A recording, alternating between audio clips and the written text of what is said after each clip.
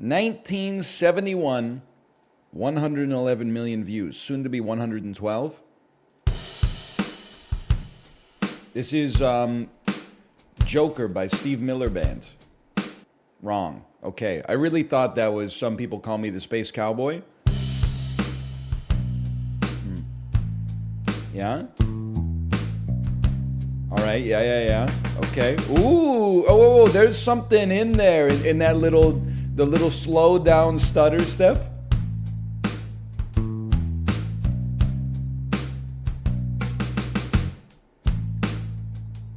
Yeah, okay. I have a feeling we're due for something very emblematic here.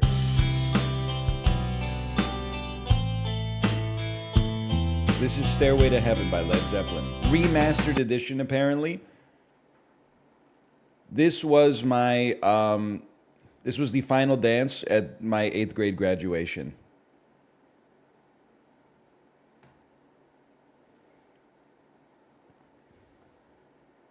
Same. It was very confusing as like a 13-year-old who hadn't really heard the song before, because it's kind of like a little bit of a waltz for the first 4 minutes, and then the next 7 minutes it picks up a lot, and you're like, what are we doing here with our slow dance? Like it's hard to maintain the rhythm that they've got in the song when you got two hands on the waist of someone that's your exact arm span away. Did you graduate in the 70s? No, but I'm pretty sure the person who DJ'd our 8th grade graduation did, if I had to guess.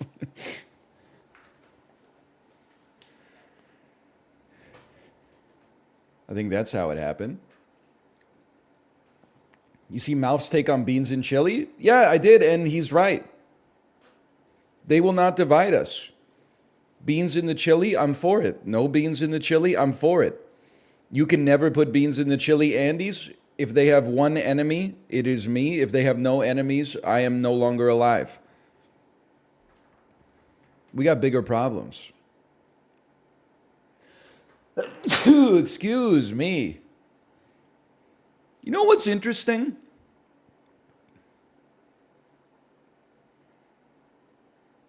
I got one more. That's rare. I'm not a double sneezer. Hey, Valentine, thank you for the gifted subscriptions. It's almost your day. We're like a month away from your day. Farting, most people find it gross. Burping, most people find it gross. The sound of a sneeze doesn't offend anybody. Obviously, if someone sneezes around you in public, you're like, please at least cover your nose and mouth.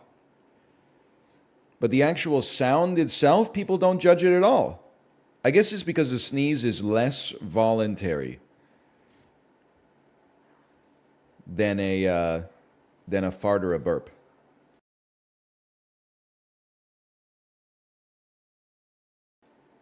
Although I will say, I don't know, sometimes the farts don't feel that way.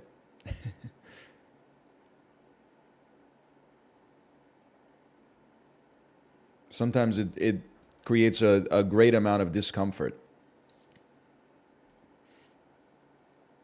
Had to test? No, I had to go. Essentially, that was more of a snore, but I had to go like that a little bit, and I didn't want you to have to hear it because what is it? I'm putting the boomers on trial. Something I don't do that often. Something is wrong with men over the age of 50 years old. You ever been on an airplane with a bunch of men born in the 1970s or earlier? As soon as you get to whatever destination you're in line for customs, it's just... Brother, come on here. We're starting vacation. I'm not talking about snoring. I'm talking about like horking up their snot. Shit is gross, bro. Go to the bathroom, get all the detritus out of your nose, and then get in line. It's disgusting, bro. Okay, speaking of which, I'll be back in 1 second.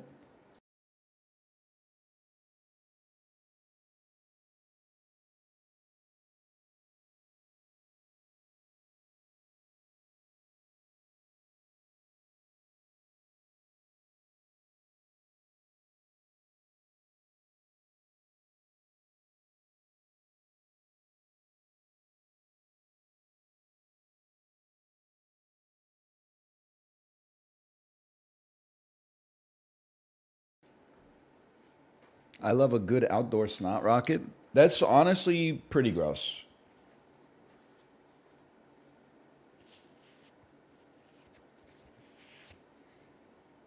You should get a tissue or something. It's true though. The only place it's okay to do a snot rocket as a grown man is in your own shower. Even though bizarrely that's like more disgusting. Like on a germ theory level, if you're outside, you should be doing it in a tissue.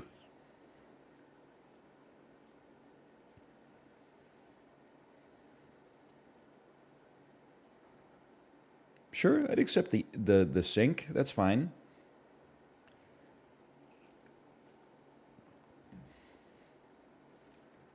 You can't bring a tissue with you when you're buck hunting in early March? Brother, what are you talking about? Gun, shells, camo, whiskey. Did I forget anything? Oh, of course, the furtive pygmy. So easily forgotten. My brother, they weigh 1 pico ounce per tissue. Of course you can fit. You got 1,000 pockets on your damn vest.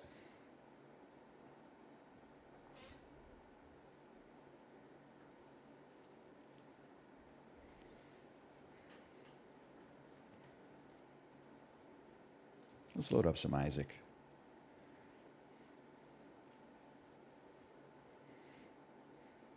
I just got a $100 Lego set for $33.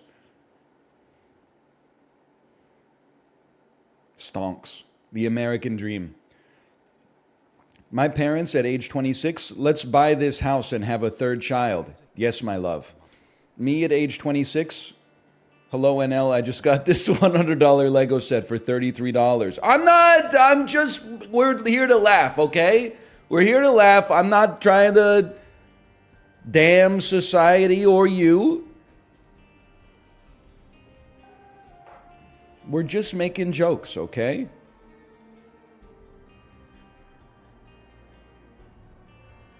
I'm 35.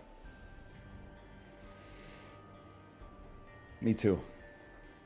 How's that going for you? It's going okay. Although I will say, someone asked me how is it to be 35. I'm going to betray the other men in their mid 30s, okay? You have to pick a side, in my opinion. Once you start to get to this age, you're either picking the side of I'm still a little bit young, there's still a little bit of youth inside of me, or you're taking the side of I'm old and I deserve your pity. I don't want your pity, okay? I see people in chat all the time, they're 32. Oh, the day after my 30th birthday, I couldn't eat a whole bag of Doritos in a sitting anymore. I get diarrhea. Oh, like it hurts when I sit down to go to the toilet. Listen, some of that stuff, there's some truth to some of that. I can no longer, I mean, I can eat the spicy food that I used to eat. It's just the calculus of it is no longer prudent, I would say. I don't want to ruin my morning bowel movement just to experience the marginal value of lamb vindaloo hot over, maybe like a chicken korma or something like that, or maybe like an aloo gobi, for example, a chana masala. I will say though, I don't get normal like daily aches and pains. Every once in a while you get like a mystery pain. Like I don't know what happened. My shoulder is like, it actually feels like Dr. Fauci snuck into my house and vaccinated me while I was asleep. Which honestly, you might say, Monka S, that would be good for me because it would save me making an appointment through the damn health unit, which who knows. Our earliest appointment is like 10:27 p.m., 17 Saturdays from now. But like it's a little sore and I don't know what I did to it because I haven't been like lifting stuff really. I don't know what happened. It feels like, that lady, the physio who did the wrist stretch, which is like if your wrist hurts, just do this thing right here and then whip it around a couple times. Is there one of those for the shoulder? Does anyone here work in PT? I don't want, here's a stretch you can do. Do it for 10 minutes 2 times a day, but like as soon as you wake up and before bed and like lift with your legs. I don't want real advice. I want a miraculous magic bullet that essentially will fix the pain in my shoulder. Preferably there would be like a click or something as well, so I would know when to start feeling the relief. Yes, but I'm not on the clock right now. Son of a gun. All right, well, I lost this run. Then I Alt F4'd the game. So it wants to kill me again. That's fine. We'll go new run. Start me up. You need to do a dead hang? Unfortunately, I don't have like a pull-up bar, and I'm not comfortable doing it on like our door jams or anything. And it's the winter time. Even though it is Vancouver, I can't go down to the old playground and do some dead hangs or some pull-ups. That's what I used to do when my daughter would be at the playground for like, 90 minutes a day in the summertime. I would go down and, do a few pull-ups, wait while she, climbs up the monkey bars or whatever, do a few more pull-ups, and then eventually I'd be like, that's enough, my arms hurt.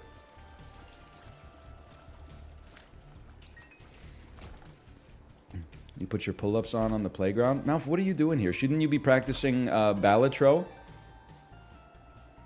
I'm not trying to cause any problems for you, Malf.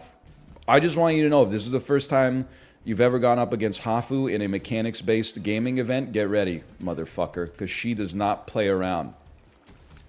Nice person. Great strength of character. Insane artificial yet organic intelligence brain for game mechanics and systems.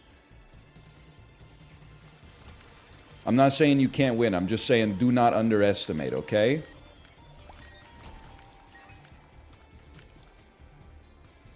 What am I doing here? She's a gamer. I'm saying he can't win?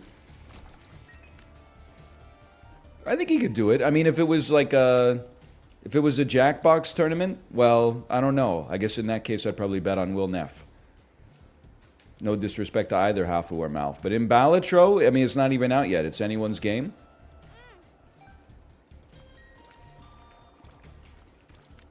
My PB is 440,000 for a single hand.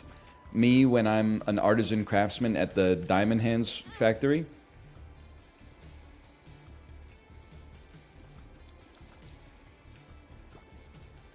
+2, +2, +2. The evolution, there's a lot of -2s there. I won't deny that. It's, I love that the evolution of that joke is it used to be take something out of context and apply it to a real situation. And now it's take something out of context by making up a fake situation by which it could conceivably apply to. It used to be like... There's not enough meat in this. Me when I'm ordering at Subway in 2023. Now it's like, there's not enough meat in this. Me when I'm the CEO of the cannibal factory after the moisture wars. It used to be about the music. That's true. It used to be about invisible airways that crackle with life. And his voice gets too high for me to understand what he's saying. Lights are something do with the energy.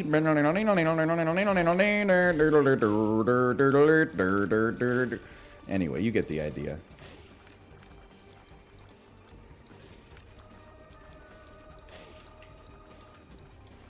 I crashed my car to that song this weekend. I Love Rush. That's definitely one of the top, I'm going to say 20 Canadian songs to crash your car to. Trying to think of what else could be there. There might be a couple of Rush songs. Red Barchetta might be up there. Highway Star by Deep Purple absolutely is in there. It is an epic way to go out. That's how I want to go. Car accident with the Rock Band 2 soundtrack on. Ace of Spades by Motorhead. Girlfriend by Avril Lavigne. It's true. Not all these are Canadians, I guess, but maybe they... Oh, Avril Lavigne is, for sure. Fly By Night. Rush has some good songs, man. Me when I work at the obvious facts department.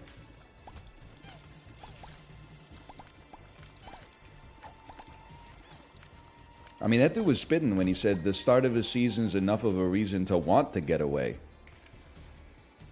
Start a new chapter to get what I'm after. It's changing every day.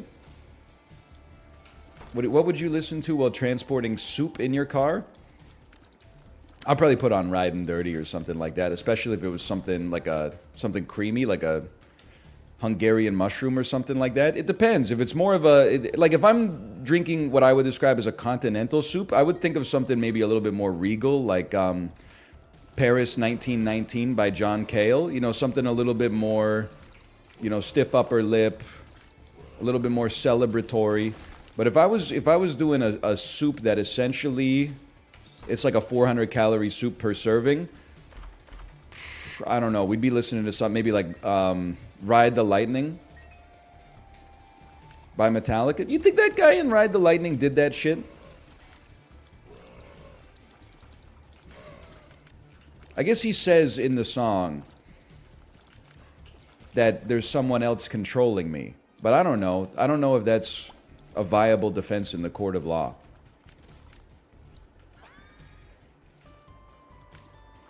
He was on ketamine.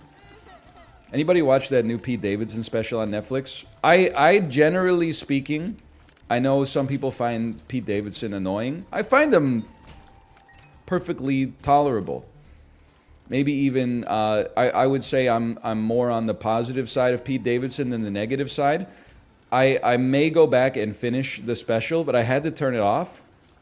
Because in the first 8 minutes, I mean, I don't consider myself to be easily offended, but he talked about fucking his own mom like 20 times. And I was like, I get it. I see what's going on here, but like, what are we doing, man? Come on, we get it. Hello, base department. Yeah, I already get enough of that from Corey. He is kind of Corey coded. I wanted to. Corey kept talking about Smokey Robinson yesterday in his album Gasms, and he's like, "You got to listen to Gasms." And then he tweeted a picture of like the album cover. I just wanted to reply like, "Man, with no disrespect, you sure are 40 years old."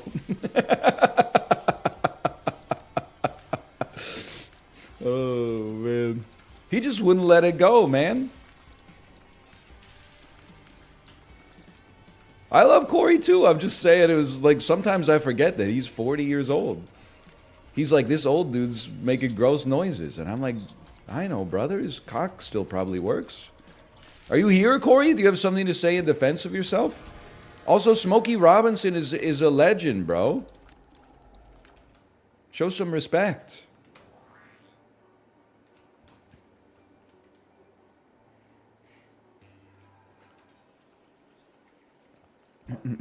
That's your future? No, because there's a young person's fallacy that all old people, like when you turn 40, you act like the same 40-year-old. Like a 40-year-old in 1970 is the same as a 40-year-old in 1990 is the same as a 40-year-old in 2010, etc., etc. Every version of 40 is a little bit different. Like 40-year-olds in 1970 were like nearly dead. I'm not saying they were like about to die, but if you look at the average 40-year-old in 1970, they were like an old person. Now they're Paul Rudd? Not even, bro. Paul Rudd is, I mean, listen, that's aspirational. Paul Rudd is like 54 or something like that. There's every generation has its own unique brand of 40. Like 40-year-olds, if the 40-year-olds, at least my understanding of them when I was 15, so in like 2003, was that 40-year-olds were like career-focused, self-serious, and had given up on the joie de vivre. My impression of a 40-year-old in 2023 is much more like someone who still wears like the red and yellow Harry Potter scarf.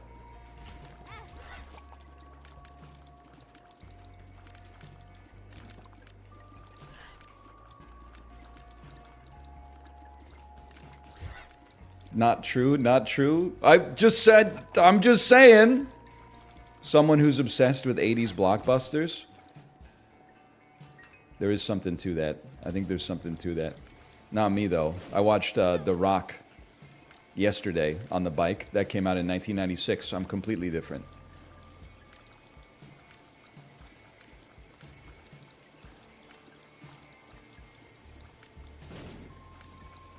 Was it good?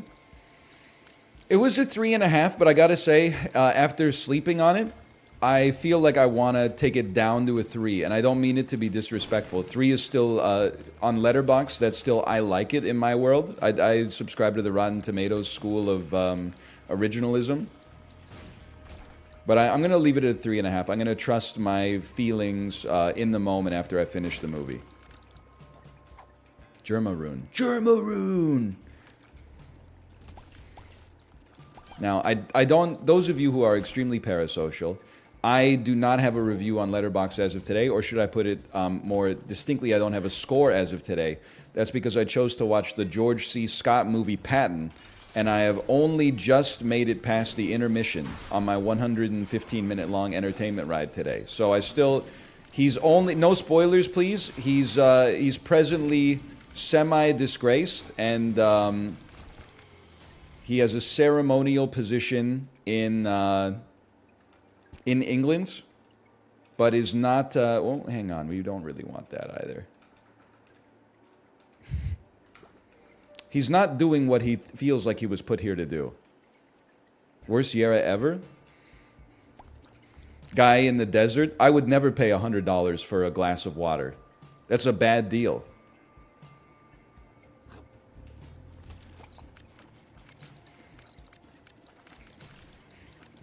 I would really prefer it if you could be quiet.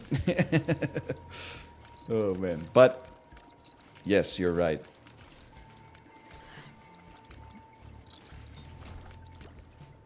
Gen Z's trying to cancel Patton. I didn't know, man. I didn't know. Because I feel like with my limited... Basically, the way that we learned about the Second World War in history classes is very... I don't even mean it in a bad way, but it was taught in the way that people insult history classes. You know, this battle happened here, and the consequences of that battle were this, which led to this, blah, blah, blah, blah, blah. You know, this happened in this year, and then, you know, ipso facto, before you know it, you know, there's the fall of the Berlin Wall. So I just thought Patton was kind of like a, yes, sir, right away, sir, sort of guy. I didn't realize that he was... in many days, he's kind of like the 20th century NL. He's kind of a Renaissance man that doesn't quite fit in with his times. Preternatural ability to yap as well. I mean, his yapping got him into some trouble. Sometimes his mouth wrote checks that his ass had a hard time cashing, but he wanted to nuke Korea. Listen, I said no spoilers, bro. I haven't gone to that part yet. I told you he just got finished with the North Africa campaign, okay? I need this. It's like I was made for this.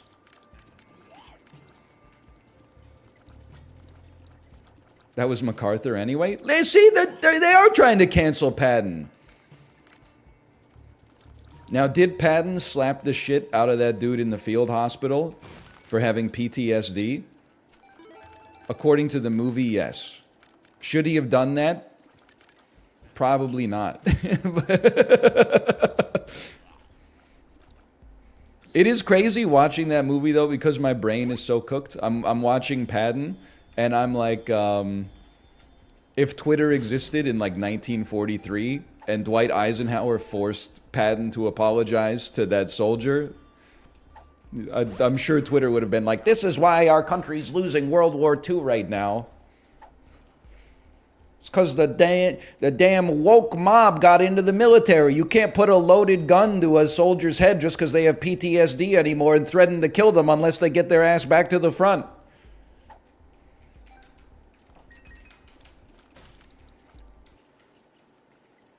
Wait, do I... Oh, hang on. I got Nun's habit. I can simply hurt myself and re-roll this garbage item in here. I'm a genius.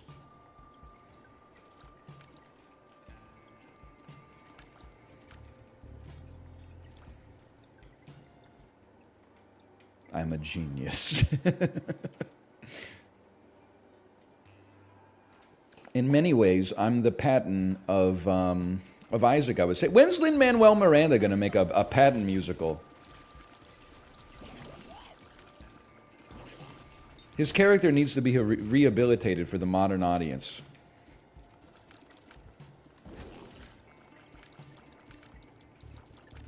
Never if we're lucky.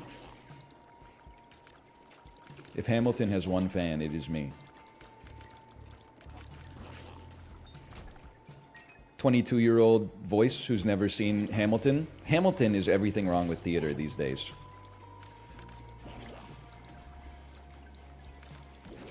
That's not true, I have seen it. I was forced to watch it on a field trip in the 6th grade.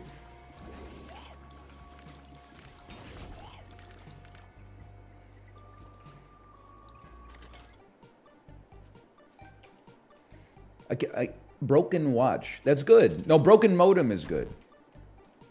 I hate that Hamilton is good. See, now that's the patrician's take. You can be mad that it's good. Because it is the easiest thing to make fun of all time. It is a rap musical about the founding fathers.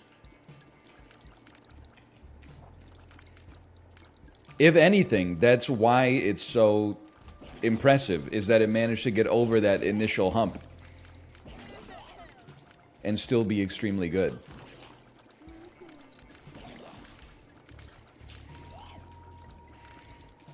He can't rap, though? You wouldn't be saying that if he had bleach blonde hair and it was 1999.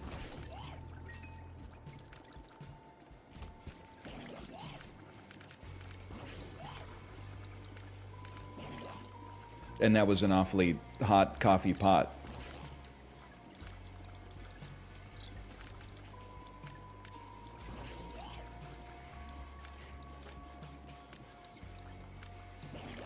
Does Hamilton have the Rick and Morty problem? So by the Rick and Morty problem, I'm assuming that you're saying the original, the actual media property is okay, or at least not as bad as you would think based on the wave of fandom that it launched. I would say it's not, honestly. Because I don't think Hamilton fans are that bad. Rick and Morty fans, you know, they have they've besmirched their own legacy by standing on the table at McDonald's and asking where the Szechuan sauce is. I think the fans of Hamilton are mostly just like a little annoying in the sense that they're like, hey, do you want to listen to the Hamilton soundtrack? That's not as bad, I think. I don't know. Are the Hamilton fans like... Maybe I just haven't encountered them that much in real life. Are they going to brunch and singing Hamilton at the table loudly, disrupting other people? Probably not. That's an awfully poor Revolutionary War. I wonder what we're fighting for. We haven't lost yet, thanks to Lafayette.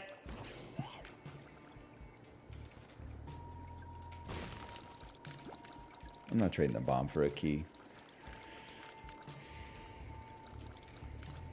Oh shit, he's seen it? What do you mean I've seen Hamilton like 8 times on Disney Plus, and then many times also, and by many times I mean once, on the 30-minute Maddie Maggiacomo Peloton Hamilton run.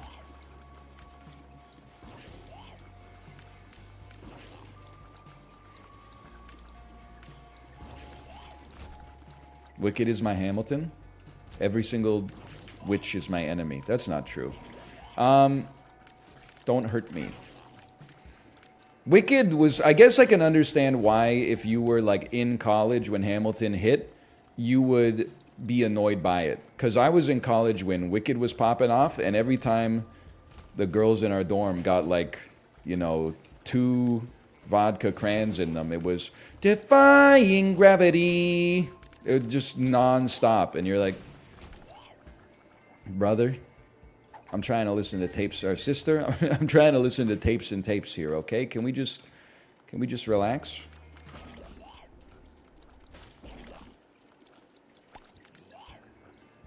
Mine was The Greatest Showman. Can understand that. Hugh Jackman. Take the pill. Good idea. Whoa! Wow! Oh, sorry, I laid it on a little thick. I am tiny though. Don't do I dreamed the dream in time gone by. NL's not online enough to get that reference. Yes, I am. Yes, I am.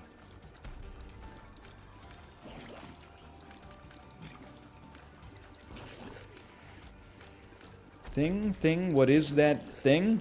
Thing, sing, that thing can sing. Song long, a long, long song. Goodbye thing, you sing too long. In the words of the inimitable Dr. Seuss. That's, I believe, I don't want to get on Bill Ackman's bad side. That is hop on pop. I want to give attribution. That is true. Young adults in 1971, Dr. Seuss. Young adults in... oh, no, this could totally work. Okay, just give it... I stole the joke from chat. I'm just putting a little spin on it. Midwestern moms... I'm sorry, it's punching down. Midwestern moms in 1975. Dr. Seuss! Midwestern moms in 2024. Doctor? Sus. I'm sorry I had to do it.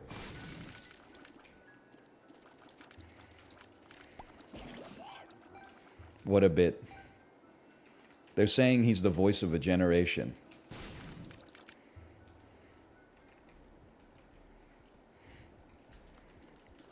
Librarian Next. This website is so cooked, man. I took the joke from chat. The joke? I took the joke from chat, and I get financially rewarded for it? No, you know what? I'm being financially rewarded for being the only streamer who would admit to it. Yeah, that's the cope.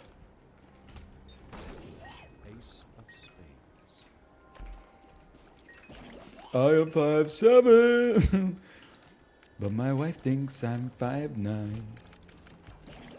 No one typed that? Yeah, it was a rare original thought. We have them sometimes. Not often.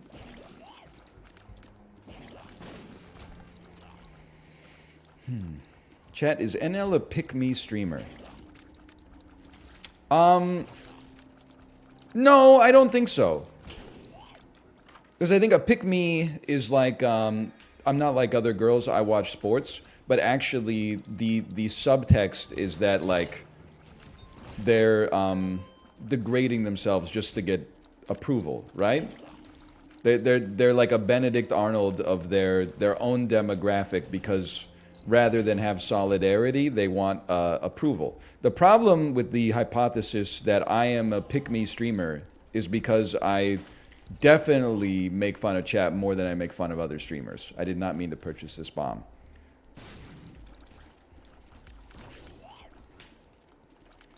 So, like, there's a subtext in every joke that I make about other streamers, which is it could be worse. They could be chatters. How do you feel about that?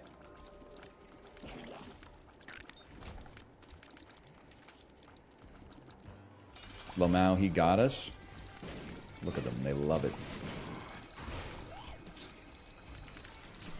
You can insult them right to their face. They'll keep coming back for more.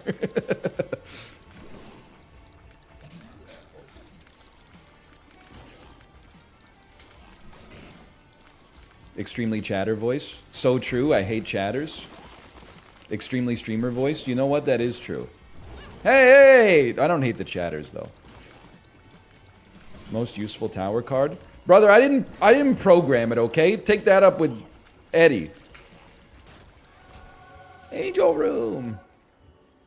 Seraphim is pretty good. But it's not Sacred Heart. So it could be pretty better.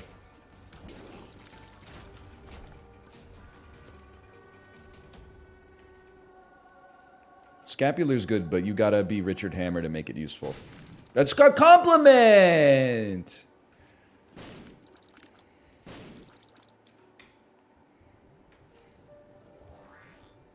Scapular habit. We're back in 2014. Sorry, for 2 hours after my bike ride, I forget how to speak.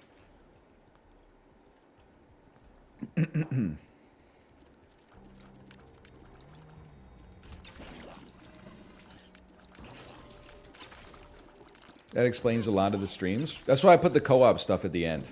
Also, so Chibli doesn't have to wake up at 2:37 a.m. New Zealand time. How was the ride today? I feel like a damn idiot. Because I really must come to the conclusion that Home Alone is bad. I can't believe I did one entertainment ride to Home Alone and said it was torture, the classes are better, and then started watching actually good movies on the bike, and the time just flies by. I have a new appreciation for cinema and a newfound disappointment in what I thought was one of the best Christmas movies ever made.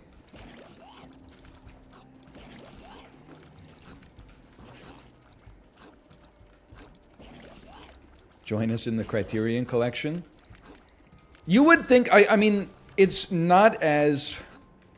I'm not as focused watching a movie on the bike as I would be watching a movie in the theater, but I am way, way, way more focused watching a movie on the bike than I am watching a movie at home on the couch. Because if you're watching a movie at home on the couch, you gotta fight the constant temptation to, you know, I'm gonna look at my phone, I'm gonna like, you know, go do something while I'm watching the movie. When your ass is planted in the saddle and you've got a good excuse to not go anywhere, you would start to get a real appreciation for like what they were going for in every movie. You don't just like, you know, doom scroll on your phone and then like when an action scene happens, look up and go like, I don't really understand the weight of this scene. Like you're watching the whole damn thing, bro. I found myself saying things about... I haven't finished Patton yet. That's why it would be dishonest of me to give it a score. Speaking of which, though, I guess pun intended. I found myself saying things about Patton like the score is sublime.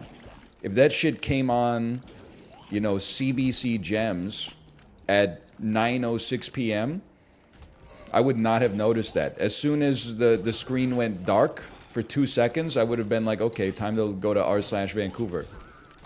Get pissed off about something. Yeah, I think the cycling movie theater, man, it's coming back.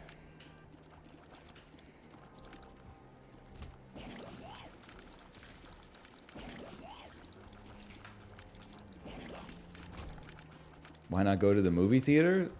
Because this shit is not open when I have my free time, starting at, you know, 6:15 a.m.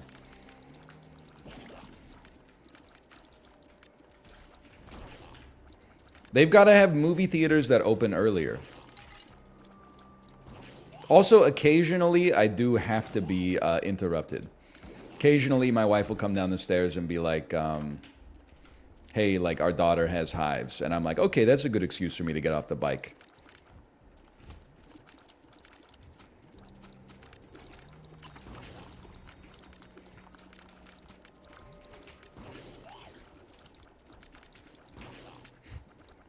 I will say, and this is cute, and by the way, I take it as a compliment, not as an insult, but I can't let the good opportunity for a joke pop, you know, like leave me. I swear to you, so I came up from my bike ride this morning. I'm going to pause because the verbiage is important. I came up from my bike ride this morning, got dressed. My wife was getting out of bed. I said, good morning. She said, good morning. I was just thinking about something. If you had hair and you didn't have glasses, you would look just like 90s Brad Pitt. That's very complimentary. That's a nice thing to say. I took a look at myself in the mirror and I said, you know what? I am rather handsome. I took it as a compliment and I still do. I do have to acknowledge that when I looked in the mirror, the first two things I noticed about myself was the fact that I'm bald and the fact that I had glasses. But if we were to just completely ignore The two most defining characteristics of my visage. I could see a little bit of 90s Brad Pitt in there.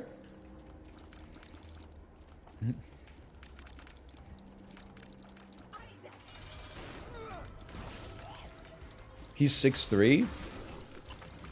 That would be maybe like the third thing, I guess. She needs an eye test.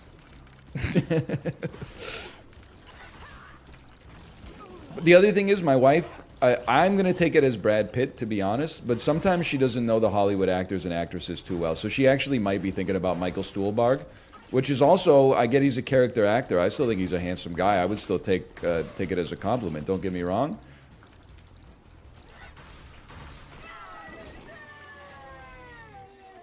I lived, bitch.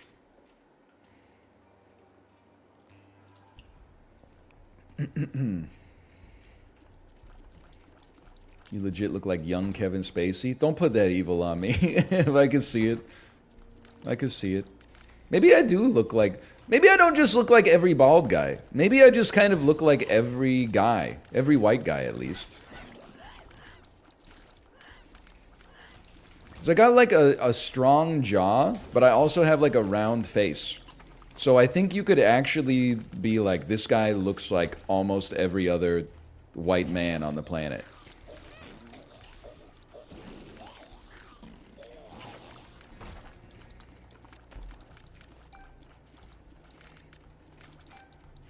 There are times when I open up video games and it's like, I don't even need to change the character preset.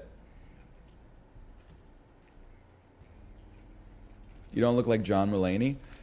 No disrespect intended, that is because John Mulaney is like 122 pounds. And he actually is the only, like, human being on Earth that has like a 1950s face in 2023. You know how people always, they'll pull up like a picture of an old baseball team from like the 1920s and they'll be like, why don't these guys exist anymore?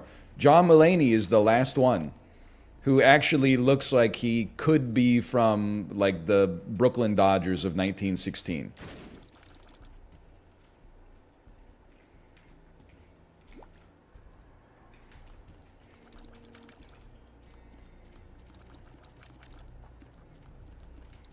It's not an insult. He washes Pete Davidson.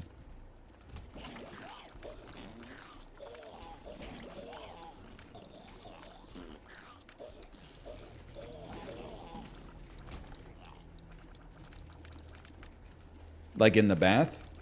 Wherever. In any domain.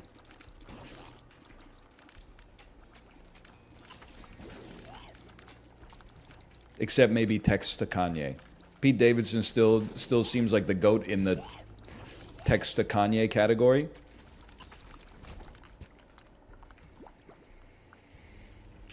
Why do they call Jacob Elordi the Eucalyptus Man? I don't know. Why do they call Jacob Elordi the Eucalyptus Man? Because you can put your eucalyptus on his... What? Don't type that ignorant shit in here.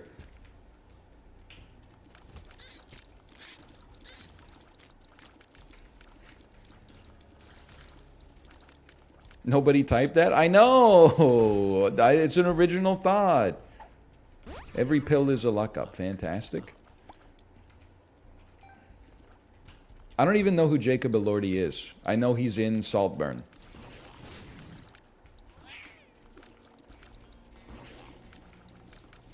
He plays the guy who lives at Saltburn at the start of the movie.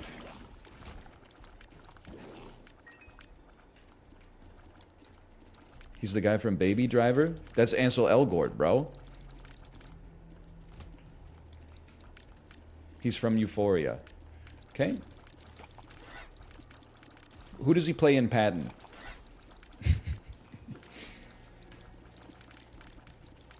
Is he in The Last Duel? By the way, I was getting torched yesterday, or 2 days ago, when I was talking to Bear about the star-studded cast of The Last Duel. Everyone was like, why didn't you say the lead actress's name? She has like a huge role in the movie. That's definitely true. I was feeling bad about myself. I was like, I should know her name. Looked her up on Wikipedia yesterday. Only thing she's done that wasn't on Sky TV in England was The Last Duel, motherfucker.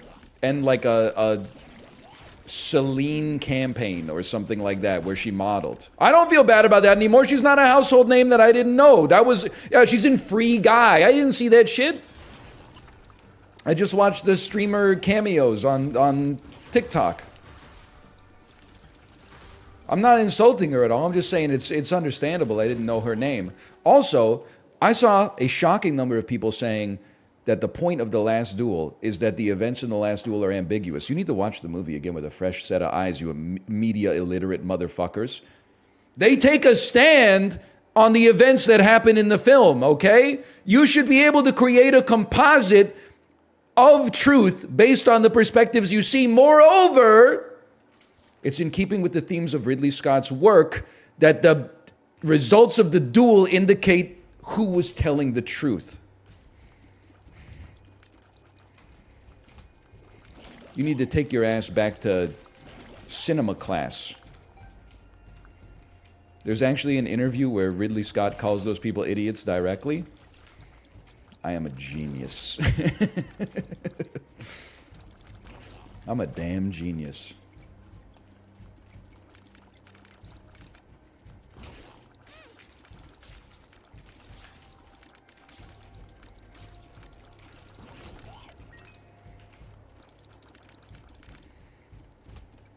Anyway, I'm not saying, I want to say more about it. I may up my score on The Last Duel. I'm starting to think that I was a coward for giving it a 4.5. Even though at the time, a 4.5 felt like I was maybe giving it a little personal tilt from like a 4. I think it might be a genuine 5-bagger.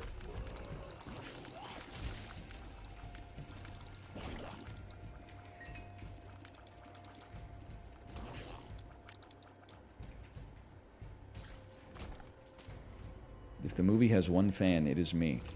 Out of 5 or 10, I have a university education. Out of 5. Come on.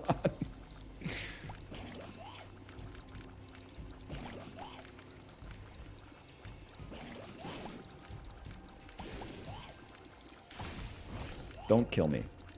Sir, the trinket? Oh, I guess I don't need a busted key anymore, right? Prevents Krampus from showing up in devil rooms. Fucking does fucking nothing because the only thing that matters is HP, tears, and damage. Okay, okay. So a whole lot of words to just say does not help you that much.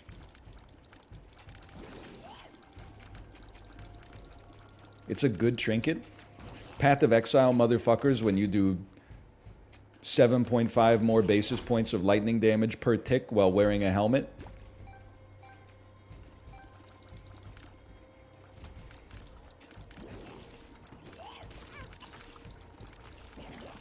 I was driving behind a school bus today and the kids were laughing at me. That's something you can't, you just have to accept. Nobody can own you like a group of children. Especially, I feel like elementary school kids, whatever. Teenagers, you're like, they're punks. They criticize everything because they've never done anything in their lives, you know? Once you're in the arena, you may feel a little differently. But preteens are like the most vicious because they still have like almost the veil of innocence where it's like children when they wound you are not trying to harm you. They're just telling the truth, but then doing so in a tactless way. But then also they're starting to get like well versed in the social politicking that makes human life so interesting. Like, I feel like my niece could damage my pride more than almost any other person on the planet right now. So, like, sometimes my daughter will be like, I don't like daddy. And I'm like, you're 3 years old. You don't know what you're talking about. But if my 12-year-old niece went off on me, I would be like, I'm fucking dead, bro.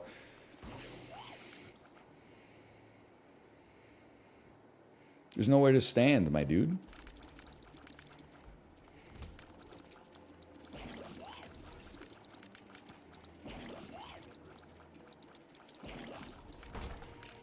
My cousin asked my mom why she wears little old lady glasses. Little old lady got mutilated late last night. Werewolves of London again.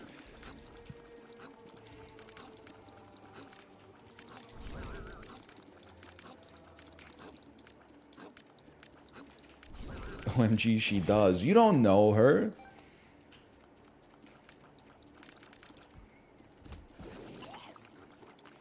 But I don't know, I also feel like if you're upset by being laughed, if you're just bringing it up as an observation, no harm, no foul. But if you're upset that a group of kids laughed at you, I'm just saying in a field hospital, George S. Patton he'd slap the shit out of you. He'd probably say some stuff that I can't say as well. He probably shouldn't have been saying it in 1942 for that matter, but they were at war. He would be like, why do you care about the approval of a bunch of people born in the year 2016? I am not going in there. As far as I'm concerned, this area over here is like a bathroom after Ace Ventura has been in it. Do not go in there.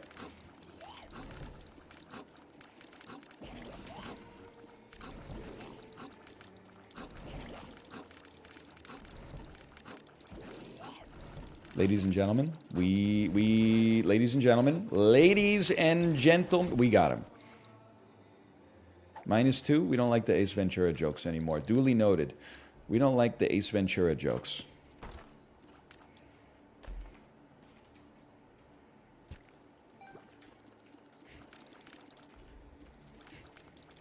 The first movie has not aged well? Yeah, but like we're not talking about the first movie. We're talking about after he gets out of the bathroom and says, "Do not go in there." Don't throw the baby out with the bathwater here, okay? Not everything in Ace Ventura I'm gonna get up and go to bat for it, but that like a glove when he crashes the car perfectly into the parking spot. When he calls the dude with the monocle the Monopoly Man. Spawns an item from the current items. Wait, this is exactly what I need right now? Never mind. When he makes his butt talk, when he crawls out of the rhino. Exactly. There's a lot of good stuff in there. What does this do again? Doesn't this hurt me? No, it's just a good battery. Which one of these hurts? No, it's not good enough. We can do better? It's not good enough. We can do better.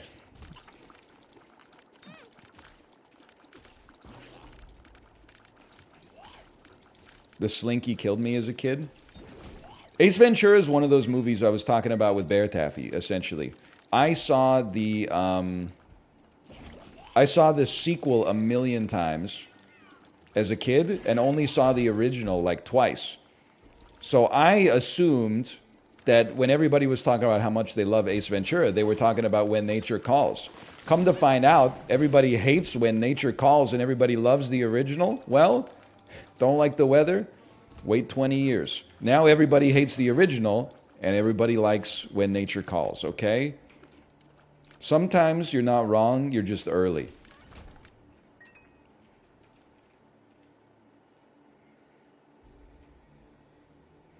Which one's the bat? Which one's the dolphin? Ace Ventura 2 is the bat. Shikaka.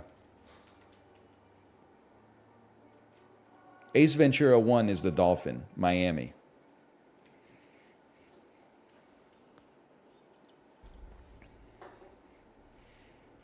The second one's a little problematic too. You know what? Looking back, I can see that. I can see how you would feel that way. I always think about it when I'm in the bathroom, though, and he soul reads the dude at the party. Because he has like a little drop of pee on his trousers.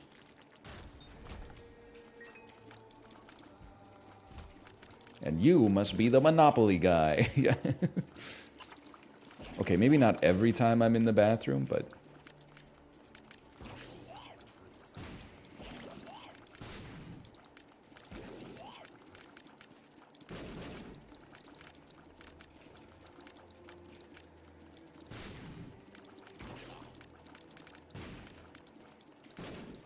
Can I get like a pill or something? Stop trying to get me to talk about the tunnels, man. Nothing good can come from a conversation on the tunnels. I'm not equipped to talk about the tunnels, okay? I saw the tunnel stuff just like everybody else. Unlike everybody else, I said, you know what, it's not my place to comment on the tunnels. I don't know. It's fraught with peril, to be honest with you. I'm not... That's exactly right. I barely even commented on the lady building the mine shaft under her own house. I don't want my words to be misused by bad actors, okay? What do you mean? It's really funny? I know, and that's the problem.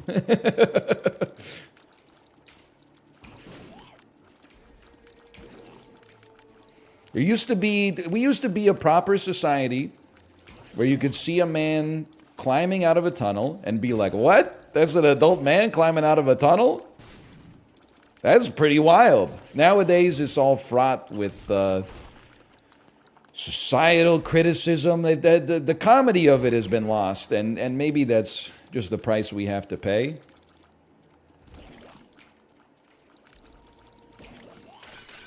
I can accept that. I don't want to die. Okay.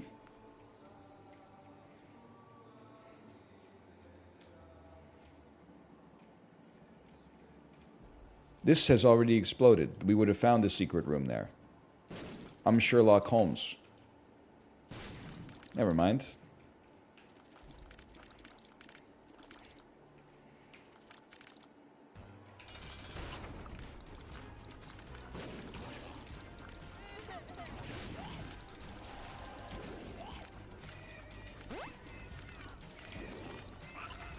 Sorry, I'm trying to think of there's a bit about Sherlock Holmes. I'm trying to suss it out. I can't figure it out. There's a joke in there somewhere. I don't know if Sir Arthur Conan Doyle would like it. Or Sir Digby Chicken Caesar.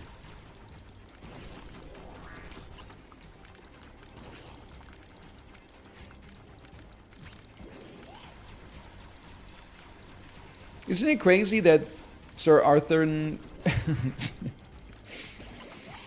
Isn't it crazy that Sir Arthur Conan Doyle wrote both Sherlock Holmes and James Bond?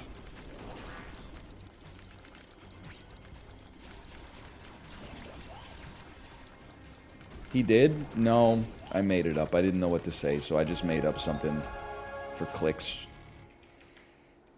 That's Ian Fleming, the guy who played Magneto. It is kind of crazy that the same dude played Gandalf and Magneto, two of the most based characters in millennial movie history. Wait, a big hook is coming over from the side of the screen? They're saying Magneto's not based? Not for his, like, he did a lot of negative stuff, don't get me wrong. He had his motivations, for better or for worse. But anytime they have to build a special prison just for you, in cinema terms, that's fucking cool. Fine, I'll take it. I guess this isn't fair to say, because there wouldn't have been much of a movie. Like, I'm willing, more than willing, to suspend my disbelief for entertainment. But they really should have just killed Magneto. They should have just poisoned him or something, right? Every time they put him in that plastic prison, he gets out, man. He uses like the hemoglobin in your blood, or Mystique smuggles in like a fork or something like that. They really should have just cut his head off with like a wooden guillotine or something. Just kill him, bro.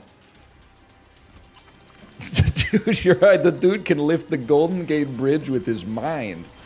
I'm sorry. It's just like some things you gotta put humanity aside. They hit him with like a crossbow bolt or something. He's made of the same flesh that we are, dude. We could have like a wooden arrowhead or something, I'm sure. Hey, did you hear that they're remaking the character of Magneto to make him fit in better with the modern world? That's right. They're changing Magneto into Plastico. He can now manipulate plastic. I earn those -2s. Don't take them from me. I earn them. Me, when I'm the prison guard assigned to guard Magneto and I realize he can manipulate all the microplastic in my blood, well, so that just happened. Yeah, and the only thing that could keep him restrained is a full metal prison. And then at the end of the movie, he escapes and he gets on the airplane and they're like, "Sir, would you like chicken or fish?" And he's dignified, so he says, "Actually, I believe I ordered the vegetarian meal." And they go, "Of course, very good, sir." And he opens up the vegetarian meal and there's a plastic fork and a plastic knife in there, and he looks at the camera, and then you, da-na-na-na-na-na-na-na, what I've done. Dude, that would go crazy. X-Men 4-2, Birth of Plastico.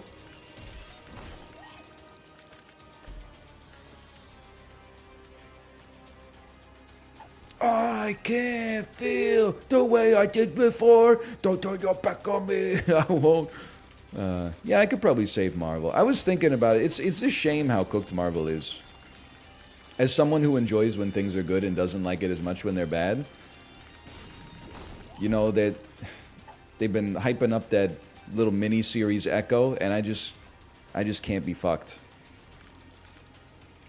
They're like, we're actually going to drop all the episodes at once. It's the streaming event of January. 66 on Metacritic. It's too high of a score for me to watch it out of curiosity, but too low of a score for me to be intrigued. It's simply not going to happen. I don't know who the fuck Echo is to begin with. It's they're in a rough spot, man. They're in a rough spot. Kingpin's in it. I know, and I love that for Vincent D'Onofrio. We will not be watching, but I love that for Vincent D'Onofrio.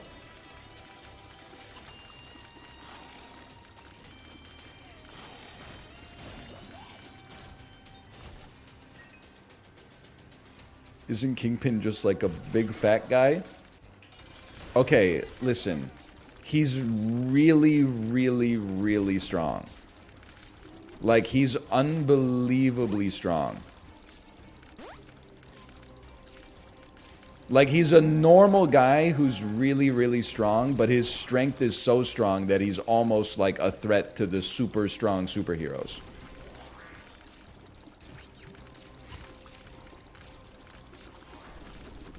This actually ended up being like a good run.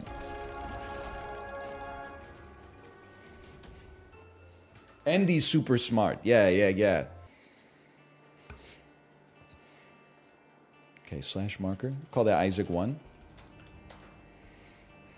Ever put bananas on pizza? What up now, Swedes? Woo!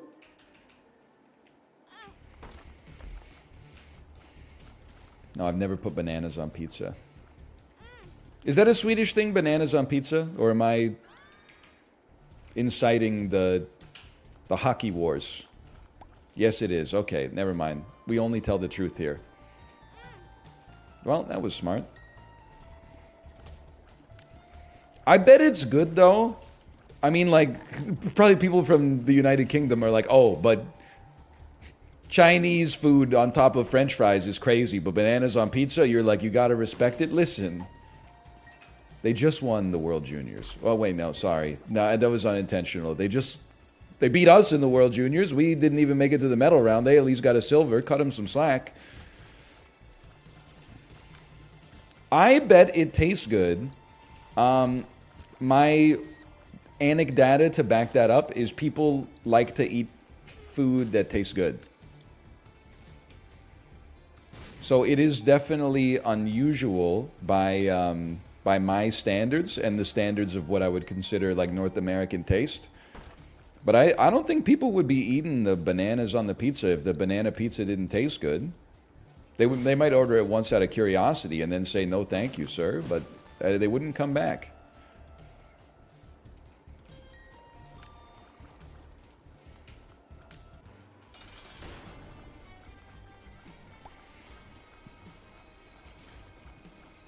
That's all food? That's what I'm saying.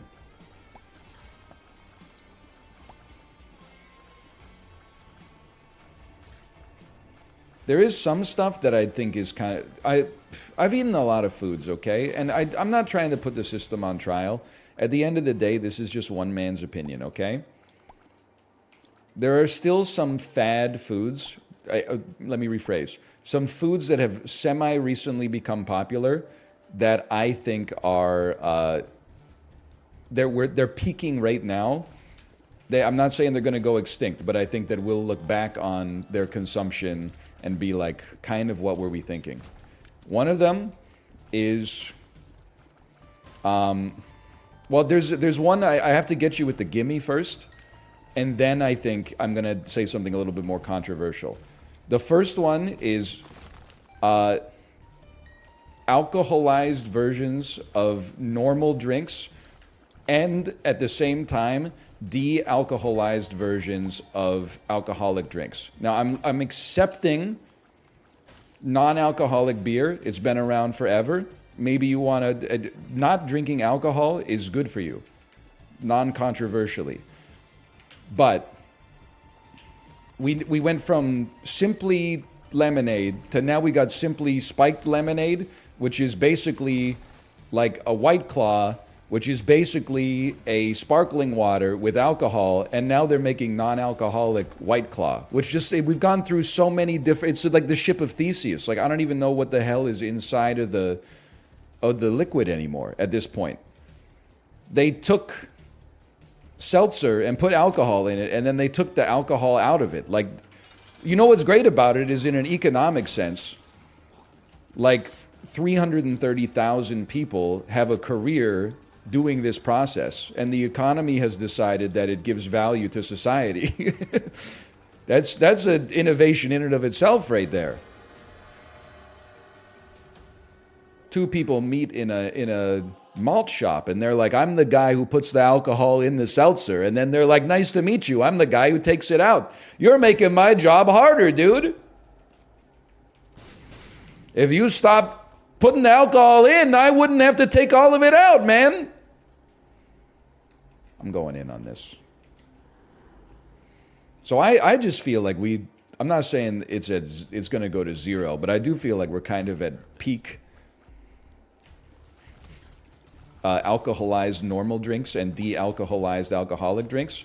The other one I want to say, and I bet that I enjoy this beverage more than the average person in chat, I think we're at peak kombucha. And I know it's been around, you know, and reasonably popular for probably a decade in North America at this point. I drink it now and then. It doesn't fit into my worldview, which is inherently meaningless. That's not really like a proof or anything. But I just don't see a future where people are still excited to be drinking kombucha. It doesn't taste as good as a drink that you drink for flavor, and it's not as good for your gut as just taking a probiotic. Like a kombucha, I don't even know. Like I take a probiotic every morning. That bitch has 10 billion living bacteria in each dose. 10 billion. I'm taking gamma radiation straight to the duodenum every day. Can kombucha even come close to that? What does kombucha have? Like 1 million? Just give me the damn pill, bro.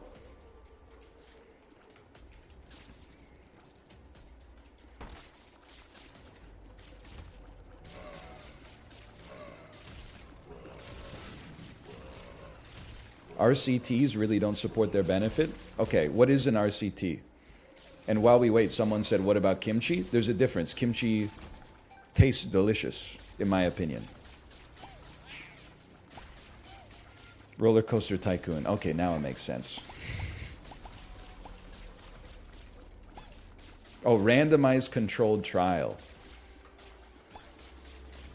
I think that if kombucha was not expensive relative to its competition, it would have a better chance to stick around. But because it's seen as kind of like a pseudo health product slash maybe like a bit of I hate to say it, but a little bit of a status symbol. Now it's kind of the chicken or the egg, but I bet if you took like a survey of the incomes of kombucha drinkers versus non-kombucha drinkers, you would find that my expectation is that kombucha drinkers probably on average make more money. The only thing we can conclude from that is that drinking kombucha makes you better at your job. So that kind of flies in the face of what I've been saying about it having no benefit, but I don't know, man. I like the taste. I like the taste too. I love fermented foods by and large. But I mean, like, if we're being honest, it's just two people talking here. Blind taste test, if I put you in an MRI machine and I give you a straw, and I give you a sip of Coke Zero, then I give you a sip of kombucha, which straw are you going back to? Which straw lights your brain up more? Let's just be honest with one another. Neither? Your brain's mad at you. You're telling it lies.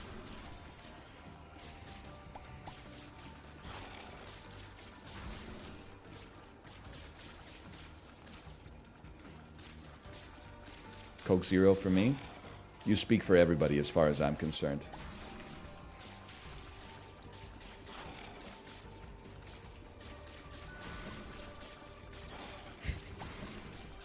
And I hate to say, because I'm like not anti-kombucha, but I am kind of like, I don't know, I just don't see a world where people are paying like, you know, $8 a liter to drink it.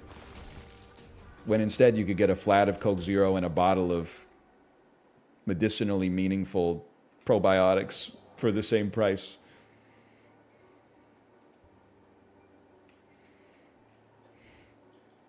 That's the current world? Yeah, but you don't know calculus. Your ass is still doing arithmetic. I'm looking at the derivative. I'm looking at the rate of change. And I think kombucha, I think we're living in peak kombucha. That's all I'm saying. And when you're in peak kombucha, you're like, it can only go up from here. 10 years later, you're like, why the hell were we ever drinking it in the first place?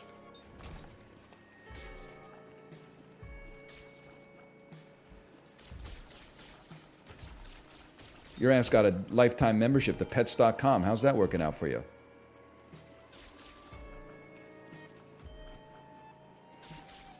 It's delicious.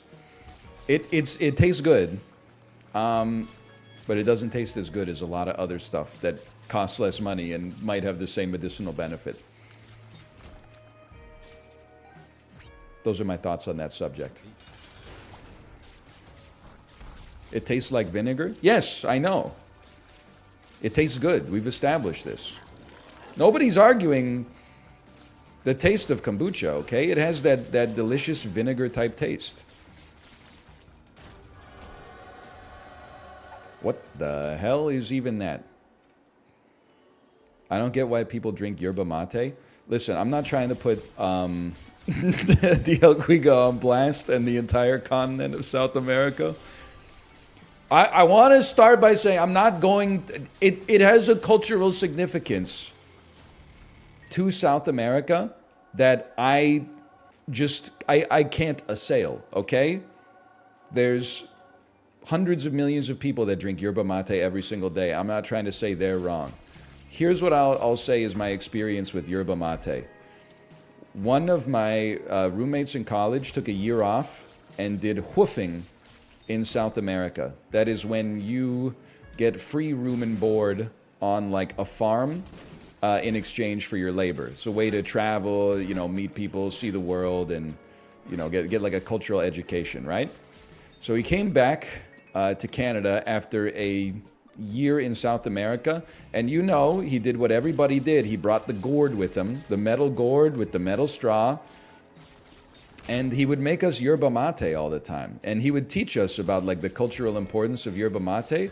And I was like, that's really cool. I love the symbology of it. I love the routine. I love that it has like equipment for it. There's something cool about that. And then I would drink it and I would be like, okay, so it's like, it's tea. That's all I'm saying. I'm not trying to be a hater. I was expecting to have like my socks blown off and, you know, the skin on my face blown back like the dude in the Dolby THX sound system magazine advertisements. Now, if you're like a tea lover, you're probably like, it's tea, bad chest. But as a tea, I don't know, tolerator, I was mostly just like, I get it, but it's not really for me. I'm a coffee guy.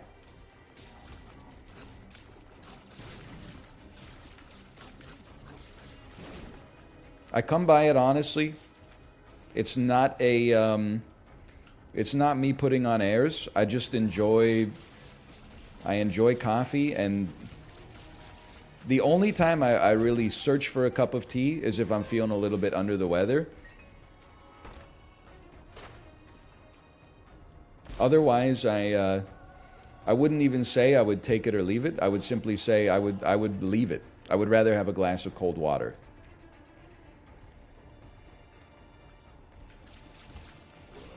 How do you drink your coffee? However they got it.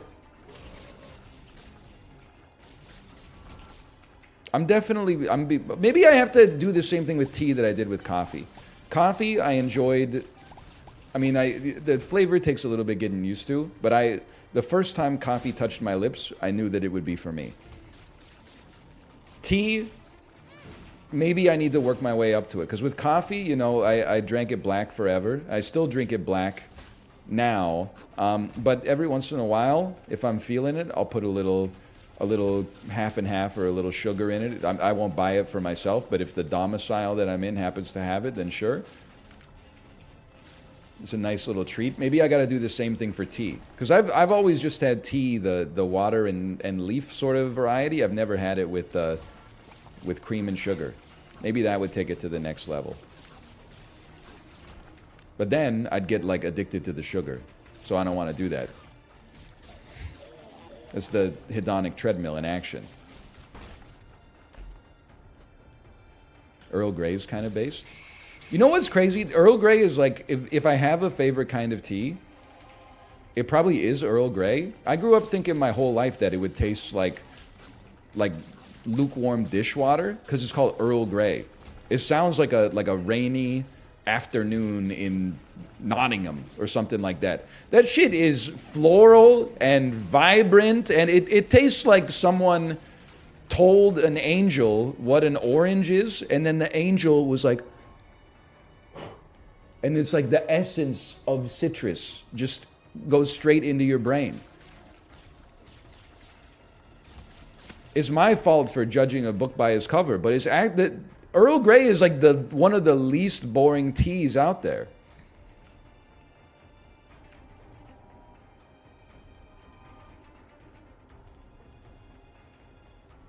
Don't even get me started on English breakfast. And listen, it's a top 3 tea for sure.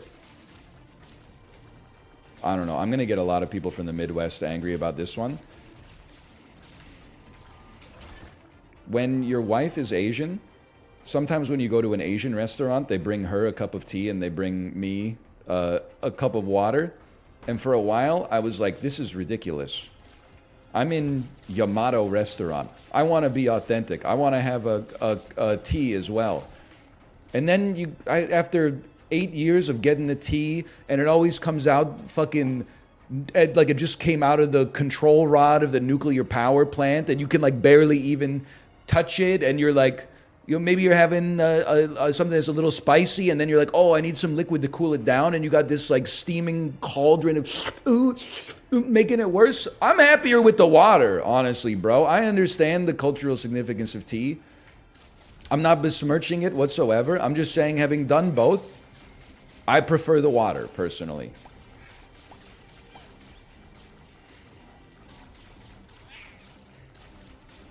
Just get both? I don't want the tea. I just want the water. Don't waste your tea on me, okay? I'm not trying to put the system on trial. I'm not trying to say nobody should have tea. I'm just saying I'm appreciative of the water. At first I was like, I'm offended. Just because I'm white, I can't participate in your cultural tradition. Now every time I go, I'm like, they've seen people in here like me before. They know. I should have trusted them. They've been running this restaurant for, 28 years. As soon as they saw me walk in, they were like, one cup of tea, 1 cup of water, but listen, I got faith in this guy, 2 pairs of chopsticks. They had that shit locked on before I even walked in the room.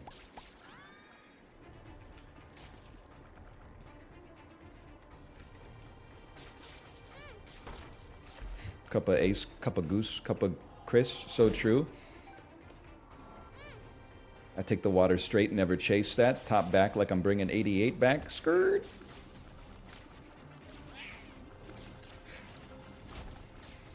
When did you learn to use chopsticks?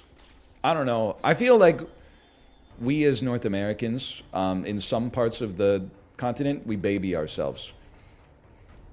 There are literally toddlers out there using chopsticks. And we've got like middle-aged people in Ohio that are like, could you bring me a fork, please? It's just a skill, man. It's like a nice little game if you've never learned how to use chopsticks. It gives you something to do while you wait for the gyoza to show up. And they are, listen, people are not ready for this. Now maybe I am putting the system on trial. There are things that chopsticks are better for. I mean, like, you would not catch me at a Korean barbecue restaurant grabbing meat off of the grill with my damn fork. That shit would, I mean, that's a cause for alarm. Let's put it that way. I do want to say, for me personally, rice is a spoon.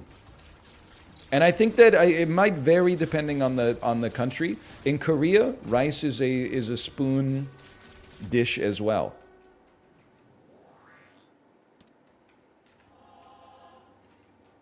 Chopsticks kind of insane as cooking utensils. Yes, I think as a cooking utensil, no disrespect. I think of them as an inferior tong, but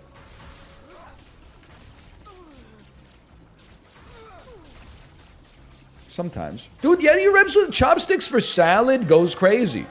I know it might sound like something you've never heard of before, but is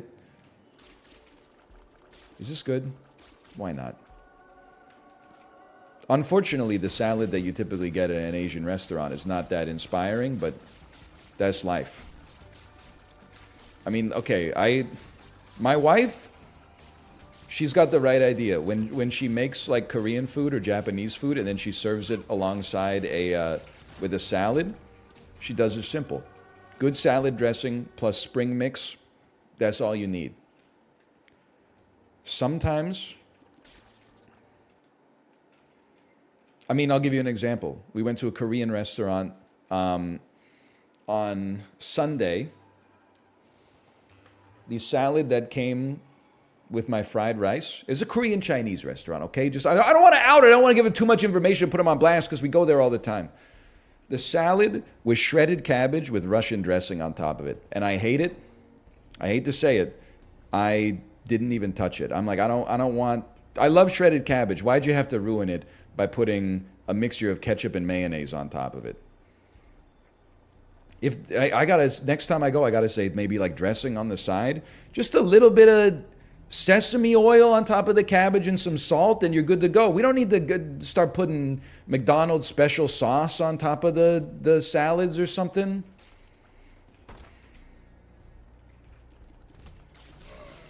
It's too much.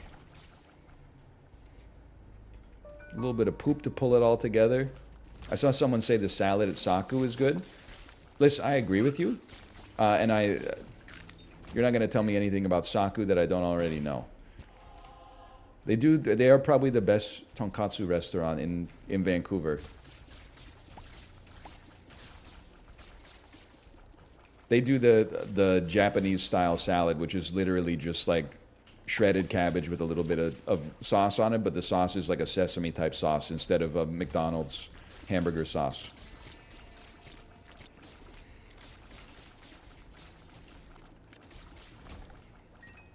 I love a shredded cabbage. I mean, this is not for health-based purposes.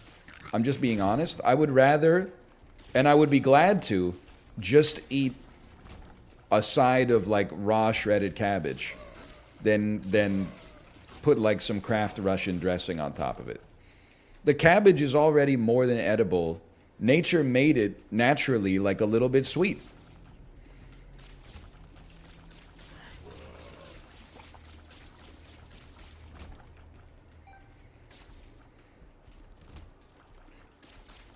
Sweet is a strong word. Listen, I've blown out my damn dopamine receptors with 2 Coke Zeros a day, and I can still taste the natural sweetness of cabbage. So why is it that all the drink water, exclusively Andes, are telling me that cabbage tastes like nothing? Nature didn't do that, man did that. Extremely common human species dub.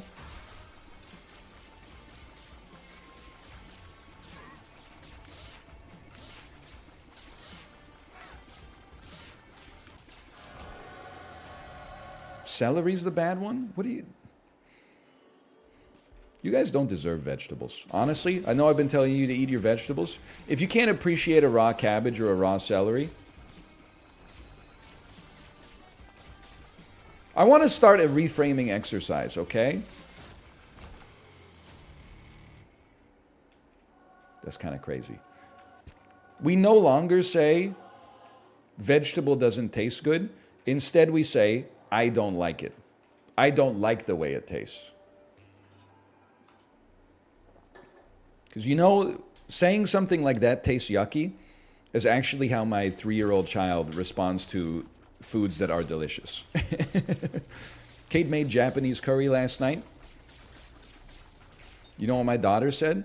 She said, I don't like this. Before she even ate it, she said, I don't like this. Then she ate a piece of the meat and said, it lost its sweetness. I said, what are you talking about?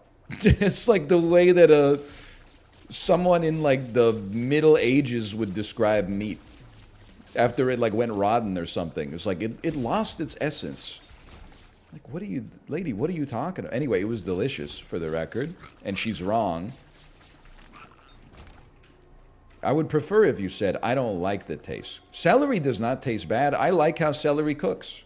Or how it tastes, I should say.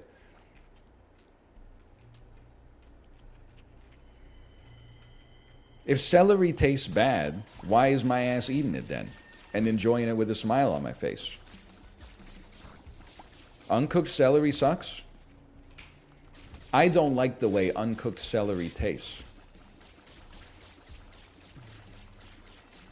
We're going to work on it together. I don't know, you can say whatever you want. I'm just kind of spinning my wheels. Hey, Anel, you ever been to Kobe restaurant in Vancouver? No, you will not catch my ass on Alberni Street. That is where you go with your dad's Lamborghini to purchase a Salvatore Ferragno leather bag to take to your first year health sciences class at the University of British Columbia. You will not catch me at Alberni Street.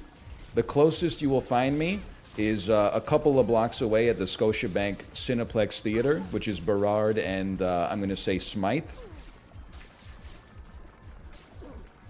That being said, I have heard that it's pretty good. It's like it's a teppanyaki / Japanese steakhouse kind of joint, right? You got to hit up Giardino restaurant. Is that isn't that bacteria? Giardino?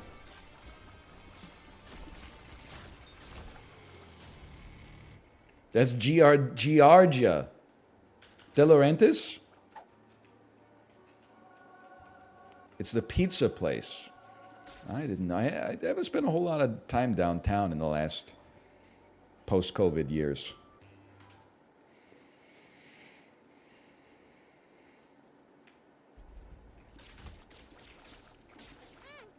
Carrots or celery with buffalo wings? All right, now you're going to get me in trouble because I'm a consensus knower. You saw me win the Rotten Tomatoes game. I know what people think. My favorite part of the buffalo wing accoutrement is the celery. But I can understand the carrots. I'm not anti-carrot either. They love to pit two bad bitches against each other.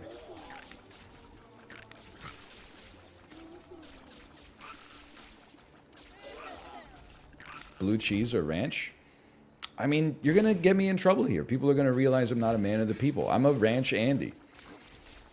You would think because of my air of faux sophistication, I wouldn't be caught dead eating ranch. Wrong. I love delicious things.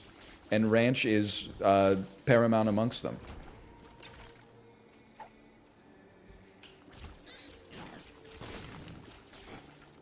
I'm not anti-blue cheese. Again, we don't have to pit two bad bitches against each other. Except in X versus Sever. You ever see that one? Lucy Liu, Antonio Banderas. They made a Game Boy Advance game about it.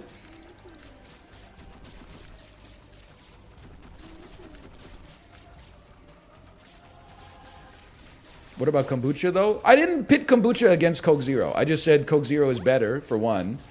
And I think that we're at peak kombucha. And you know how I know we're at peak kombucha? Is because for all the kombucha defenders that are in chat right now, how many of y'all are drinking it right now? Oh, once a month when I'm at Whole Foods, sometimes I go to the drink fridge and I get one, but it's too expensive for me to drink all the time. Then you agree with me! It's exactly what I'm saying. The shit is just, isn't it like amoeba poop in water? Why is it like $6 a liter? It should be like 2% more expensive than water.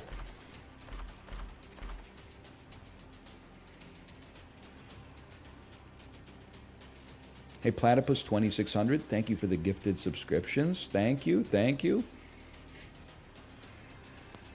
Charge attack. You should take C-section. They fixed it. Okay. I'm hearing they fixed it.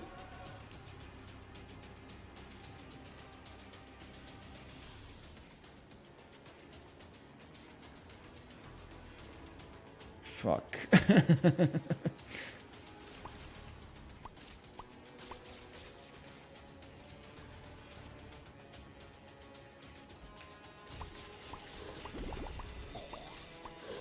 Anyway, what was I talking about again? Oh yeah, kombucha. And all people are like, you can just make it yourself. But like, I'm just gonna be real with the kombucha stands out there. It's good, but it's not that good. I'm not dedicating a permanent spot in my fridge to like that amoeba. Just that paramecium, honestly, is gonna start having to pay rent. I'm not gonna give up my fridge space for kombucha. It's just not gonna happen. I know I can make everything myself. Otherwise, how would some motherfuckers have made it in the first place? You know? We all start with the same mats, bro.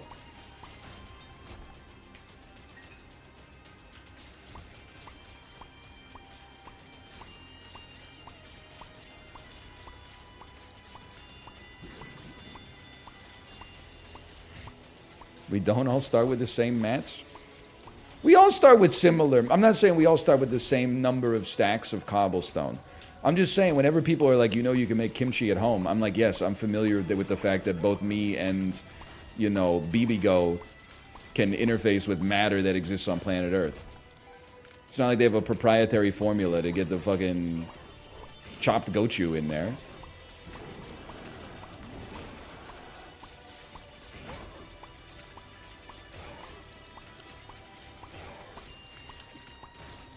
It's like asking somebody else to, like, build you a diamond sword in Minecraft. It's like, my brother in Christ, you made the shaft. Now, your own Coke Zero, no, because that's a trade secret, okay?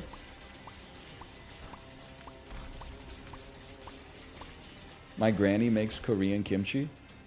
Or my granny makes killer kimchi. Can I just say something? I'm not suggesting that making your own kimchi is not worth the time. All I'm going to say is my wife's parents are Korean as fuck, and even they don't make their own kimchi. Nor, to the best of my knowledge, have they ever expressed a desire to do so. They go to the H-Mart, they purchase the brand of kimchi that they enjoy the most. They put it in their kimchi fridge and they get on with their lives, bro. They're not putting a tarp down in their living room and pouring out all the jars of cabbage and getting down there with the pink gloves and mixing it up and then stuffing it back into the jar and turning that shit into Dexter's Kill Room for something that you could reasonably get for like $9.99 a jar at the grocery store. You can do whatever you want. I'm just saying, like, I don't know. It's the Lion, the Witch, and the audacity of this. You know what I'm talking about? Why is it that people will like consume a food once from a recipe or like a store-bought version, and they'll be like, "That's good," but I bet I can make a better version at home. Bro, you know they've been perfecting this recipe at the factory in Laramie, Wyoming for like literally 3 generations? You think your ass is going to break the mold on kimchi with some shit that you found from a SEO optimized website on a Google search? Why would I buy my own store-bought kimchi for $9.99 when I could pay $24.99 for the ingredients and make an inferior version myself from someone whose website only exists to siphon ad revenue off the internet? I think it's just, I admire it in a sense because you got a lot of confidence in yourself. I, on the other hand, I feel like we stand on the shoulders of giants. Okay, slash marker. Call that repentance too. You're siphoning ad revenue? I know, but at least I have the audacity to be like, you should be watching George C. Scott's Patton right now.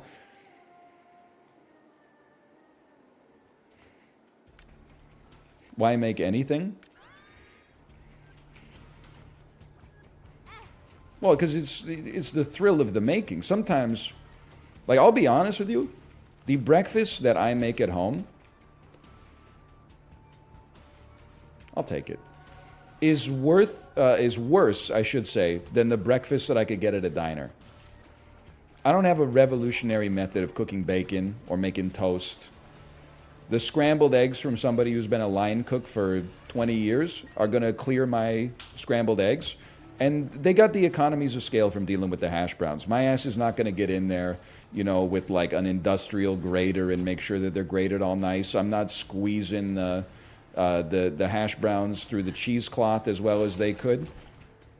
They're experts. They know what they're doing. But sometimes you wake up in the morning and you go, you know what? I'd like to make a big breakfast.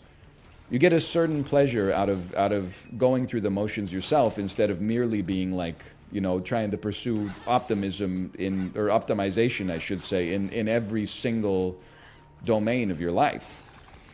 I got to be honest with you, it's been a pleasure living in the age of reason, but I do also think that society, it needs an extra dose of vibes. Get away from me, please, sir. I feel like we have just a little bit of a pinch too much reason and a pinch too little of vibes. We need more people that refuse to get into debates.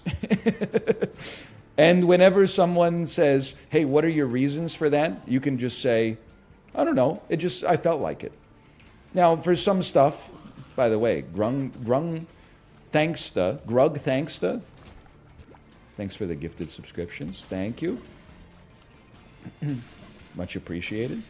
For some things, you know, important policy decisions and whatnot, I think it makes sense. You know, those have to pass through the marketplace of ideas. But for some things, like why do you buy your kimchi at the store instead of purchasing the ingredients separately and making it at home? I don't know. You got to pick your battles in this life. The kimchi you get from the store is really good. I know your ass has read the mangchi recipe. My ass lived in Daegu for a year.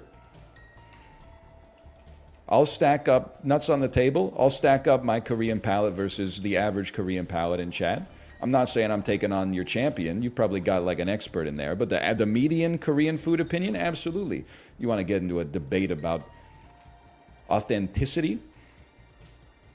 No shot, bro. You don't have the smoke. I'm from Daegu? Oh, son of a bitch. How do you like them apples? See, the joke is that Daegu is famous for its apples. And getting really hot in the summertime. And being in a valley. And it did some of the group stage matches during the 2002 World Cup. Stop. Stop this. I should never have taken this item. Gun to the back of your head, name 5 Korean dishes. I'm not gonna... The fact that you asked for 5 just shows me that you don't know what you're talking about. That's like saying, I bet you can't name 2 Beatles albums. Like, what are we doing here? Okay, can you just say, be quiet in chat? Come on. They think I can't name 5 Korean dishes. You know, we eat legitimately Korean food. Like... I'm going to say 3 days a week. I wanted to say some weeks it might be 4.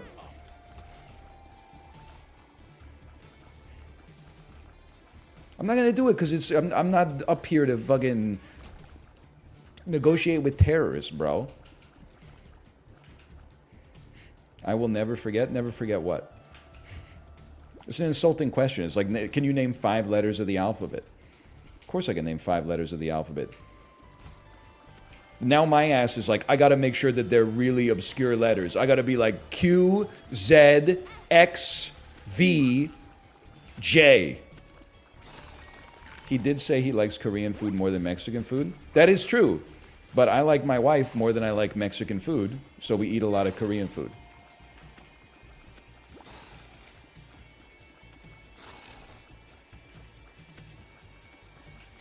You can't be mad at a man just for being honest.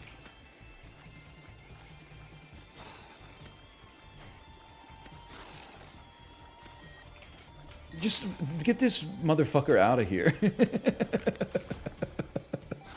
Not the person in chat. I was just getting some humor out of it. I'm talking about Blood Puppy, bro. This dude's pissing me off.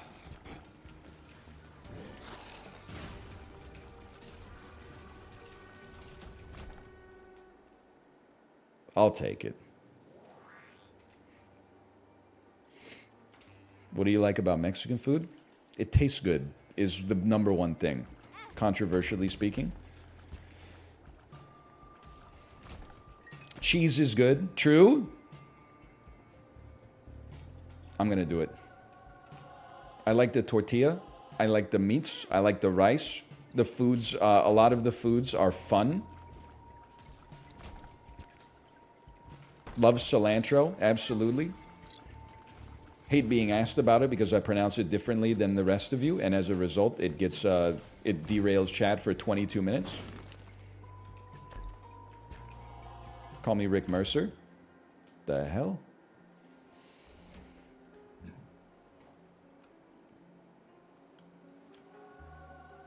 We take these.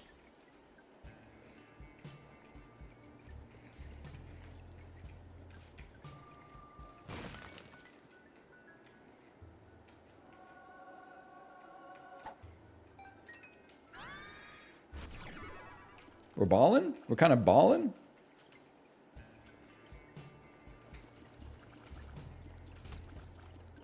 Bro's turning 40 talking about fun foods. Just eat your slop, Grandpa.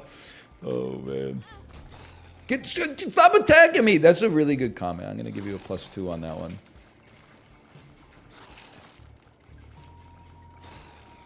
Never did I feel more 40 than when I made baked oatmeal for myself. And then when I tasted it and it didn't taste that good, I was like, what did I expect? It's baked oats. Like I just, when I ate it, I was like hoping it would taste maybe, I don't know, like an apple cinnamon Nutri-Grain bar or something like that. Then I ate it and it did not really taste, it was okay, but it was a little gruel-esque, yeah. And then I thought back about like the process of cooking it and the ingredients that I put into it. And I was like, no, this makes sense. It makes perfect sense that this doesn't really taste that good. I mean, it was fine, but it just, you know, it didn't excite the spirit the way a cheddar jalapeno bagel from Costco does. I'm rolling. I don't care. You would be stupid to not sack a life in this situation.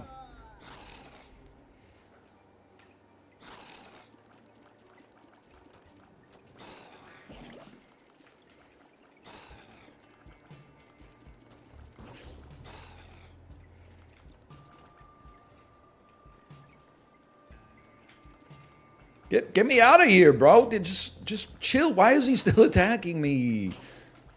Because you're attacking him? Because he's attacking me, bro. We were always at war with Eurasia. There we go. What's the capital of Burkina Faso? Ouagadougou.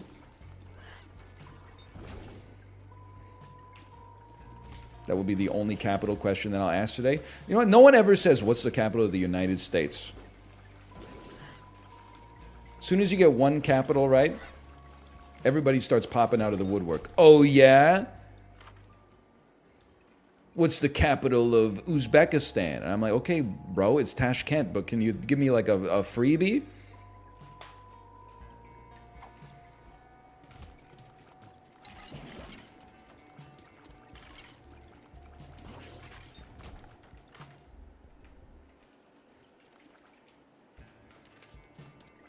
Why do you know these? I learned them when I was younger and they just never go away. Nuts on the table, capital of Canada. Burlington. Ah, my nuts! Shunk! Tung, tung, tung, tung. They go down the stairs. Tung, tung, tung, tung, tung, tung. I was going to say Etobicoke, but then I thought maybe I've been saying Etobicoke too much. Joke's on you. Free vasectomy. You already live in Canada. You could get a free vasectomy anyway. Yeah, if I wanted to wait 8 months. If I want that shit done, you know, Amazon Prime style, we got to take matters into our own hands.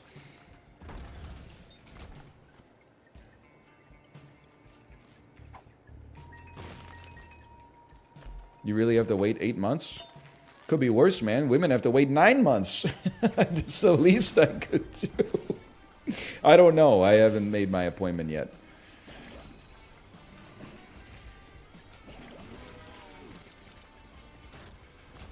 Nothing, huh? Range upgrade. I'll try. HP up, luck down. See where the bad guys are to be found and make them lay down. Did you see the clip of Wemby dunking and it looks just like the final dunk from Space Jam? My parents, age 26. Let's buy this house and have our third child. Me, age 26. Hey, did you see that dunk from Wemby where it looks just like the final dunk from Space Jam? Please stop making the same joke. But you make it so easy with your authentic sharing of stuff that our parents probably weren't that interested in when they were our age. I don't know. Being pregnant doesn't sound worth it. You can't eat sushi for... Listen, they said it, not me, okay? This is why you can't just read stuff from the chat. It's true. You can't eat sushi for 9 months. Well, technically, you shouldn't eat sushi from the time that you find out you're pregnant, which happens, you know, on average, probably like 6 weeks into the pregnancy. So you can get like 6 weeks of sushi. The only thing is... in a true ironic twist of fate, you don't know that it's your last 6 weeks eating the sushi until it's already over. There's a lot of, I mean, there's the obvious sacrifices you have to make when you're pregnant. You know, you're growing a large object inside of your body. It carries discomfort and other side effects. Nausea, heartburn, indigestion, upset stomach, diarrhea. But then on top of that, like, your sense of smell goes fucking crazy. Like, you basically become a police drug-sniffing dog. This is not a joke. Some of you have not been around for a long time. Like, on Earth, you've probably been around, but you might not. You might have been watching, like, Nick Merckx 3 years ago or something. You might be watching him today. I don't know. Did he go to Kick or did he go to YouTube? definitely want this. Not Rumble. Come on. There's no shot. There's a big streamer. It's Rumble? Really? He got the Rumble deal? No.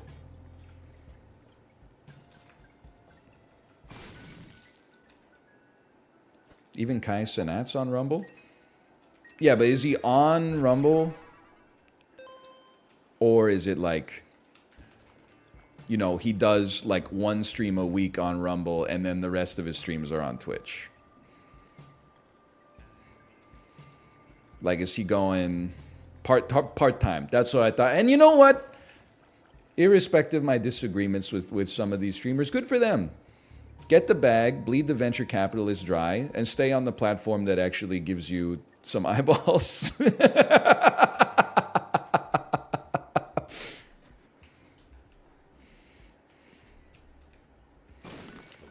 Fair enough. I can understand it, of course. What were we talking about a second? Oh, yeah, the difficulties of pregnancy. This is not a joke. My wife's sense of smell got so strong during her first trimester. She got aggravated at me because I opened the fridge too much. You know the fridge where everything's cold and doesn't smell? She would be like, can you please only open the fridge when you already know what you want? And then I'm in there like, I wonder what we got in here. We got some cheese, we got some leftovers, I could just eat some peanut butter straight out of the damn jar. You can't eat, or you're not supposed to eat sushi. You're not supposed to consume over a very, very, very small dose of caffeine. You're not supposed to eat deli meats. Finally, a good item.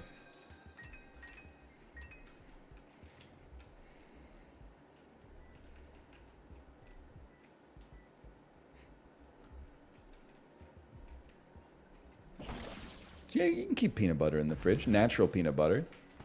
I don't eat the natural PB anymore because it doesn't taste as good as the fake stuff, but I've been known to dabble. I just don't really care about Mama Mega, but you can have like 300 milligrams of caffeine. Listen, chat, talk to your doctor before you like cement that in your brain. How many Panera Charge lemonades is that?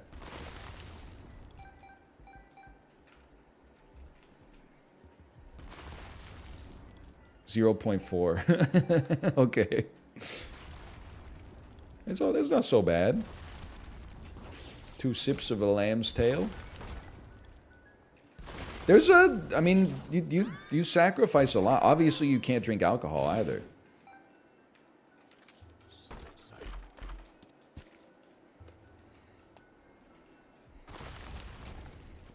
And then if you breastfeed, you can't drink, like your dietary restrictions that you had when you were pregnant, I think they actually get like almost even more restrictive during breastfeeding.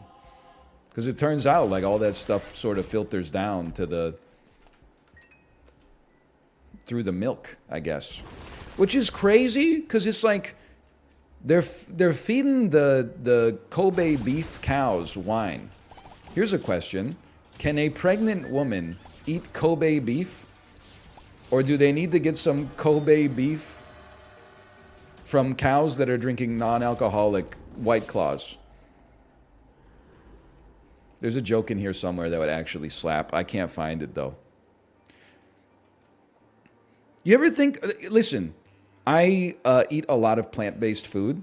But we're now reaching the point with food marketing where I actually look at the phrase plant-based on a piece of food packaging as a red flag.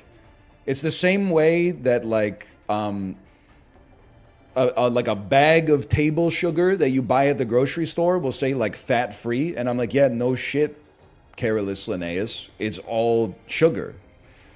Or that like peanut butter will be like sugar-free, and I'm like, no shit, Carolus Linnaeus is all fat. It's like we bought kimbap at the Korean grocery store. It's vegetable kimbap, like it's burdock There's no egg. It's julienne carrots. There's no beef. It's rice. It's nori, etc., etc. Sorry, it's Kim. It shit says plant-based on the front of it. And I'm like, it's not plant-based, motherfucker. It's plants.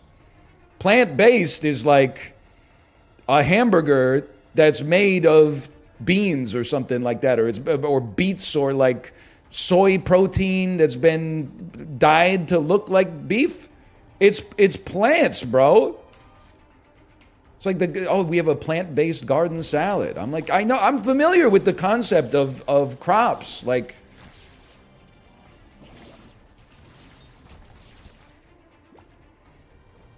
how about gluten-free on items that have never had gluten in them?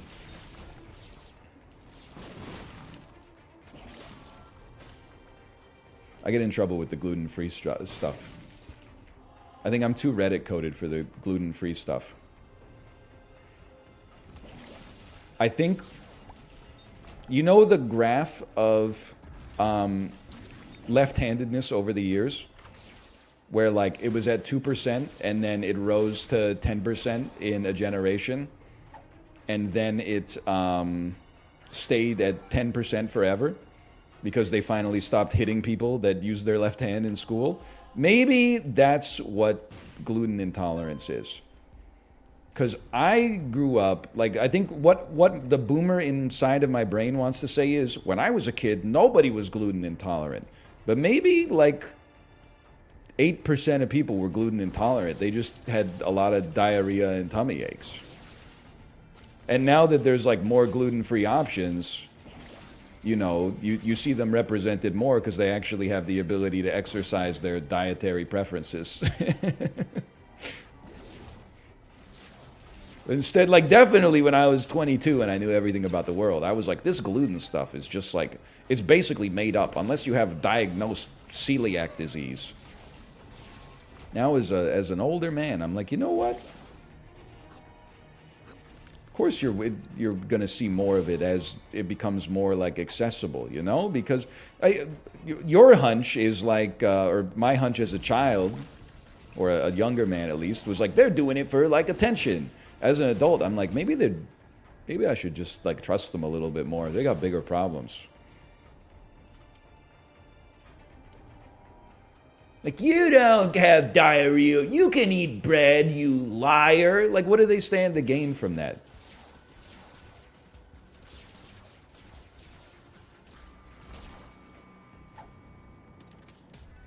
What does this shit do again? Clout. I'm so clouded. I'm so clouded I can't even eat bread. Random pills. No thanks. No thanks. And yeah, I should support it in the other sense too, because my ass loves gluten. Glutinous foods are some of my favorite foods. So I support you eating gluten-free foods because it's more gluten for me. Not in a malevolent, thanks for being vegan so I have more steaks to eat sort of ignorant way, but in like a genuine sense that like if you're gluten intolerant and they bring out 4 bread rolls and there's 4 people at the table, everyone's getting one that can have one and my ass is taking 2. And you know why I'm taking 2? Because someone has to. Because if nobody takes the 4th one in the interest of politeness, they're not going to give us more bread. That's what they rely on. They rely on someone being too polite to take a second piece of bread when many people at the table probably want a second piece of bread but just don't want to be the person that incites the revolution to begin with.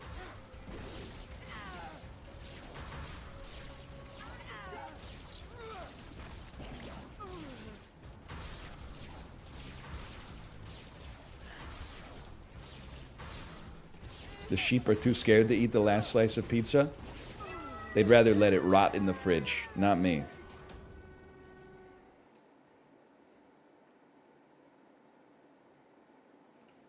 Not me. Everybody else at the table, engrossed in conversation, me at the table? Yeah, after all, why shouldn't I have it?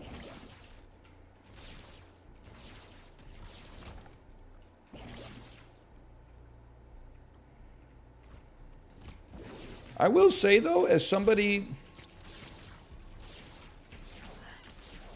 who loves bread, I feel like bread's getting a bad rap, man. I know that it is not good for you.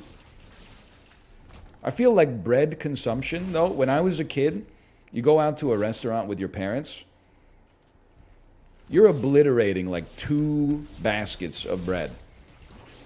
Nowadays, whenever I go out for dinner with, well, it's mostly my wife, but even when we were on like the Disney cruise and we got paired up with that other family, I feel like they were not going crazy over the bread. I was eating 1 roll, and then sometimes my wife wouldn't finish her roll, so I would eat her roll. Sometimes my daughter wouldn't finish her roll, so I would eat her roll. People are like, you're going to spoil your dinner? Bro, this is bread. It is my dinner. And also, no, I won't. I'm going to eat all that too. If anything, I'll skip dessert.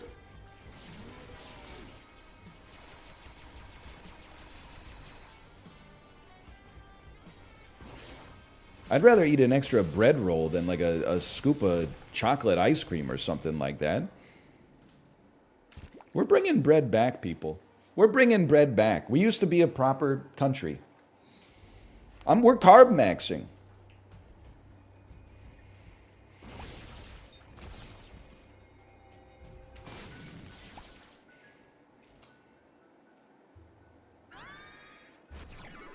I do remember. I saw someone say I'm Gen X. We all got lied to about the importance of carbs in our diet.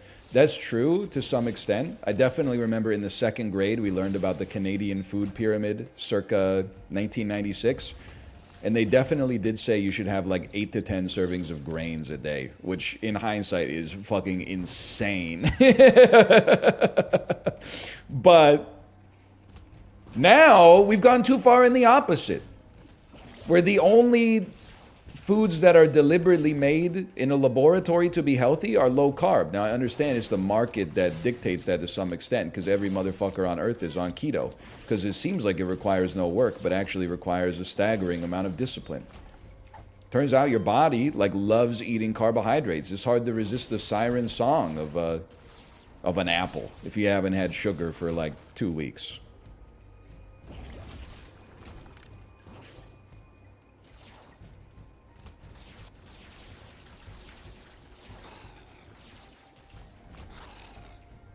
I love basic carbohydrates, man.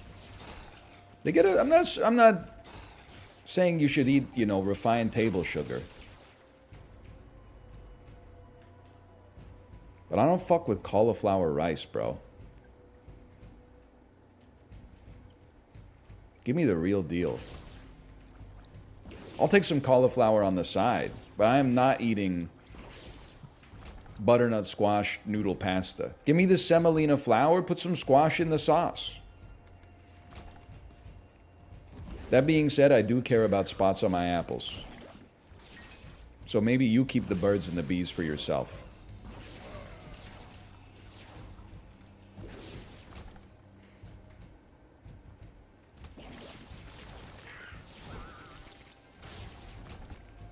Hey, NL, on a scale from 1 to 10, how much of a reader are you? I would say like a 10. I'm like Ty Lopez. I average approximately 1 book a day. Yesterday I read 2. I read Oh, the Things You Can Think. And a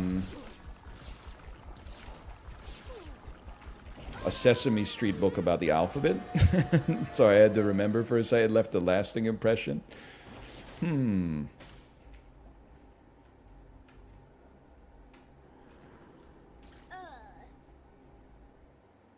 And then Kill My Ass. And then I have a hard time believing that that is worth a life, honestly.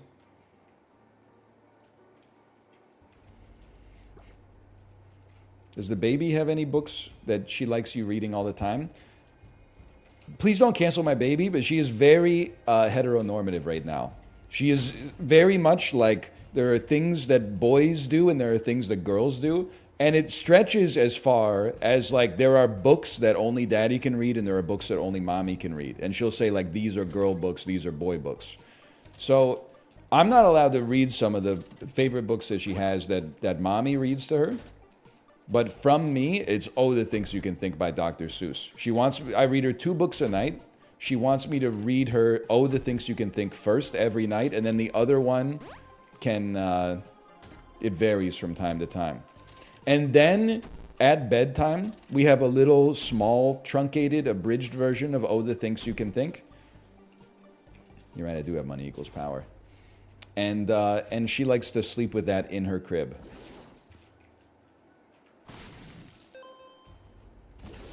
Which is very cute.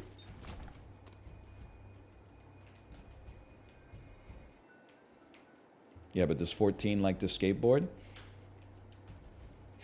He does. He does. Crib at age 3. It's a modular thing. It started out as a small crib, and then it got extendoed with an extra piece, and then we took one of the walls off. So it's basically just a bed that has like three closed sides of it right now.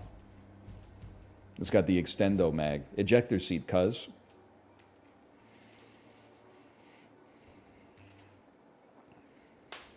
That's fine. I'll let it slide. My friends without kids be like, crib at age 3? Really? Isn't that a little light?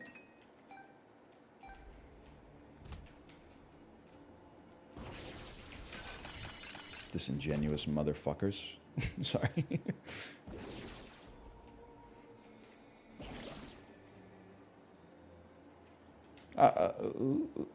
Yahoo! Yahoo! Yeah. Oh! I can't make it.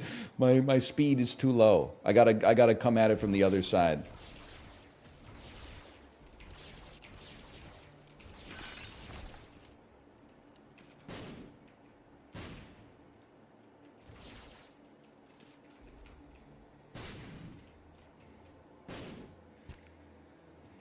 How early is too early to drink? Like 3 p.m.? It's a troubling discussion to get into. I think there's no set time for anybody. It depends on your lifestyle. I think it depends on what you're doing that day. Can I say something? And I think that there's room for discussion here, okay? Let's not just throw the baby out with the bathwater and say question mark, question mark, question mark.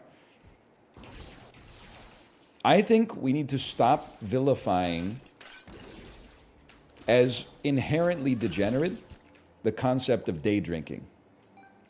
As somebody who goes to bed, ideally around 10, but sometimes like 10:30, 11, I would rather have 2 beers with lunch on a Saturday, enjoy a little warmth in the afternoon, digest it, process it, and not have it impact my sleep later that night. Then have 2 beers, after dinner, and then go to bed like an hour later, and my REM sleep's going to be all fucked up as a result of it.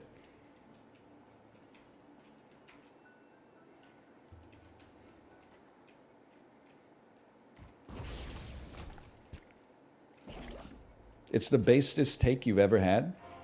They're saying he's a genius. That's not the question. I choose what the question is, librarian. That's my question. On the weekend? Yes. I'm not drunk on stream, bro. The choices that I make in my personal life, I've made some mistakes as a content creator. I should not have played Dark Souls 2 as much as I did, okay? I should have played it through once when the iron was hot and not tried to recapture the magic. That was a misstep every subsequent time. I hate being a first principles Andy because I don't even work in Silicon Valley. But I derive my behavior on stream from first principles, okay? Sometimes. Whether I want to be or not, impressionable people cannot help but be influenced by what they see. Everybody is in some way changed by the content they choose to consume in their media diet. I would not feel comfortable drinking on stream and then just saying, like, drinking is bad, you shouldn't do it. Because I think that it causes a I wouldn't even say it's hypocritical, but I think it's an action that in its own way does harm. I don't think it makes you a bad person necessarily. I'm just saying, I think people would look at that and say like, wink, wink, I get you. So I think that I drink. I acknowledge that it is bad for you. So I don't want to glorify it on stream. Now, you don't have to be such a Poindexter about it.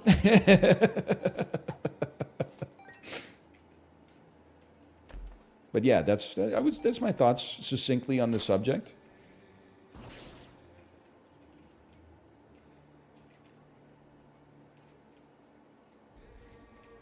Got your brother. I'm cracking a cold one at 11 a.m. I'm not judging. But in my head, I am saying, it's okay. He works third shift.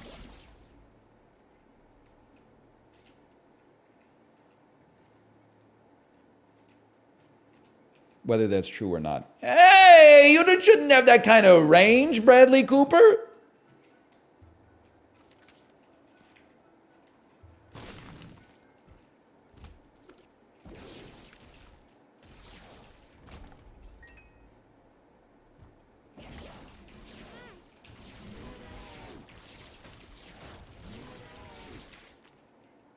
Me watching Limitless. People are saying he's washed. People are saying Maestro is not good. I watched half of Maestro. I thought I was having a good time. I don't know. Maybe I'll just shut my mouth.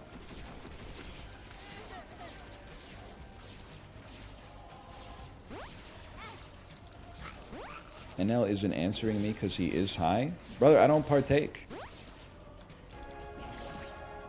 I probably should. It would probably help with like stress relief. I just can't see myself being the... I don't know. I'm too, like, I know that Gen Z is basically living in 2100. In some ways, as someone born in 1988, I'm still living in like the 1950s. Like, I don't know if I could live with myself if my wife came down the stairs and was like, what are you doing? And I was like, I'm eating one weed Sour Patch gummy so that I can have a good night's sleep tonight. I don't think like, in my 1980s brain, it's like, that's a shortcut to the ick. I don't know.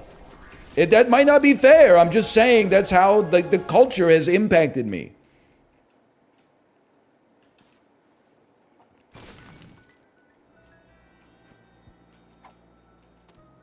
You've heard me?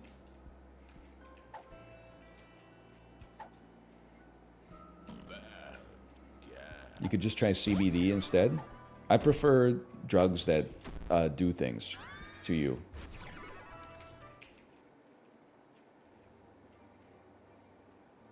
Sorry.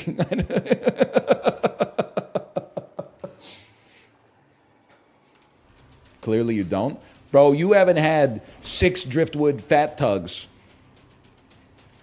at the Olympic Village Tap and Barrel at lunchtime on a Saturday, okay? And then taking a walk on the seawall. That shit'll take you into another dimension. Okay, we want this. We want to we want this in a heartbeat. And then I'm never coming back to this room. Sure, why not? Fat tug this middle finger? Maybe, perhaps I will. Perhaps I will, good sir. I did see a tweet that got surfaced to me today. The algorithm knows me very well. It said, we need like even weaker alcohol than we already have. I want to be able to drink all night and not get that drunk. And me at age 22 would have looked at that and said, you're a puss. Me at age 35 was like, hang on, she's actually spitting. And then people were trying to give her solutions. I love how you had it lined up immediately. You know me too well. People were like, what if you drink light beer? And she's like, no, I want something even lighter than that. I want like 2%. And then she was like, or people were like, how about you add water to your drinks to dilute them? And she was like, no, then they taste all watery. And like, I understand the principle that a 2% drink by necessity would be more watery, like from the factory. But she's right. Like on a vibe based basis, she's right. I don't want to water it down myself. It'll taste watery than they intended. If they make it watery at the factory, then I'll drink it. But I think at least in the Pacific Northwest, they've like done the same thing to beer that apparently they've done to weed, where it's just gotten too strong. Everything is like a double fucking triple cream based IPA, 10.1% with Citra hops and 10 different kinds of hops, and it tastes like an orange peel and stuff like that. And we gotta get some like 3% Andes out there, man. You don't have to buy them.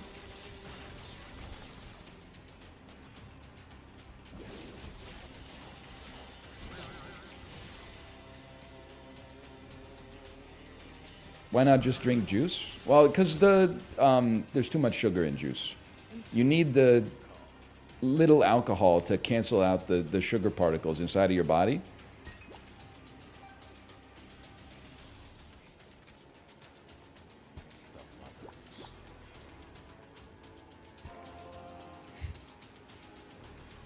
Yeah, we wouldn't want to be unhealthy.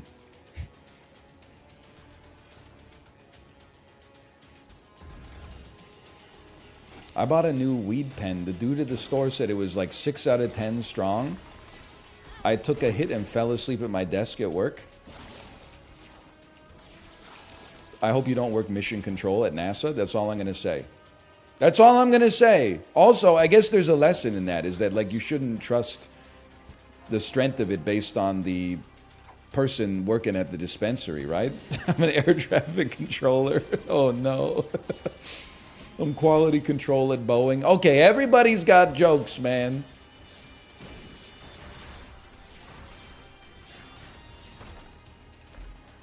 Yes, I will.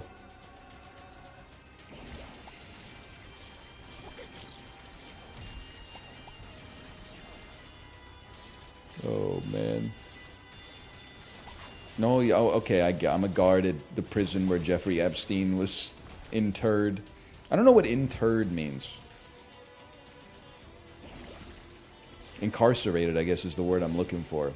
It means buried? Oh, okay, my mistake. I was right, but for the wrong reasons.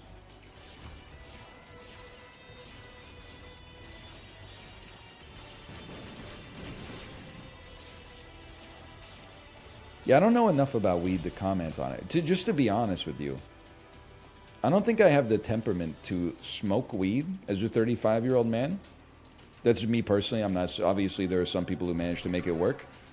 But then, like, becoming one of those dudes who takes edibles kind of scares me in the context of having a child. I'm not saying they can't intermingle, but like the way I understand it is that you can easily control your dose when you take it via your respiratory system. So you can be like, I'm a little too high. I'm not going to smoke any more weed.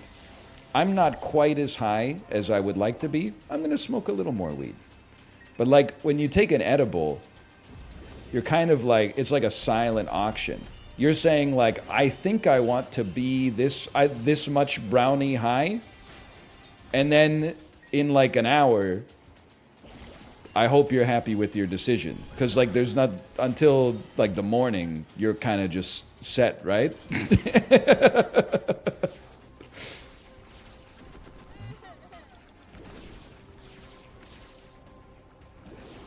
No?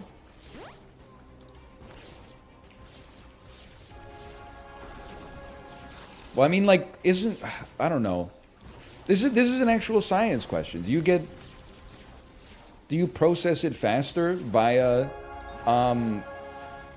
your respiratory system? Or is it just that when you eat an edible, you take the whole dose at once, basically? Or, whereas when you smoke it, the same dose, you take it in like, 10 hits where you could get off the ride at any given point. So you could stop it at any moment. You're actually more right than you think? That's the power of first principles thinking. Slash marker. Call that Isaac. Is that 3? Hang on, I need another Coke Zero.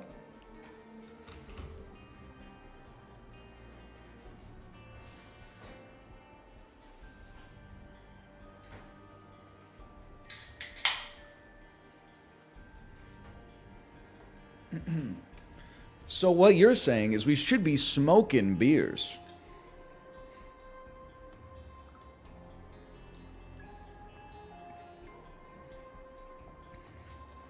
People have been saying this.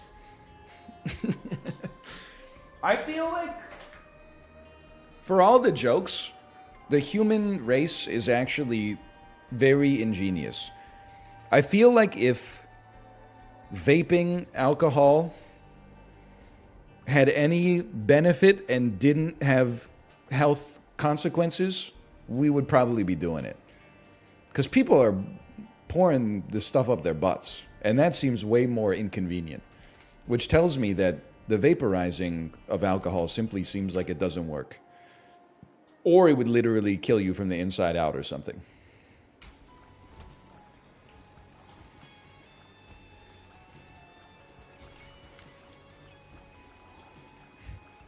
Like, I just want you to know, if when related to like human leisure, if you've ever had the idea that's like, oh, I wonder if anybody's ever tried, what about like a fried chicken sandwich that has like Belgian waffles for the bun?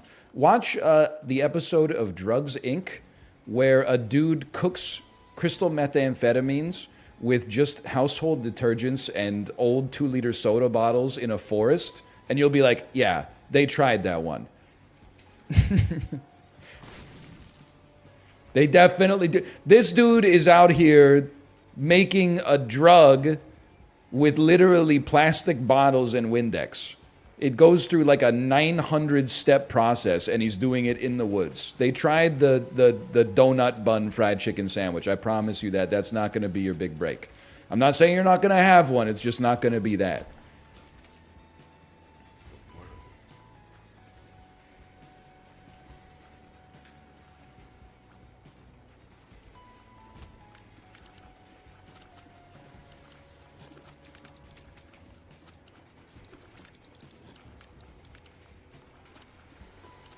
Maybe a bit of poop on top. Yeah, exactly.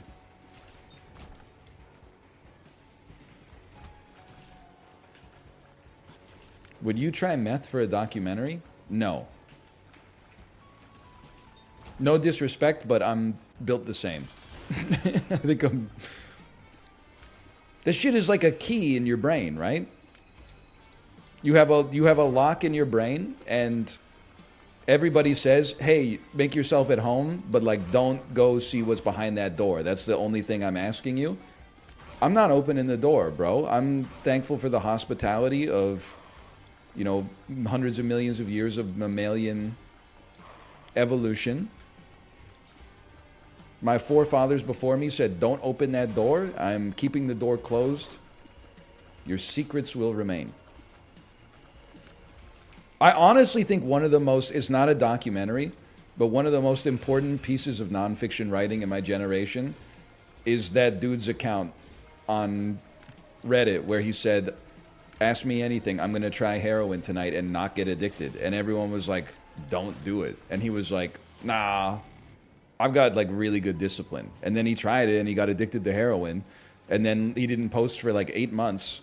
And then he came back and was like, hey, I'm in rehab for my heroin addiction. Ask me anything.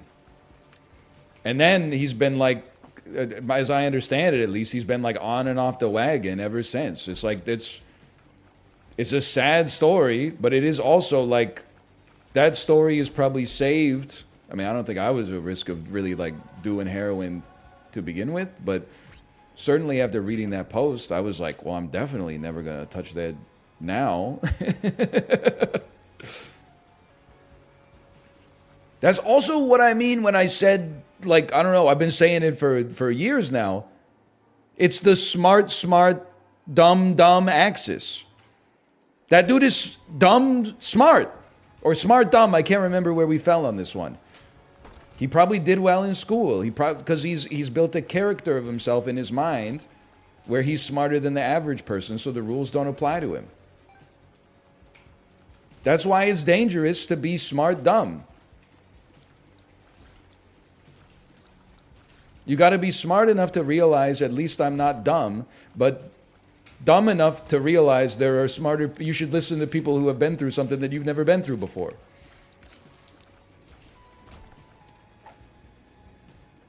No. Librarian, you can refer them to our previously published work on this if they want a dissertation. I'm not going to just play the hits today.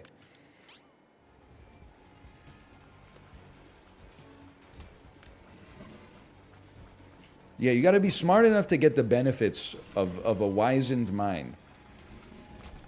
But also smart enough to realize there are many smarter individuals than you.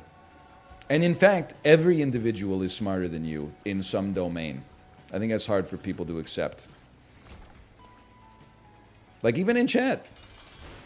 Bet you guys know way more about Bionicle than me. I don't know shit about Bionicle.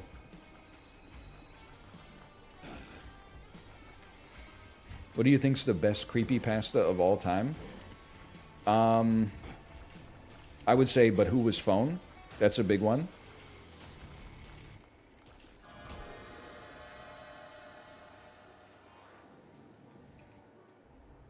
What is this? You're a good item, right? You're a good item.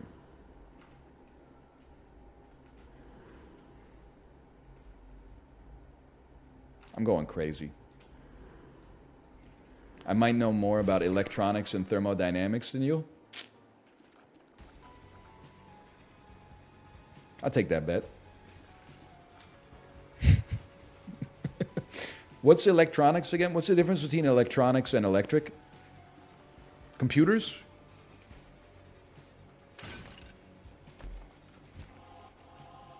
I do follow that that 2-sentence horror account on Twitter that always posts the Reddit ones. It's so funny. Like, again, with a limited amount of disrespect, just criticism, not disrespect. They're self-aware when they do it. But every story is the worst story you've ever heard in your life. It's always like, 2-sentence horror. I was so excited to finally hold my wife's hand after so long apart. And then I remembered her hands got chopped off by that guy with the sword. And like, that's it. Like, genuinely, that's on par with like the level of the stories that you see on 2-sentence horror. And then without fail, in every single post that this account makes on Twitter of the stuff from Reddit, there's like 1,000 people in the replies going, wait a minute, this one's actually pretty good. Like, all the other ones that you've posted were ass, but this one's actually pretty good.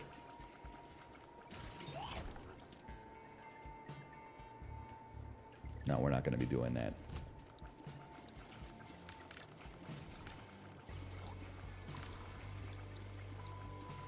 OMG does.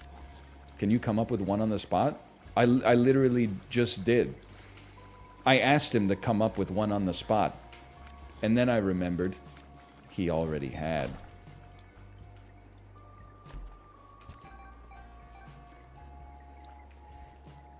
That one's actually good? Whoa.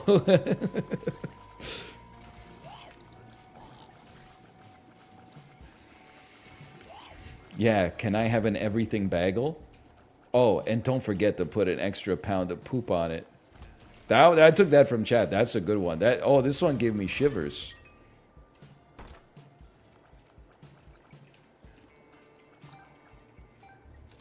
Of the non-piss variety. Driving past the tomato factory, parentheses, I have a phobia of tomatoes. Okay. All right, listen. I don't want to freak anybody out. It's getting a little too serious. This is supposed to be all ages content, in spite of the fact that I think you have to click a box that says you're over 18 to watch this, because this game is rated M. You know what, though? The game is rated M for mature, but the stream, For me, I always like to say it's rated I for immature. Because I'm just like a kid who never grew up, to be honest with you. Did you know in Jackass 4, there's a grown man named Poopies?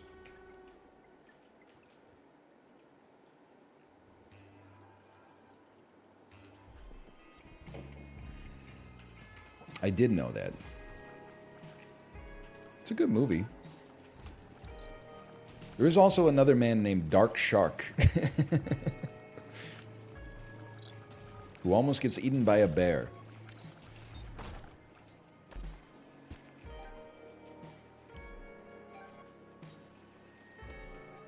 I cannot believe this.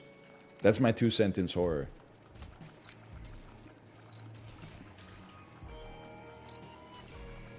Is Jackass a movie or a documentary? You know what? I never thought about that. I think you could really irritate people by calling Jackass 2 your favorite documentary of all time.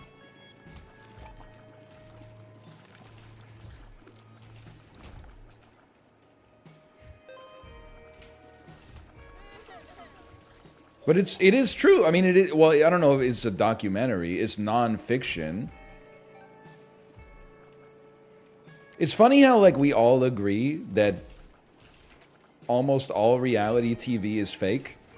And the only one that's actually universally agreed upon as real is the one that should be fake. They're like, that shit on the 1,000-Pound Sisters did not happen. That's all marinated by TLC. But Steve-O really did try to drop a condom full of his old RV septic tank on top of his head, and it exploded and shot shit and piss all over his face. That shit should be CG, bro.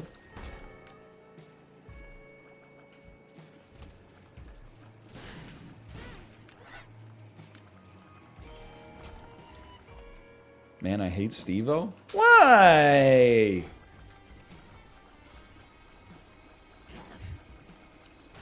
He's doing it for you, bro.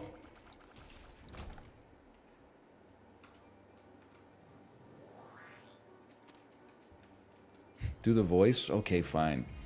Now, what the fuck did I do? All right. It fucking kills, bro. I think I lost it a little bit. It's more nasal too. All right. But what the fuck did I do, dude? No, it's somewhere in there.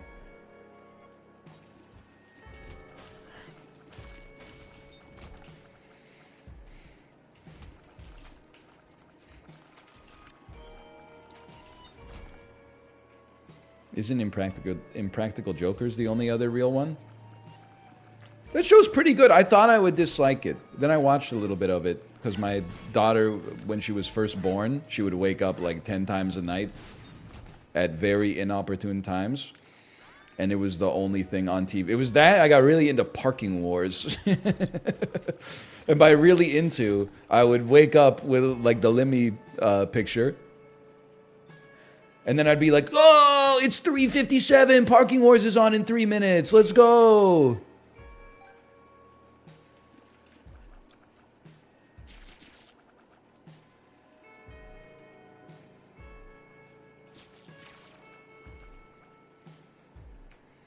I like Everything Is Upside Down with Carmine Leguizamo. The sketch he does in the mall is goated, man. Where there's too much shit on him.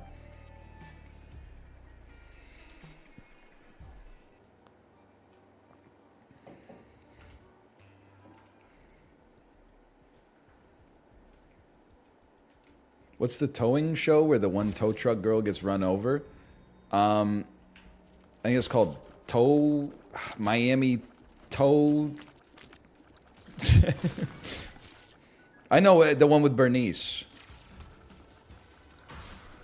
Lizard Lick Towing, that's it. You killed my friend! Get back here!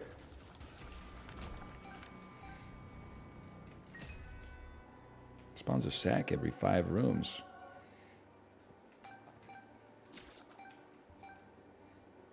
Pete Carroll is out as coach of the Seahawks. That's bad. That team's got problems. Pete Carroll is not one of them. The play calling is not one of them, bro. I hate to say it. No disrespect to Geno Smith. I mean, like, he did better than expected. I would even say, like, both years, but it's not a long-term solution, bro. They got to go through a proper rebuild. Step one, if any NFL GMs are listening, I have one piece of advice for you. Because I see you know, you're so excited for the NFL draft, and then boom, you know, stud quarterback goes number one, whatever. That's life. Number two, they're like, give me a left guard. Stop doing that shit. Your O-line doesn't matter. You could just fill it with sumo wrestlers, okay? Only draft the positions that matter. In this order. Quarterback. Second, you need a stud wide receiver. Third, you got to have an Edgerrin James type running back. It's a running-based game. When you start building out the defense, you start with the secondary. First, you get the two safeties. You get your free safety and your strong safety. Then your cornerbacks. Then your linebackers, especially a good blitzer. Then you prioritize the O-line from center out. And then the D-line, okay?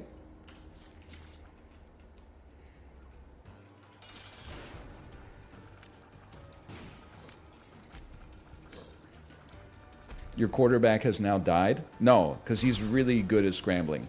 Wrong. Also, my entire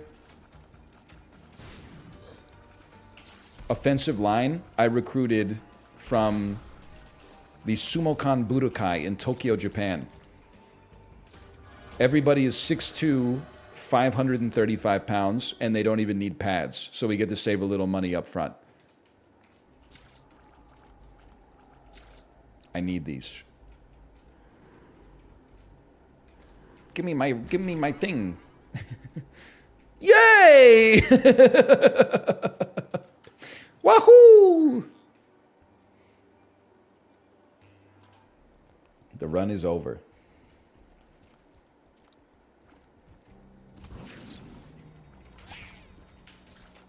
Tired take. Why don't NHL teams just put a sumo wrestler in net? Answer. It was answered by sports science. Because even someone with concrete hands like George Laraque can light him up on every single shot. Wired take? Bro, why don't they just get sumo wrestlers to be offensive linemen? Like, to me, it sounds like, you might be like, that's stupid. But their whole job is pushing other big guys. Like, that's part of the job of an offensive lineman. I shoot ice tears, okay. Like, I feel like you're saying I'm stupid for saying, like, why don't they just get really tall people to play basketball? Which is what they do. That was actually part of the plot of The Replacements. Oh, I'm cooked.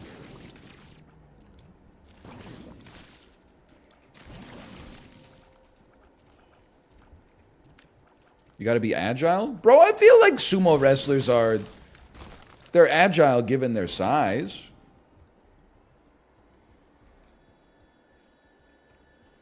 No, they're not?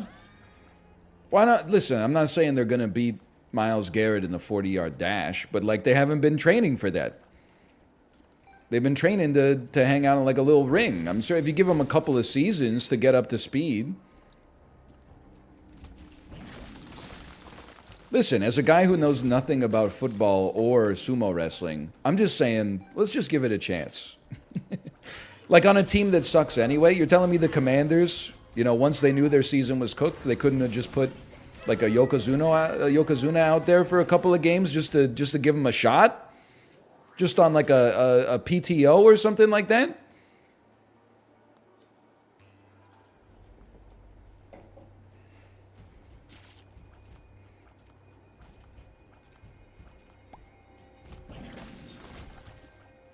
Just teased you with the boss rush. What's a Yokozuna? It's the top rank in the world of sumo. I know everything about sumo, dude. And by everything, I mean, I know that the best sumo wrestler in the world is Mongolian. which has caused a lot of waves in the dominated sport known as sumo wrestling. Oh, he retired? Oh, never mind. I don't know anything. Most of the top 10 right now are Mongolian. That's what's happening to hockey, too. You think only Canadians are good at it?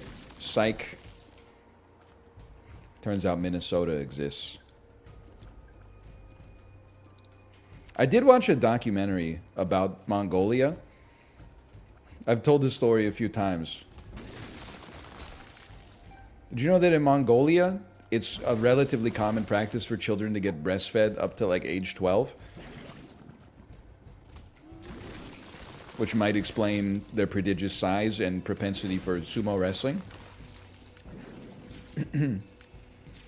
I just remember in the documentary, like one of the moms was talking. She's like, I breastfed my son this morning, and her son is like literally like almost going through puberty, and he's like covering his face and like putting his hand up to the camera and stuff like that.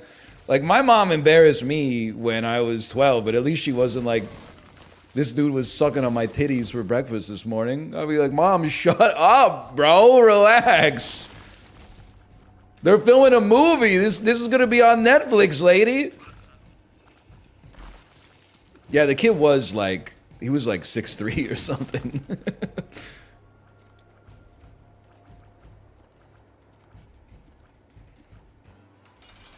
Or no, he wasn't 6'3". He was like 4'9". But he was like 220 pounds of like solid mass. Oh man. They may be on to that's the thing. Like because the internet's a crazy place. One of the questions you get asked by anonymous strangers after you've had a kid is, did you ever try breast milk? No, I did not. Because it's simply not done. That being said, based on first principles, it is literally designed to be eaten by people. Like, if anything, people look at it as if it's gross, but it's actually, like, the most foodie food of all time. Okay, maybe designed isn't the word that I should have used. That could be my grift, bro. I'm an atheist. I have a biology degree. I could be the atheist biology understander who still believes in intelligent design. It's one of one, bro.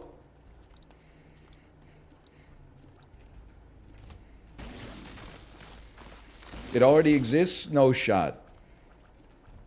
So I'll be like, I believe I understand the principles of evolution, but like, it just seems like, come on. We started as like a little slug, and now all of a sudden, you know, I'm playing video games. It just doesn't make sense.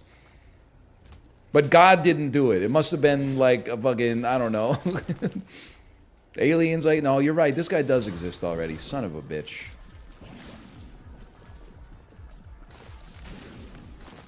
Where'd the slug come from? I don't know, like a smaller slug or something like that.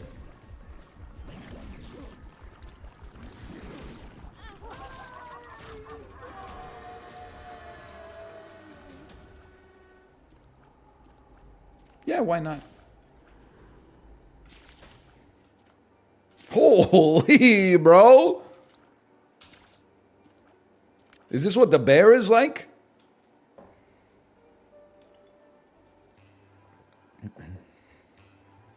Catch my ass a little nervous turning on episode 1 of The Bear. Everybody says it's hard for me to watch. It makes my anxiety flare up. Thought it was going to be a show where, like, you know, there's serious consequences. Turns out Blood's just making sandwiches. What are we talking about here?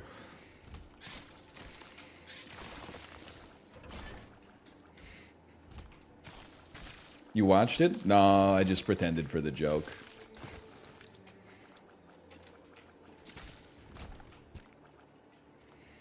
Oh, man. Good bit. Every stream gets one. I don't hate the bear, okay? I don't hate it at all. I just like making people laugh, okay? Is that so wrong?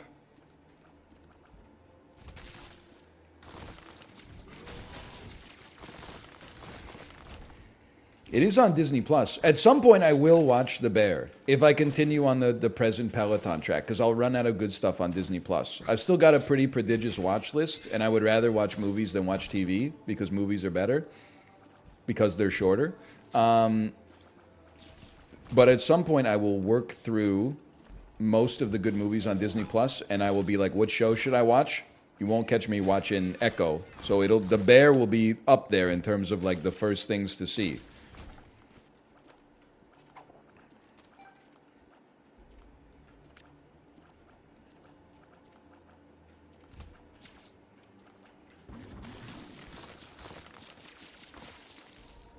I would love it if they added Oppenheimer to Canadian Disney Plus. Again, this is not an ad for Disney. Canadian Disney Plus does go insane, though. Mostly because 20th Century Fox got purchased by Disney. And 20th Century Fox spent like 70 years making art and then like 20 years making mid-X-Men movies. There's a lot of good stuff in the back catalog, bro.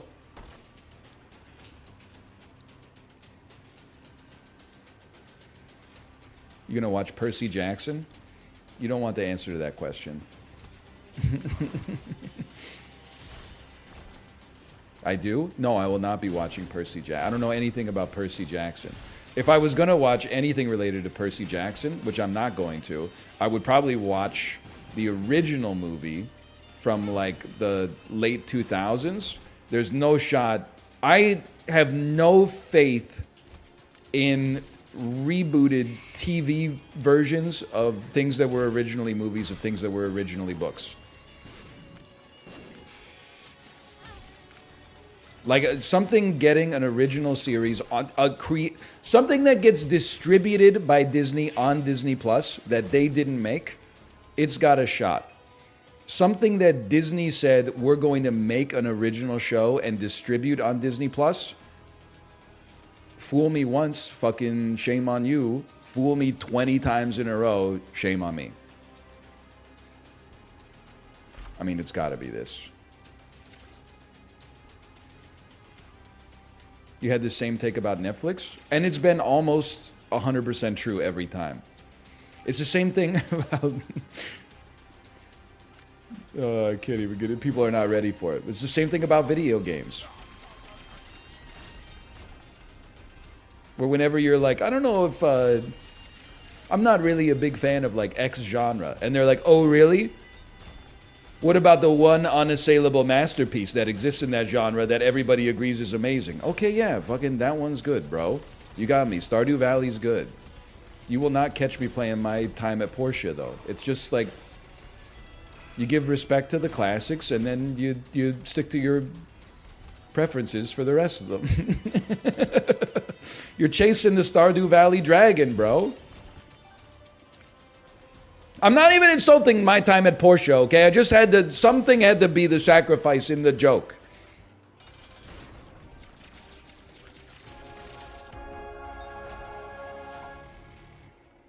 Is he henchman maxing? Hey, boss, I did that thing you asked me to. What was it again? Oh, right. Hang on, let me see the perspective for multiplayer stuff. Seems like it's happening tomorrow. Have we always had this little... Yeah, we've had these black bars, right? That's how you know this is cinema. We've got it letterboxed.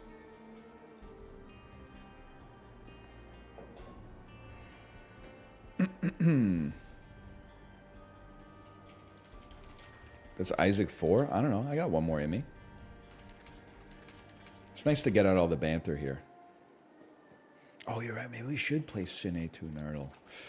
No, you know what? We've been to the well a little too much lately. We can check that out at some later date. It's only Wednesday. Ahem, this is pillar boxed. Excuse me. This is both.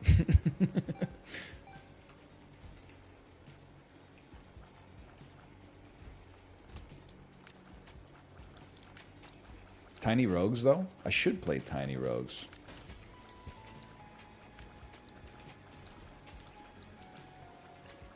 I'm not going to right now, but I should.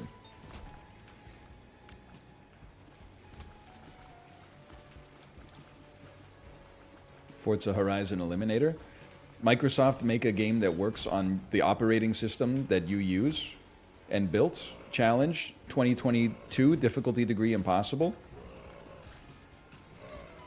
Yeah, Lethal Company is great, but something broke in the newest update. It must suck to be the developer and like make this game, and then everybody loved it so much that they added like 1,000 mods into the experience, and then every update that you make is gonna break every mod that has been made, and everybody's running like a different permutation of mods every time that they play it. I feel for you on that one. That one sucks. That sucks ass. But they need, the next thing that they need in Lethal Company, they need like new monsters. Because people are not scared of the game anymore. I still feel the terror, but that's because I haven't, you know, hooked up like an IV drip of Lethal Company into my body. You know, they need some new monsters that can scare the people that are playing 22 hours a week. Mike Penix, thank you for the raid, Daniel. It's okay, Mike Penix will have his revenge. He's definitely going first in the NFL draft. It's not even close, to be honest. Oh, Marvin Harrison Jr. I saw the original, okay? And he was really good. He was, people. He was really good. Chibley says, straight up yoinking it. And by it, let's just say Mike Peanuts. Chibley, everybody, welcome. Welcome. Nice to see you. 48-hour energy. Huge. That's a good one. Fun game.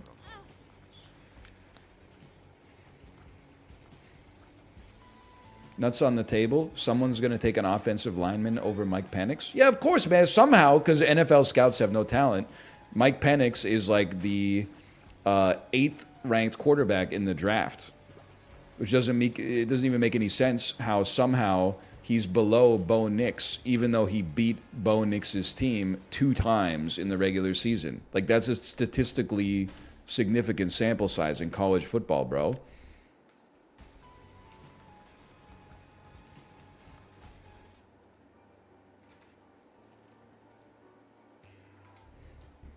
He has a history with injuries? Yeah, because he's fucking playing football, bro. I hadn't watched football for like, I don't know, 10 years before this season, and I still haven't been watching much. People always talk about how many ads there are in football. How about the fact that every single play causes like a 9-minute stoppage because some dude has to get the Undertaker out there to cart him off the field? Like, the sport should probably not exist, to be honest. And the crazy part is, like, it looks like it's just a normal play for football. Like, the dude just gets hit, and then he falls over. And you're like, that can't be that bad. And then, like, the next day, they're like, he broke every bone in his leg on that hit. And you're like, holy cow.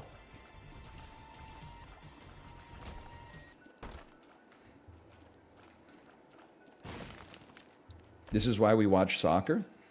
It's like the inverse of football. You know, football is like a bunch of dudes getting killed on the field, pretending it doesn't hurt. Soccer's a bunch of dudes going out for a jog, pretending they've got, like, career-threatening injuries.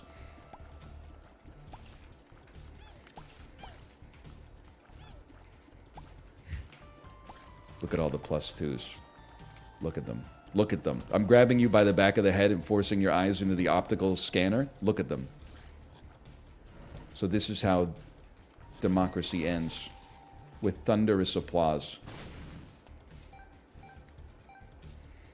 No disrespect. It's crazy, though, that people get injured playing professional baseball. I'm just going to say, wouldn't happen to me. Not me. Swinging a bat, jogging. How far is it? Because I'm going to hit a home run every time. It's like 90 feet to each base, right? So it's 360 feet, a 360-foot jog. I'm not pulling a hammy on that, I promise you that.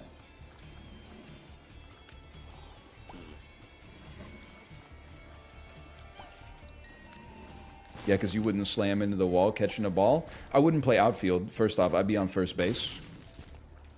As you know, baseball heads, back me up. You put your best fielder on first base because he has to catch the ball on every single play.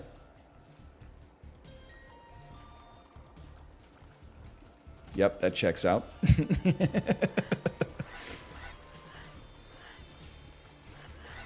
And first base never has contact with the runners. Bro, that's why they got the double-sided base. That's why they got the white base and the orange base. So when the dude runs to first, if he's going to make it, he steps on the orange base, and we got no problems.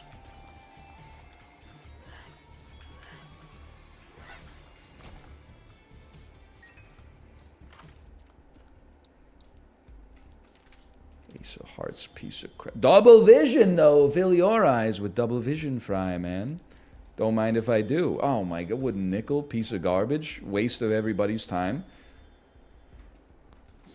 Notched axe, doesn't do anything. Poke Go, literally completely useless. What a great use of everybody's time here. And then I was just about to buy another Poke Go. I was like, I wonder what the question mark is. Oh, man.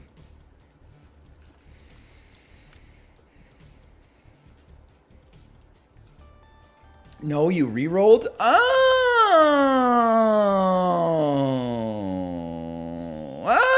It's not bad. Your sap in video was your sap video was insane. So surprised you got the 10-piece. What can I say? If there is a single cockatoo respecter, it is me. I will spend the rest of the week trying to recapture the magic of getting the cockatoo badge.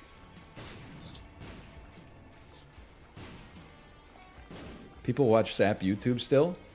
They do, and thank God for it, honestly.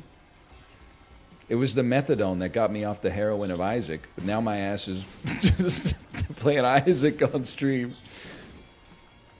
But it's January, bro. We're getting into the swing of things.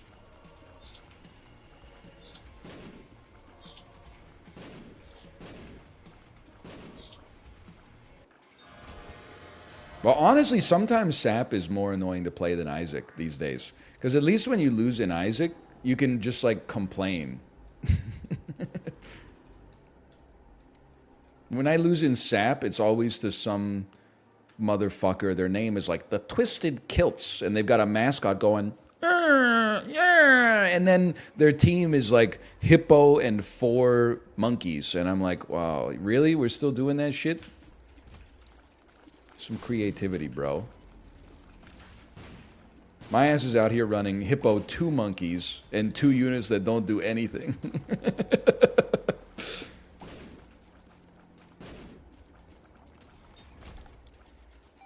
Hippo Dragon. Yeah, that's a common one. Hippo Dragons. I mean, this weekly I like it because I'm kind of a scumbag myself. But 5 Ostrich, that's a good one.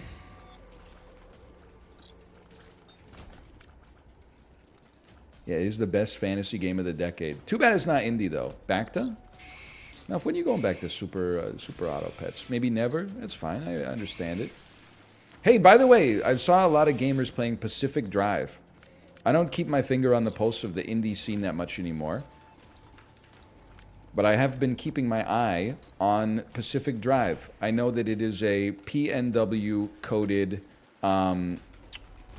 I want to call it like a post-apocalyptic My Summer car, or maybe a Zillennial Oregon Trail. Is that correct? How'd they get that demo? Is that demo available, or is that demo you gotta kiss the ring of the publisher?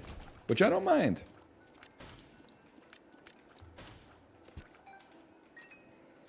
You gotta kiss the ring? Son of a bitch. Gotta remember my email login.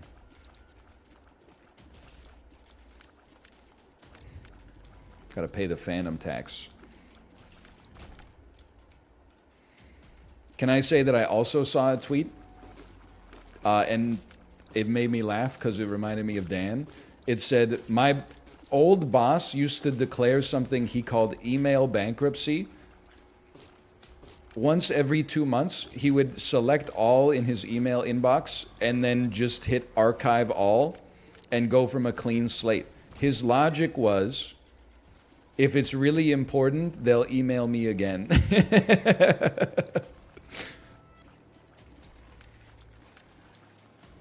I think, honestly, I don't do that, but I really do respect it.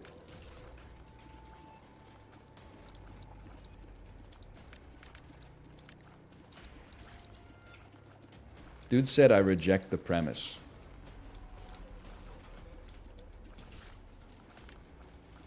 Yeah, Dan used to delete his. But I mean, I don't know if there's that much of a difference. If anything, deleting them might be better than archiving them. Because if you archive them in court, they'll be like, look, you got this email that you claim not to have seen. Whereas Dan could just be like, I don't know what happened to it. They claim to have emailed me. It doesn't appear to exist in my inbox. The first email I've ever received on this account that I've had for 17 years came in 62 days ago, officer.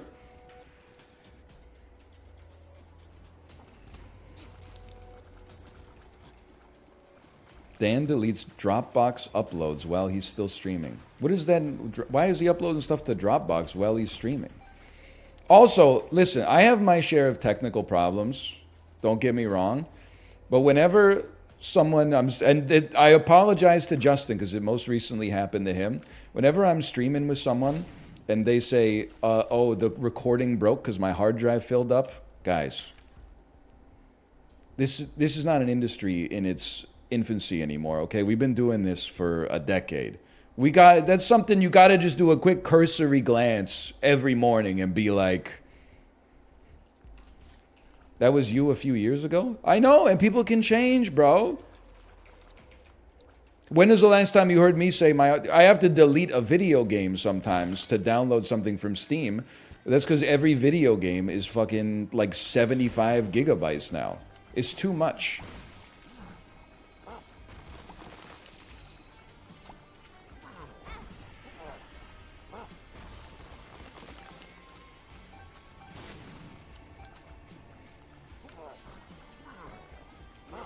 Get me out of here. I can see items. Give me a good one. That's not a good one. You've betrayed me. This is why I went Angel Deals exclusive forever, bro. You're gonna send me right back.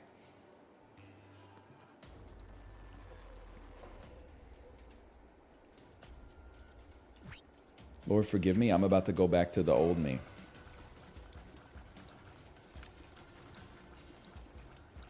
Have you ever considered declaring hard drive bankruptcy? Yeah, but that hard drive bankruptcy only hurts you. Because you're going to be like, oh, I want to use this application. Oh, I haven't downloaded it. Now I got to download it. Email and bankruptcy only hurts the people who want to reply from you. Which is based. Some people should expect a reply. Some people shouldn't have emailed in the first place. It sucks that both of them kind of get hit. There's a lot of collateral damage there. But like sometimes there's just too many emails, bro.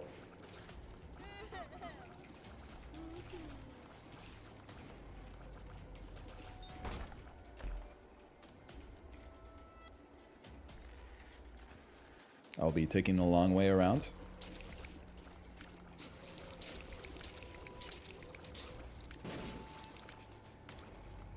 +2 to mouth. I haven't heard serial bus used as a punchline in a long time. Do you still have a serial bus in your computer? Is this like me asking if cars still have engines? Like...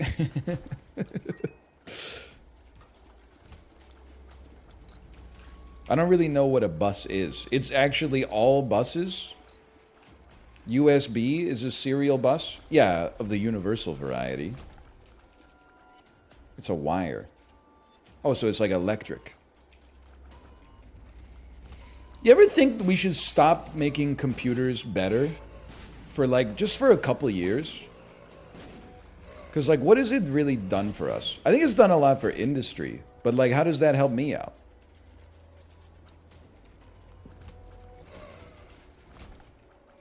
Like, okay, a better video card comes out. A game with better graphics and worse gameplay comes out.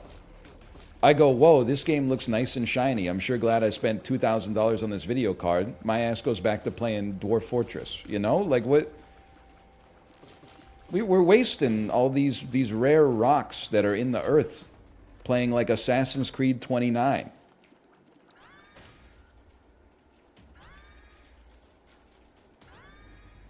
We should just give them the NASA or something.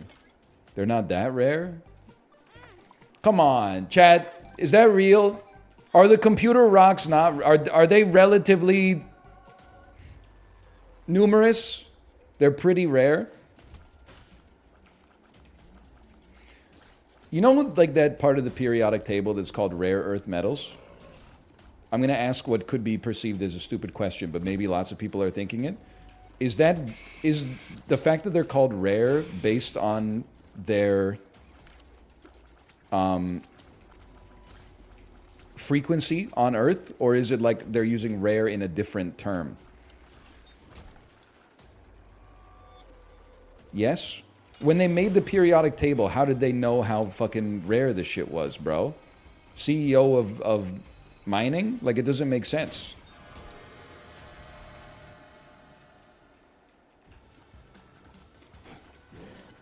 And they... Wait, but no, it doesn't make sense, bro! Wait, are rare earth metals a column? Because then what if they found a bunch of them? Wouldn't they have to be like... Because this shit is ordered by, like, atomic weight. Wouldn't they have to be like... Sorry, brother, it turns out there's actually, like, a lot of plutonium on the planet. Take some protons out of that bitch. Like, it doesn't make sense, man.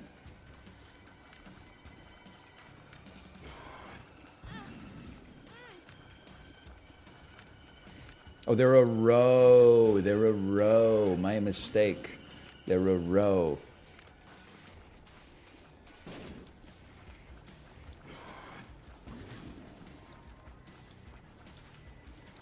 The rare earth metals are the ones that, like, they have to make in a lab? Is that true?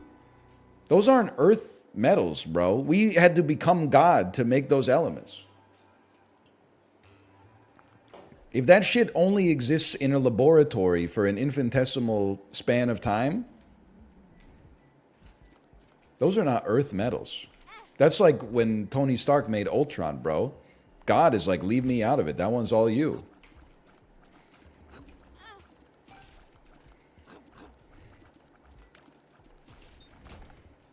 This guy doesn't watch enough physics documentaries? Sorry, I don't have YouTube Premium.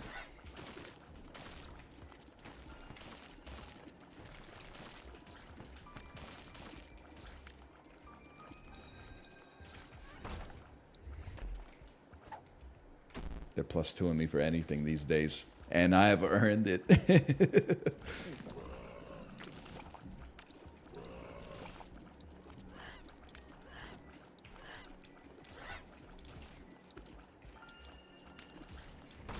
Sorry, my tummy went...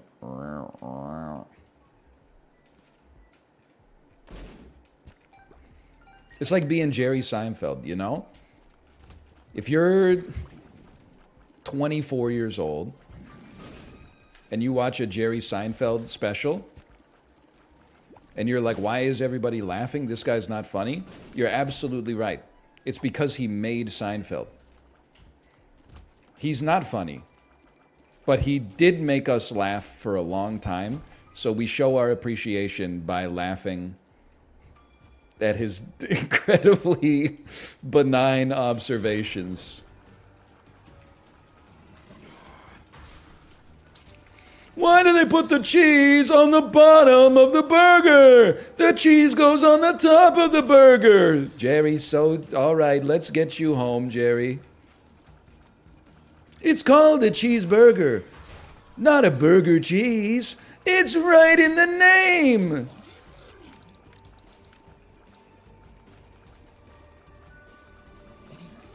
He once endorsed Miranda Sings.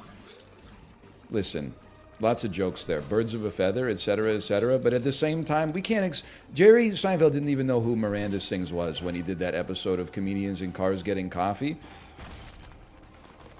I can't expect him to have known everything about Miranda Sings that even we didn't know. Stop hitting me. I'm right.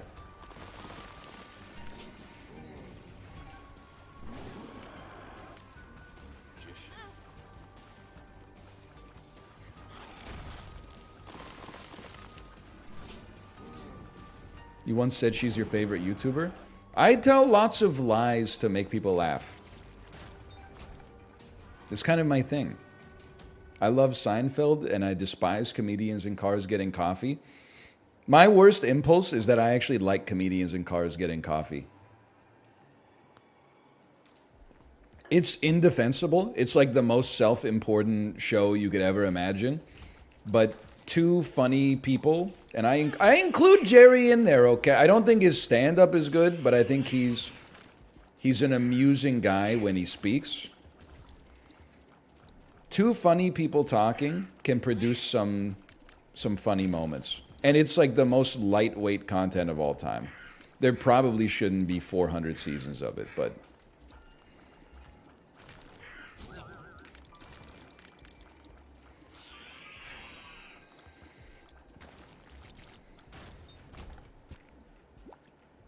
It is the skinny pop of comedy content. There you go.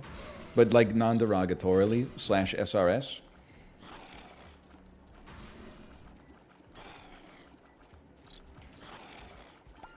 It's a podcast for people who can't download an app. Motherfuckers when the podcasters are eating breakfast instead of just sitting around the studio doing ad reads for some beef jerky startup.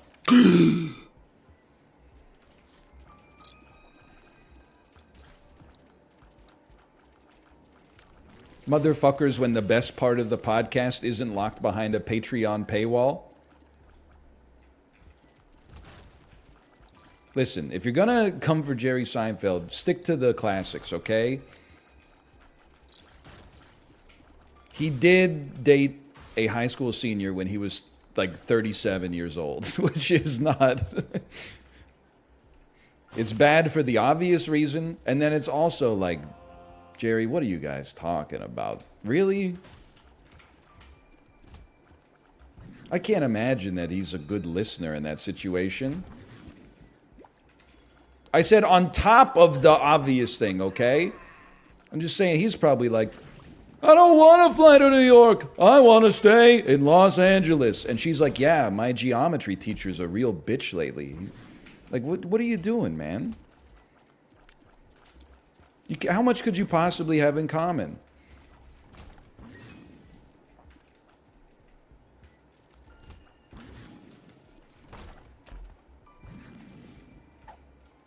It is crazy that Seinfeld is like the easiest guy to like own in an impression, because his voice and his like cadence are so it is literally like baby's first impression.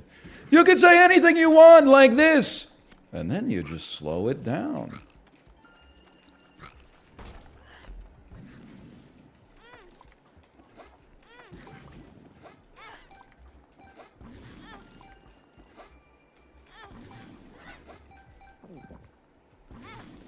I need something, man. You gotta riz me up here.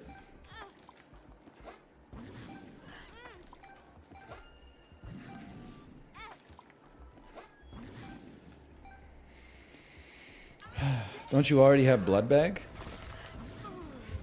I could have more, right? Right? People? You can. See? Whoa, whoa, whoa! He could have hit me!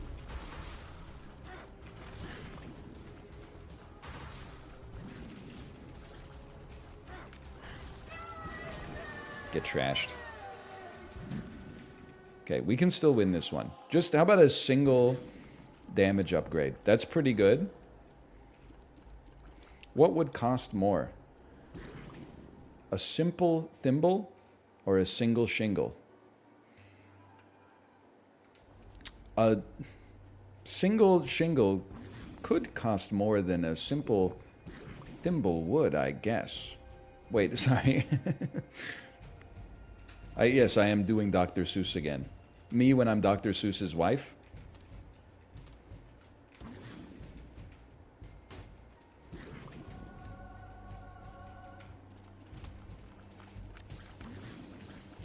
+2, +2, +2. Sorry, I forgot he was active in the 70s. Me when I'm Dr. Seuss's mistress. Oh, man. I said, oh, man.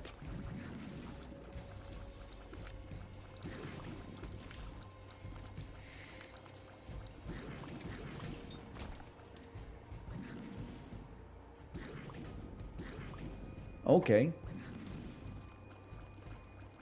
Wasn't he like a bad person? I don't know, brother. I don't want to be... This is too much knowledge. I don't want to be burdened with this much knowledge. The dude wrote a book. It's got 28 words in it. Walk, walk. We like to walk. Walk, talk. We like to talk. Hop, pop. We like to hop. We like to hop on top of pop. Stop. You must not hop on pop. Now all of a sudden I'm like, well, he fucking... was like a war criminal or something, or he was anti-union. I shouldn't know this shit about him, bro. He wrote nonsense 60 years ago. Dude wrote how the Grinch stole Christmas. Like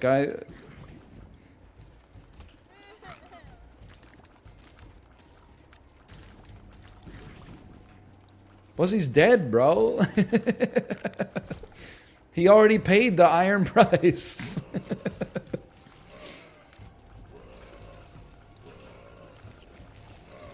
I'm not saying you have to say, like, I forgive him. I'm just saying, like, you know, leave hop on pop out of it.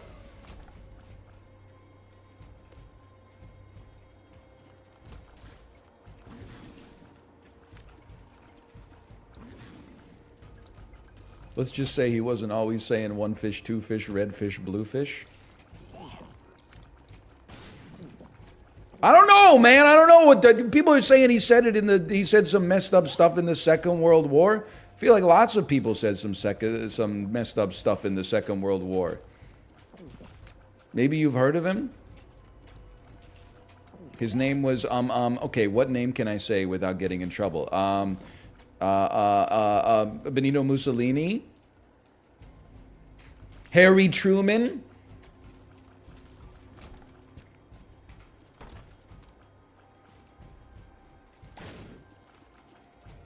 Winston Churchill. I thought, isn't he the based Giga Chad politician who said, "Why did you poison my tea?" And then his wife was like, "Why don't you drink it?"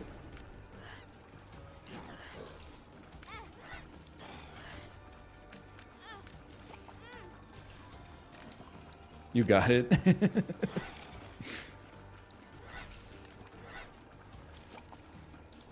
Alcohol funny man. Sir Winston, you're drunk. Yes, madam. And you, my dear, are ugly, but in the morning I shall be sober. Damn, what'd he say fuck me for? I was just making an observation, dude. Dude is just being cruel for no reason. You drank the brandy, motherfucker, and now I gotta pay the price?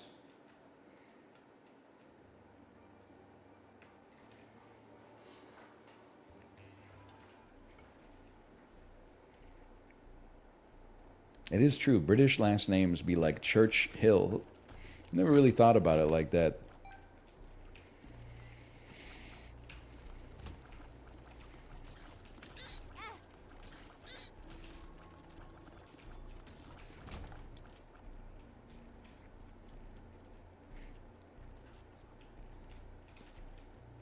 A little bit.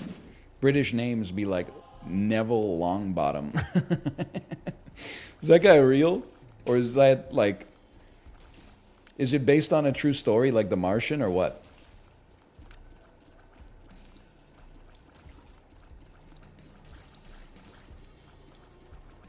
Yes, he's real.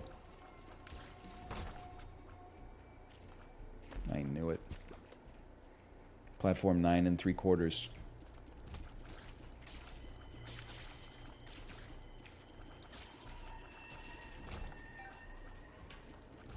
I will not be answering your anime question.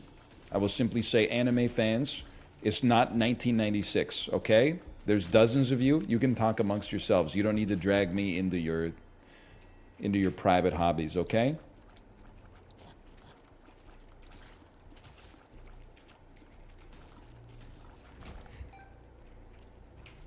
What does that mean? Dude's asking me how do I respond to the accusation that I have yaoi hands. Think I don't know what that means? You think I've never seen the paddle? I reject the premise of your question.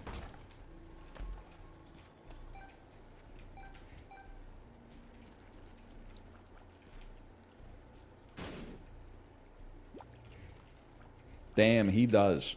I'm just saying, if anybody out here is posting, damn, he does, and you were also joining in the dogpiling on theater kids, pot calling the kettle black. That's all I'm saying. Oh, we're just having a bit of fun. People singing the Hamilton soundtrack at Denny's, that's a war crime. Burn the witch. Let he who is without sin cast the first stone. Now is the winter of our discontent, made glorious summer by the sons of York. Read a book, Andes, when you finally read a book, but it's by Ernest Hemingway instead of Brandon Sanderson. Sorry, I've just got a lot of neurons firing all at once. I'm trying to just send them out there as fast as I can before I lose them. Oh, man. What do you say fuck me for? We don't negotiate with terrorists. Gen Z's canceling Hemingway? He canceled himself, bro. That's like half the point.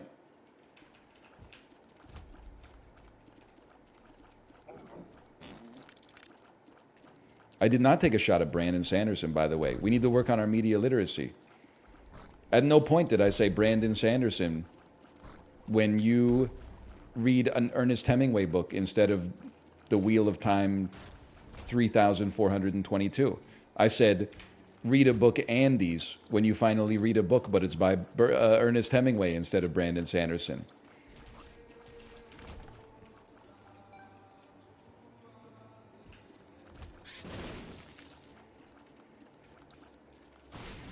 Bro said Burnist.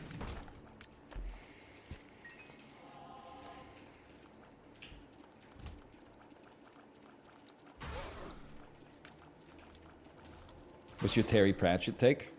I don't have one. I've never read a Terry Pratchett novel. And you want to talk about Guy Gabriel Kay? Now we're cooking. Bro said, what if I could be the horny J.R.R. Tolkien?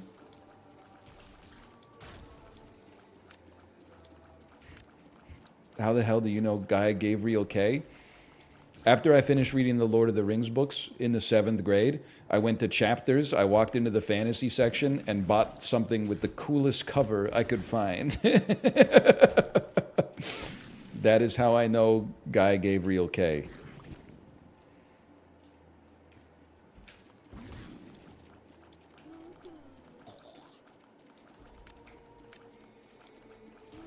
I did judge a book by its cover. That's how shit worked back in the early 2000s and the 90s, bro.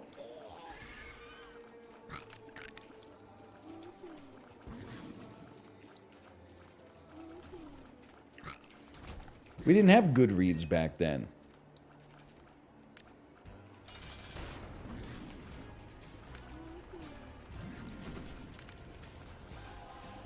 What's your favorite children's book? Listen, I know I'm Dr. Seuss pilled today.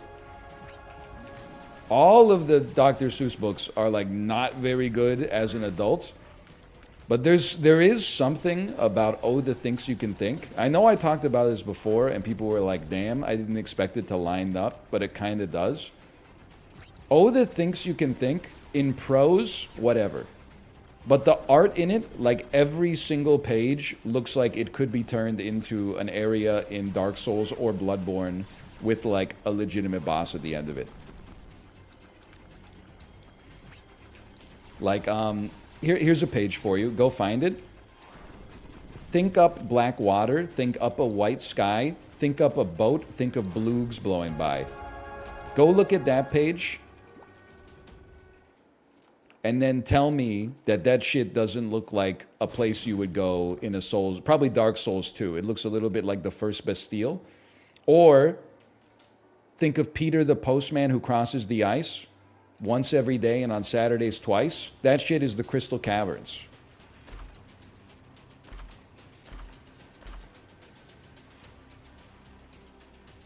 We're rolling the whole thing.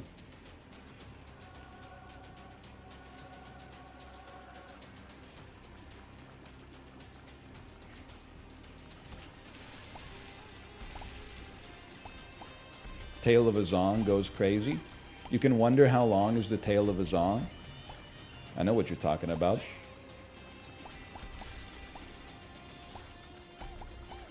It is kind of Dark Souls for kids. Librarian already did this bit. Excuse me. No, they didn't. They chopped and screwed it, and I respect them for it. They didn't do the bit. I did the bit. You're like, I've heard this one before. It's not my fault that as soon as you finish the stream, you go watch chopped and screwed remixes of the stream, and then you're like, we've heard this one before. Of course you heard this one before. You're in charge of your own media diet, bro. You don't go to the Radiohead concert and you're like, you know, what the fuck? They're playing Karma Police. You played that last night. Yeah, I did. Because last night we were in New Jersey and tonight we're at Madison Square Garden. You weren't supposed to be at both shows. That's why we went on tour.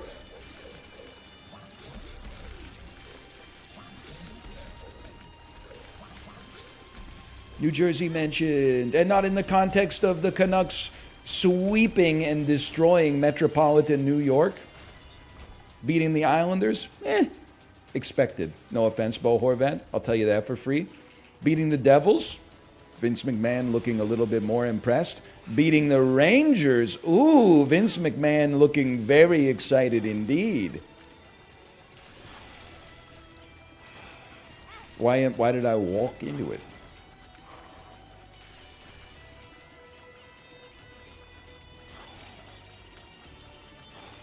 I walked into it, bro. It's all right. We always end the Isaac series for the day with a loss. Okay, I'm gonna call that Repentance X, and I'm gonna go to the bathroom. I don't know what. Maybe we'll do dulls when we come back. Maybe we'll do the dulls when we come back. I like the dulls.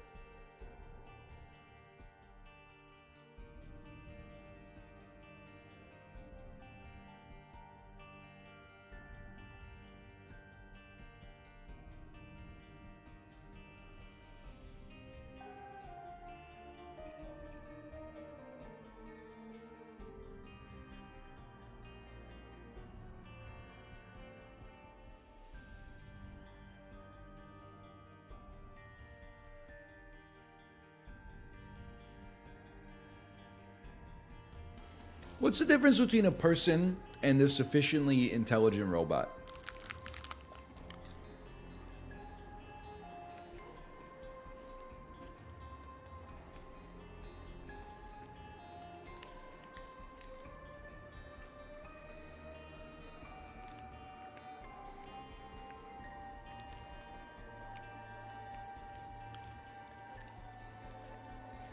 It's kind of crazy to think about, right? Like, in its own way, people are just machines. We're just meat machines.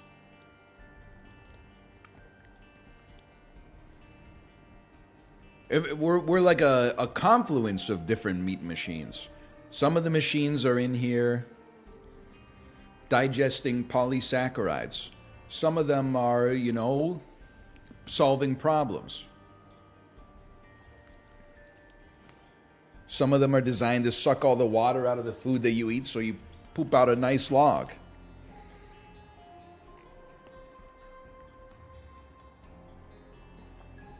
Interesting to think about. This next video is sponsored by Midjourney. Thank you to Midjourney for the sponsorship. This next video is sponsored by Northrop Grumman. Thank you, Northrop Grumman, for the sponsorship. Innovating on the battlefield for over 172 years. Listen to that.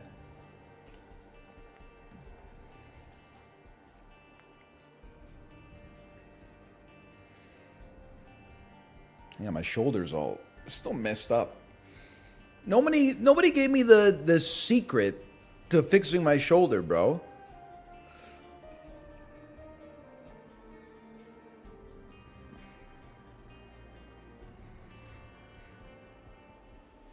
Oh, they did. Dead hangs. Yeah, but the pull-up bars outside are all wet because it's the rainy season, bro.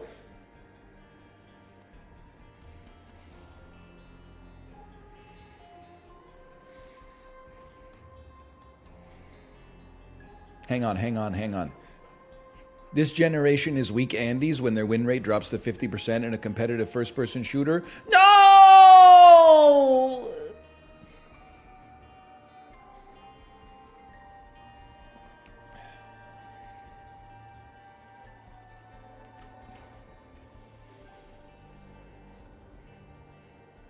I haven't seen Oppenheimer yet. Is it? I saw.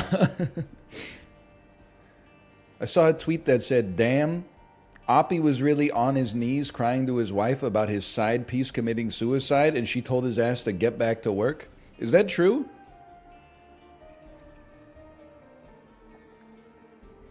Yeah, that's crazy, man.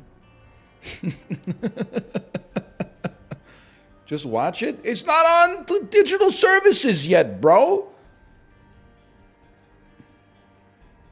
Here's how to cure your depression the Oppie way. You're going to take the neutrinos, you're going to put them on the grill. You're going to take Richard Feynman and Niels Bohr and Enrico Fermi. You're going to put them on the grill.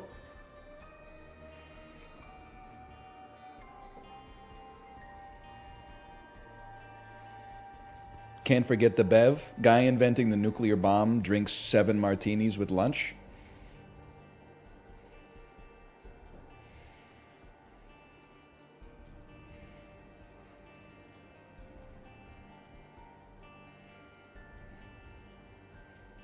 You know they cooked that shit up on 2 beers, right? The only nonfiction sketch in Michelin Web is the one where the dude is about to go into trial, and then the secret society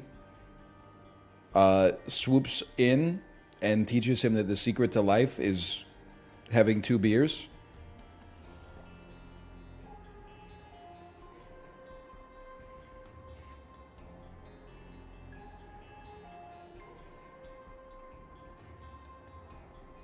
Another round, 2022. Yeah. But just watch the first half. The first half is really good. The second half, the consequences of our action. The first half, bro, when it's a party, brother.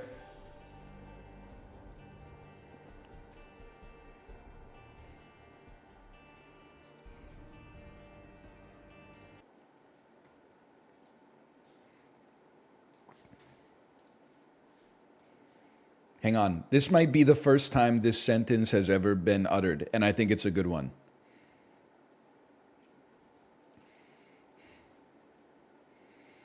NL by himself, call that running solo mid.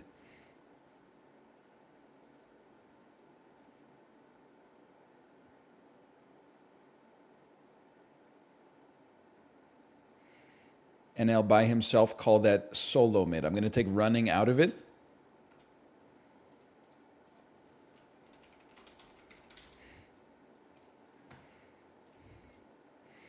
Seems like you guys aren't ready for that one. But your 31-year-old cousin who hasn't come to Thanksgiving in 8 years is going to love it.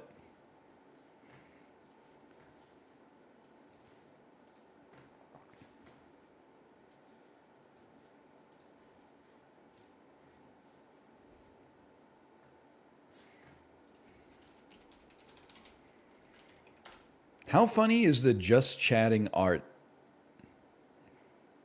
on Twitch? It's a young lady drinking a cup of tea in front of a microphone. The art is literally a lie. She's not just chatting. She's having a little drink too. I'm not just chatting either. I'm creating art. I don't get it, but maybe Picasso didn't get what the value in what he was doing. Maybe he was just like, I keep trying to make photorealistic sketches and they just don't turn out right. But people keep showing up to the gallery, bro. I don't get it. Sipping on Coke Zero, so true. Sucking on chili dogs outside the Tasty Freeze. Jack's catching a little chill. He's got his coat under his knees. Let it rock. Let it roll.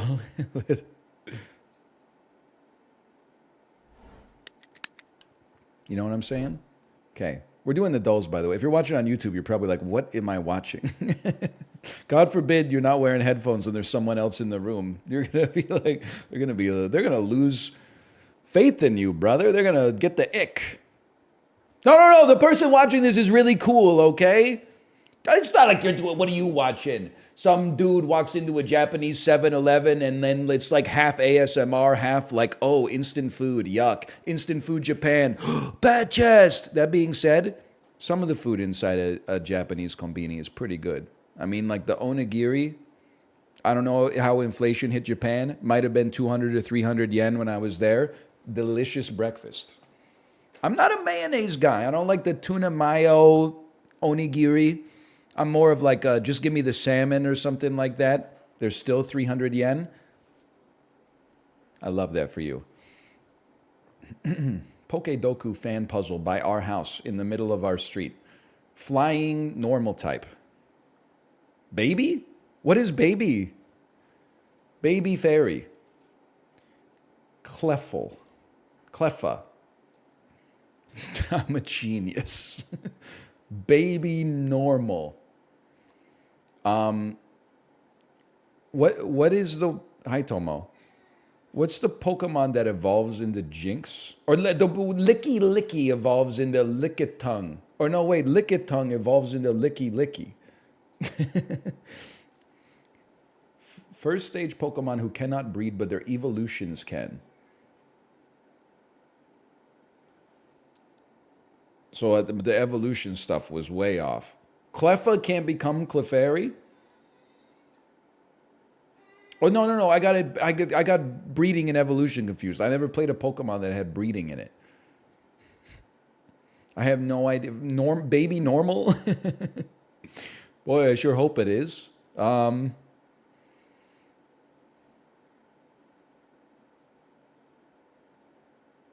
Isn't there a Jinx that evolves into, or something that evolves into Jinx? Can somebody just answer this question? Is there a baby Jinx? Smoochum, thank you. No! Smoochum? Is she from Hone? Oh, brother. Okay, I need a second question. What is Hone? That is silver and gold. No, it's Gen 3, Ruby and Sapphire. Okay, thank you, thank you. So I don't know anything about it. Flying Fairy, I do know. That's Togekiss, bro. He knows Pokemon Go. Flying Normal, I can only assume that Pidgey may qualify.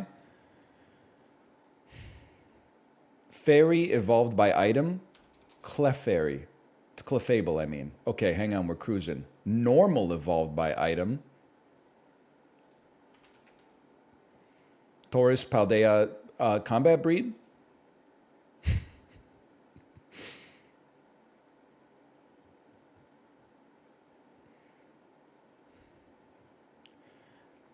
Flying Hone, Lugia. Oh, that's silver, isn't it? Rayquaza. Yes!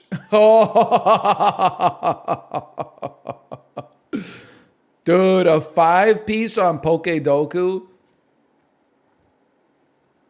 That's pretty good.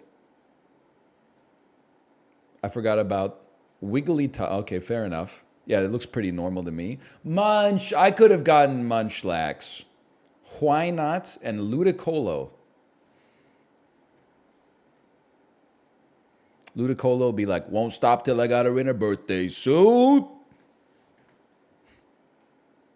Get down in a different color. Whip, whip, picture perfect. You might want to take a flick, flick, flick, flick, flick. Call up Jazzy, tell him pop the bottle because we got another hit. And he's like really tiny in the music video going like...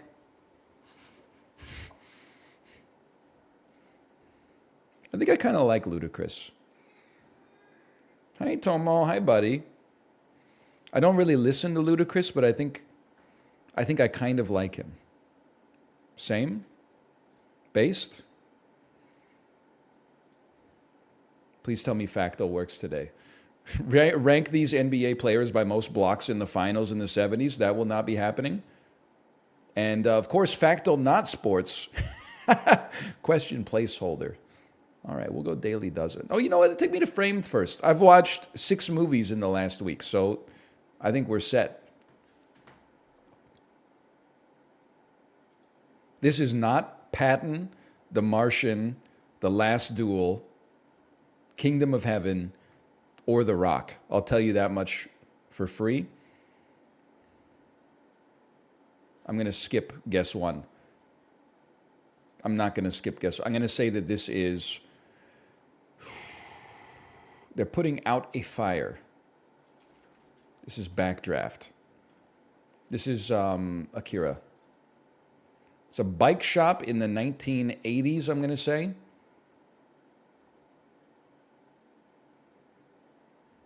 You guys have Jiffy Lube in the US? Oh, yeah, the Canadian one is called Mr. Lube. My mistake. I couldn't tell you right now what this is. I'm going to say this is Jaws. No, it's Magnolia, bro. This is not the 1970s at all. It's John C. Reilly as a cop. It's Magnolia. Amy Mann, One is the Loneliest Number. Philip Baker Hall, Paul Thomas Anderson. Lots of people with 3 names are in this movie. What are the other frames? Hang on. This movie does have some nudity in it. Well, okay, frame 4, Philip Baker Hall, who, by the way, is in The Rock. Just in case we ever play Cine 2 Nerdle again. Frame number 5, Tom Cruise letting his false bravado slip and actually feeling real emotions for the first time in 12 years. Not as a man, as the character. And of course, Julianne Moore, or as we call her, Gloria Bell. Magnolia is a great movie, man.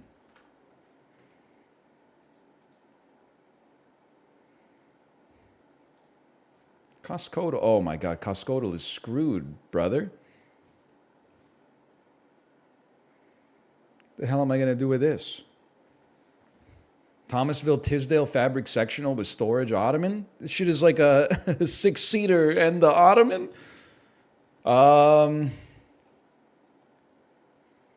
Listen, you were buying this from Crate and Barrel CB2. In Canada, at least, I'd expect this to be $3,800. This is Kirkland's Signature. No disrespect. I'm sure it's perfectly serviceable, but it is probably made of particle board and upholstered with leftover rotisserie chicken skins, which is aspirational. It smells very hearty. I'm going to take it down. I'm going to start at $24.99. That's pretty high. Okay. How about $19.99.99? We're going to get there. $17.99.99. $15.99.99. Sorry. I'm going to say it's $16.99.99. Yeah, bang on. We got there. That's a tough one. How does he do it? That is a middle of Costco item. It's true. I don't spend that much time in the middle. I go up one side, aisle by aisle, all the way to the back. That puts me either at the fruit section or the bakery section, depending on which side you start on. Then I work through the back where the meat and the breads and the vegetables and the fruits are. And then I go down the other side that I didn't go through. And then I do the 3 aisles closest to the checkout where they keep the snacks, the jerkies, the nuts, the BioSteels, and the liquid IVs. That's my Costco workflow. Are you Richmond or downtown pilled? I'm Richmond Costco pilled because the selection is better. But the Richmond Costco, you know what? I'm never going to complain about the Richmond Costco again after I ended up at the Aberdeen Mall accidentally, just going to H Mart in Richmond. Apparently, the Richmond Costco is the least busy place in Richmond. Every other place is like a sardine can ready to explode.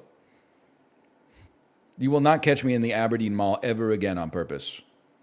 The parking lot is where cars go to die, but even inside of the mall, the food court notwithstanding, I was like, I got to get out of here. I felt like Jon Snow in the Battle of the Bastards. Okay. How about the Daily Dozen?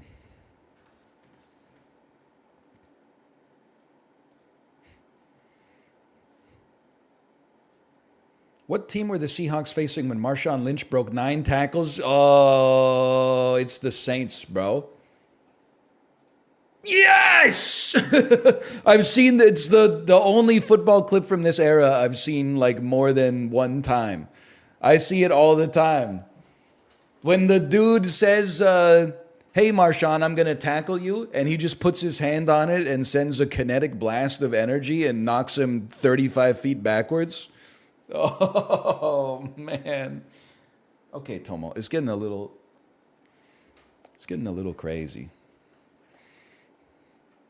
Whatever happened to running backs doing backflips while they were running?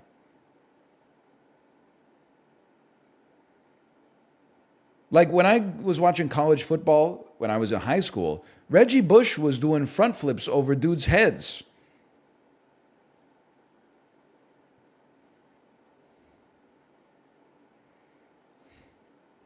Some guy snapped his neck doing it. Wasn't that figure skating? Team doctors don't recommend it anymore. It was sick though, bro. And then they took away his damn Heisman because the athletic director of USC bought him like a Toyota Yaris or something. It's the saddest story of all time. Give that dude his Heisman back. No one's doing front flips as a running back anymore. They're not even running as running backs anymore. They're the most disrespected position in the league. From 2007 to 2009, this Tampa Bay Rays first baseman led the AL in home runs in 2009. Who is Julio?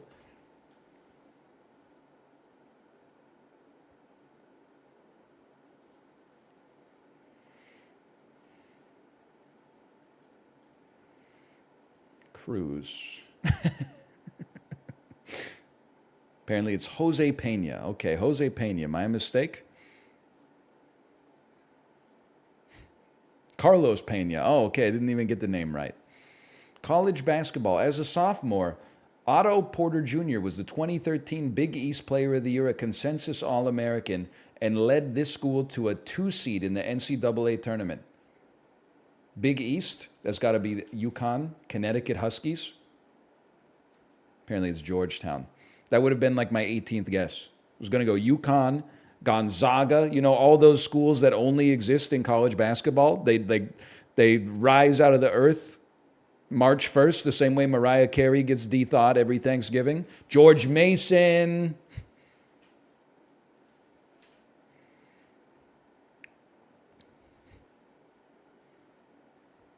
I don't know where Gonzaga is. Apparently it's not in the East. Bro, if they wanted me to know where Gonzaga is, they should have named it University of Blank instead of naming it after, a side quest area in Nibelheim, okay?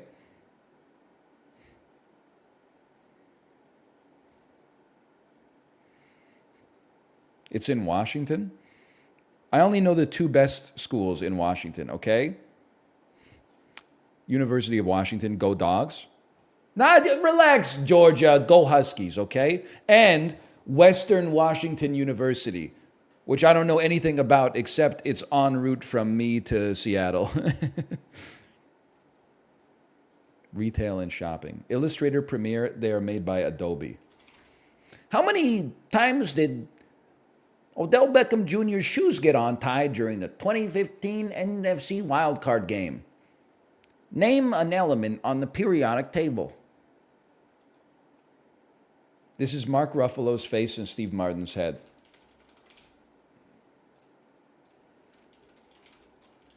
That's a gimme. That's even easier than the Adobe question. Produced by Good Humor, the Choco Taco was marketed on wrappers under the umbrella of what recognizable ice cream brand before being discontinued in 2022? What is Breyers?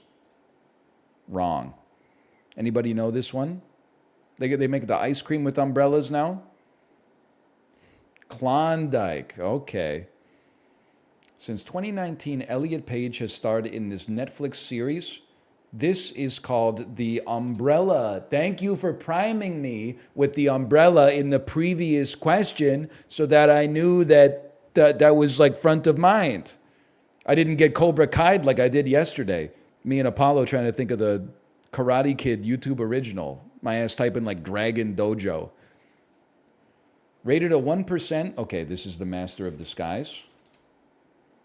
It is not Master and Commander Far Side of the World. June 2002.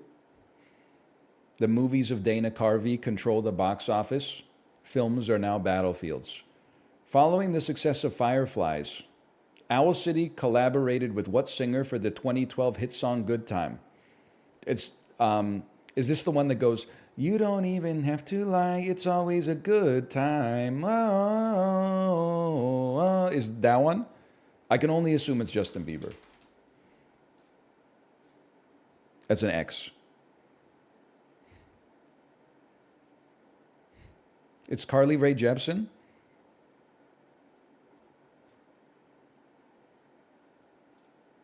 Isn't it a man's voice in You Don't Even Have to Lie, It's Always a Good Time?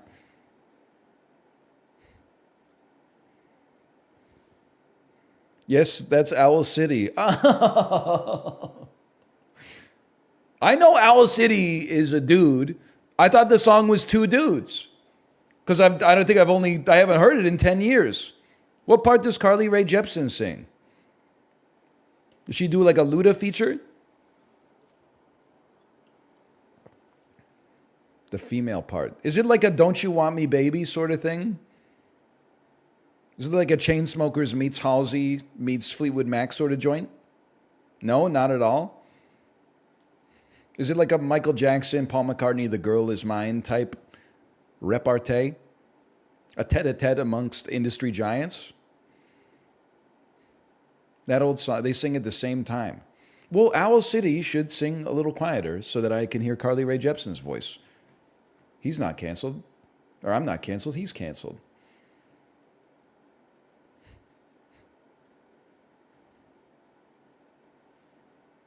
So true, so true.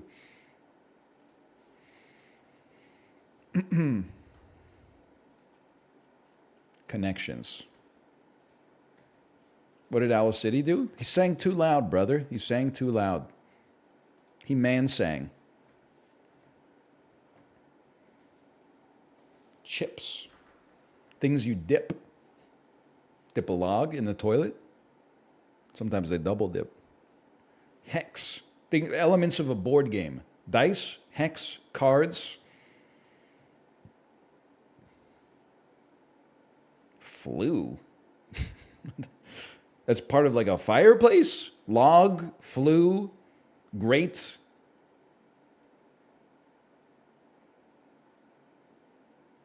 And poker. These are fireplace elements.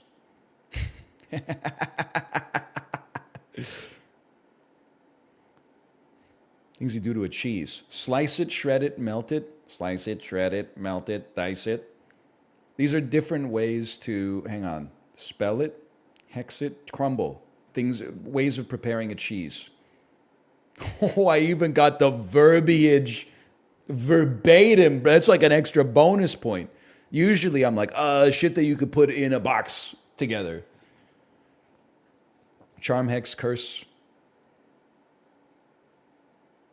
Spell, things like a witch can do. Bit of magic, ain't it? Chips, cards, slots, dice, things you find in a casino. Ooh, he's crazy, dude. His nonlinear thinking is on point today and is not just the product of a unique sample.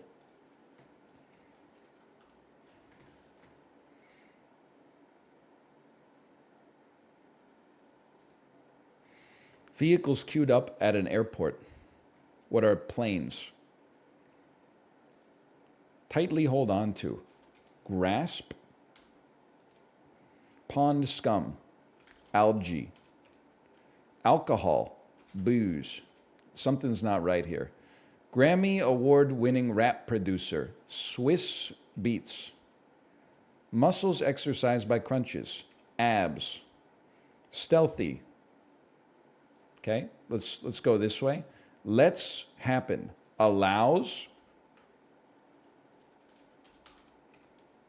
Fossil fuel lobby. Beguile. So this is sly. So close. Yeah, no, I think big oil.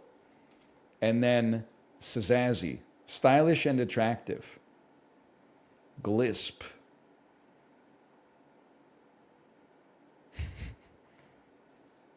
Vehicles queued up at an airport. Cabs. Clasp. It's not bug oil, man.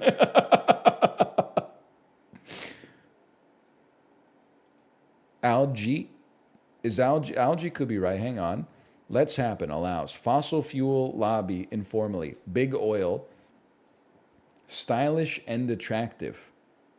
Peas, man.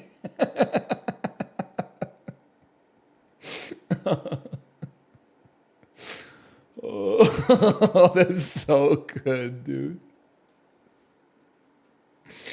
Oh, 1 second. We gotta imagine this a little better. This is a complete. Oh no, this is Swiss. I'm sure of it. And this is booze, bro. And this is algae.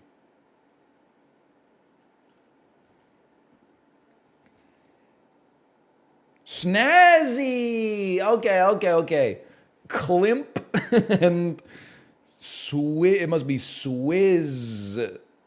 Swizz Beats. G's. Cling. Okay, there we go. Okay. Swizz Beats. My mistake. Peas was so good, especially when I saw that the clue was man, oh man. Oh man, bag oil. This is not my best performance on the miniature crossword today, but that's okay. It's fun nonetheless.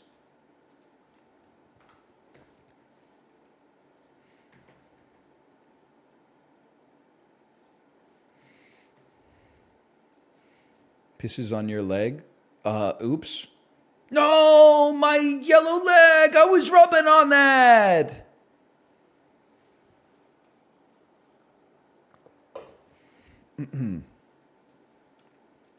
Please stop. Okay. Indonesia.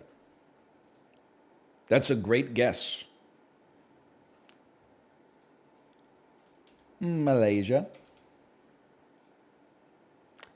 Singapore. Sorry, I'm trying to delete it. Thailand.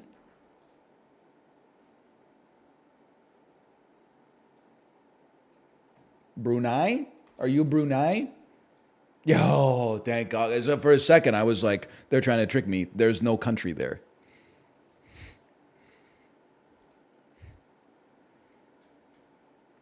Even when I said Brunei, I honestly thought it was these islands. I'm sorry. I didn't know it was this little laddie right here. Please do Metazui. Okay, Banjo. Metazua. But if this shit opens 17 advertisements, I'm going to lose my mind.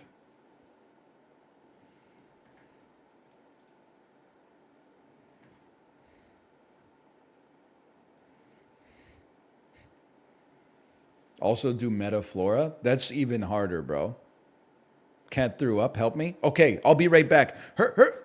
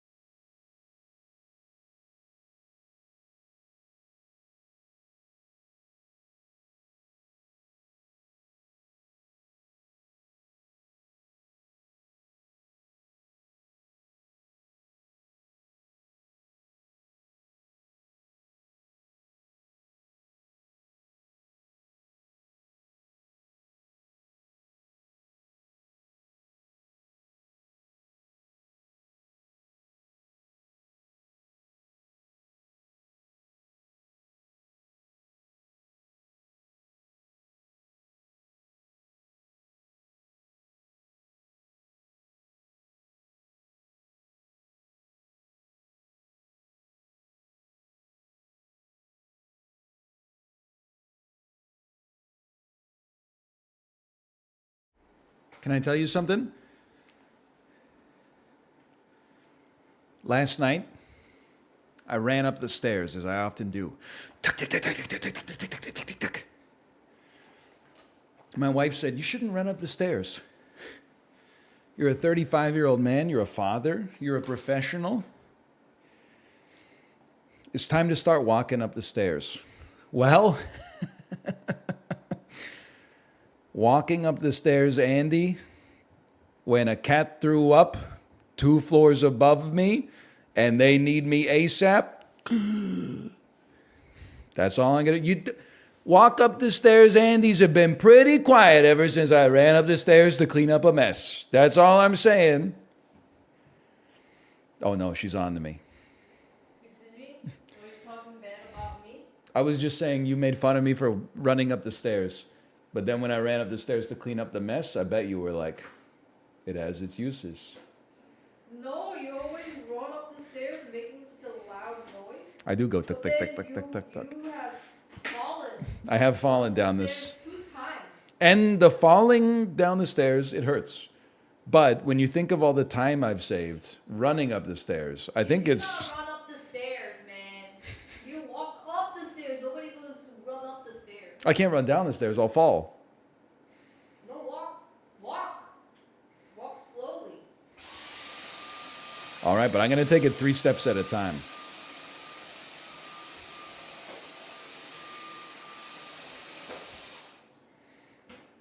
I'll be 2 steps behind you. You know that Def Leppard? No, I don't go on all 4s, but I could. I could.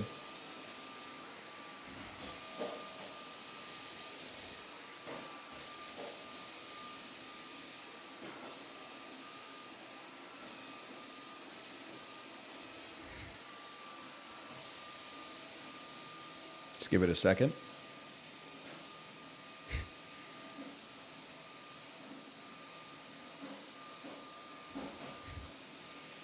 Animals. Seahorse. This is what I cannot abide. Is the new ad every single time? That it bothers me. Lamau, you're in the wrong clade. So ad block exists. I don't know if I'm on like an antiquated ad blocker or something like that. People go like, I haven't seen ads since 2007. I'm like, my ad blocker just stopped working, bro. Now I get the double injustice. I go to a website and it says to read this, please disable your ad blocker. And then, like, there's ads on the side of the screen anyway. I'm like, you might as well just let me read it. I'm already seeing the ad, bro. Okay, a successful clade that includes more than 90% of living vertebrates. Both its major subgroups are successful today. Actinopterygii includes most extant bony fishes, and Sarcopterygii includes the tetrapods. Okay, understandable. So it's a vertebrate that has somewhere between 0 and 1 million legs. Okay, fantastic. I'm going to say, don't say something that's already on the screen. Don't say something that's already on the screen. I'm going to say chameleon. It's amniotes. Okay. Amniotes are tetrapod vertebrate animals belonging to the clade Amniota, a group that comprises the vast majority of living terrestrial and semi-aquatic vertebrates. So it basically lives on the land, including birds. I'm going to say the bird known as a bird, blackbird. Holy cow, I didn't get any closer.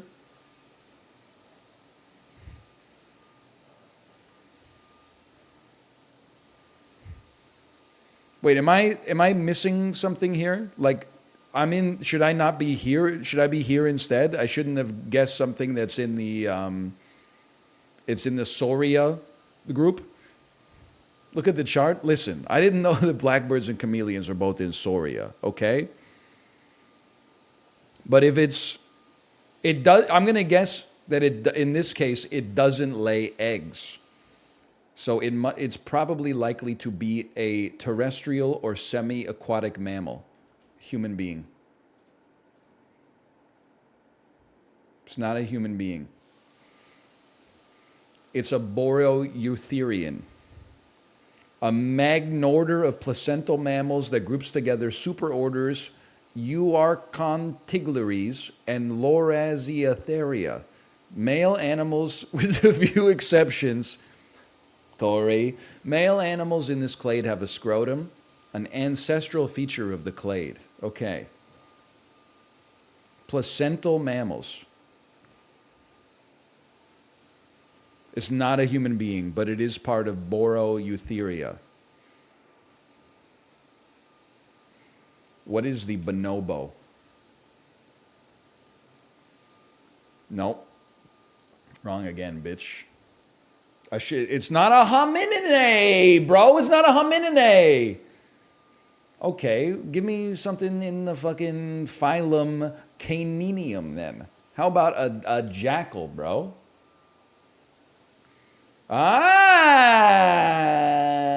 It is a Loraziatherian, a superorder that is also placental. No, it's a different, okay.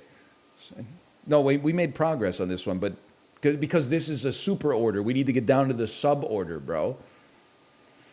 How about the animal known as a beavor? which I'm assuming. Oh, Jesus Christ. That's you are Conto Gigleries, man. Okay, hang on. I wasn't even in the right damn super order anymore. Okay, you know what? Fine. You're gonna make me guess it. I'll guess Moose. It's in the picture. It's not. What is this supposed to be then, bro? Guess an ungulate? The moose is an ungulate, man.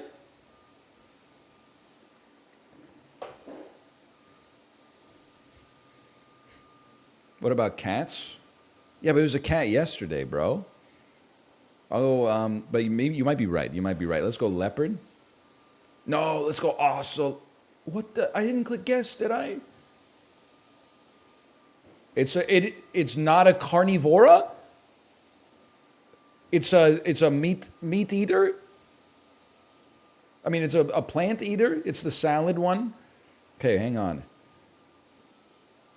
Pangolins, odd-toed ungulates, and even-toed ungulates. True insectivores. Okay, true insectivores.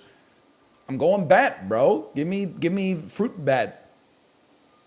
They're not even making me hit guess anymore. As soon as I type it, they're sending it. It's not a damn fruit bat. Okay, pangolin. I'm trapped, bro. I'm trapped. I know every Laurasia theria out there. I think I gotta exchange 3 guesses for a hint. It's a Perissodactyla, an order of it is an ungulate, you piece of crap.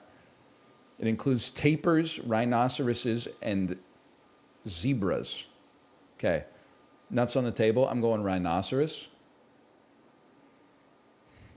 Stupid. Okay, nuts on the table. I'm going tapir. Oh, that doesn't exist. Okay, my mistake. Nuts on the table. I'm going zebra. It is an equus. Call me Daniel Radcliffe. It must be a gazelle. It's not a gazelle. We're so close, bro. Equus is the only recognized extant genus comprising 7 living species. Okay. I'd be stupid if I didn't at least try horse. Don't even bother loading it. Donkey. You win. The answer is donkey. Oh. And we made Trainwreck Labs $11 in advertising revenue. Now do Metaflora. Unless we cook with it, I don't know the name of the plant. Or we schmark it.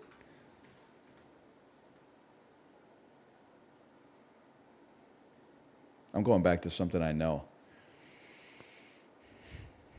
October 1st, 1999, Paramount Pictures, second week, very low drop-off, starring Ashley Judd. This is the movie called Double Jeopardy. Boom, nuts on the table. Warner Brothers, 15 million. George Clooney, 1999. This is Out of Sight. Nuts on the table. Wrong. Too late for Batman and Robin. Let's simmer on that for a minute. We're going to get there. It's between Out of Sight and Ocean's 11. We're going to get that one, I think. DreamWorks, 18 million. Making more money. That's Shrek. It's not Shrek. Stars Kevin Spacey, 1999, October. Let's go American Beauty. We got there. Sony Pictures. See, I'm mad. I'm playing fast. We can slow it down a little bit. Sony Pictures, third week, minus 36. It's made 50 million at the box office, starring Martin Lawrence. This is Black Knight. This is Blue Streak. No, it's Big Mama's House. What am I thinking? It's Big Mama's House 1?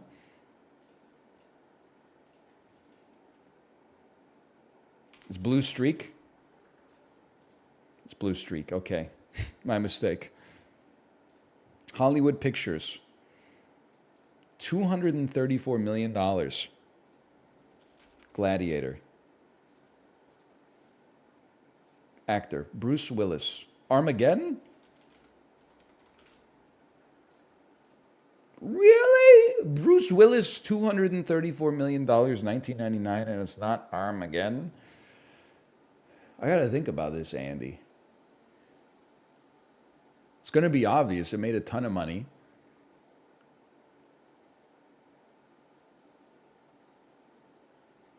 There's this anecdote I saw on Twitter where Bruce Willis tried to get like a horrible movie made, and it put the studio into such financial disarray that as kind of like a counterbalance, he agreed to do 3 pictures for the studio that financed it. One of them was Armageddon, one of them was The Kid, and this might be the third one. Not every gift is the sixth sense. Not every gift is a blessing. I should have gotten that. And then George Clooney, directed by 40 for the director. I'm not paying it. I'm sorry. Oh, it's Three Kings with Mark Wahlberg. Pretty good on percentiles today, though. 805 score. Not too bad. Not too bad.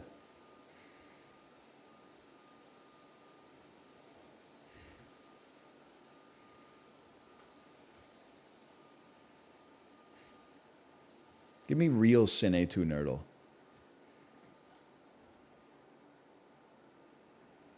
They should make a movie called like The Seventh Sense. And it would be about the kid from The Sixth Sense, but he's going through like marital troubles. And his wife could be like, you may see dead people, but you don't even listen to me.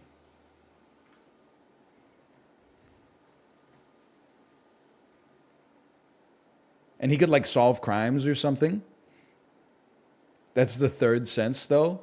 Yeah. But like maybe she can like, I don't know, see like electricity or something. Hey, Squamch Dog, thanks for the gifted subscriptions. Thank you. I think I've suffered a head injury. These are premises. What could it possibly be? No, these are from the same movie. Okay.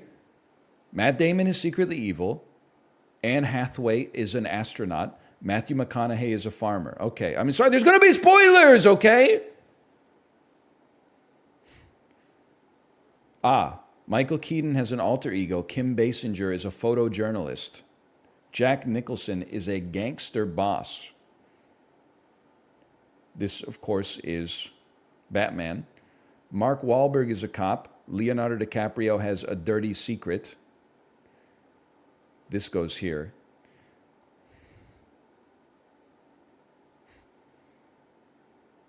Matt Damon is secretly evil.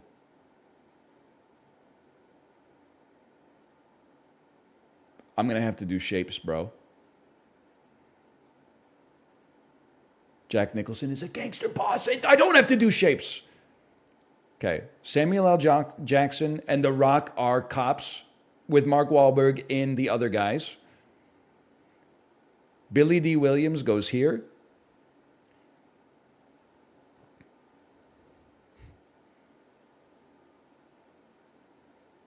Will Ferrell is a cop in The Other Guys. Isla Fisher gets hit by a car.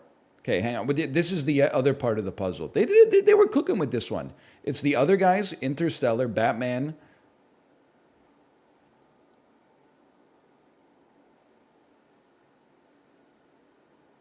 The Great Gatsby. The Departed. It's crazy to me. I've seen The Great Gatsby. I don't remember Isla Fisher being in it at all.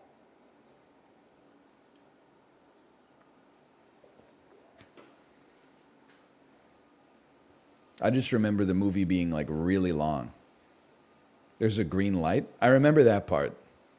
And the most overused millennial gif of all time.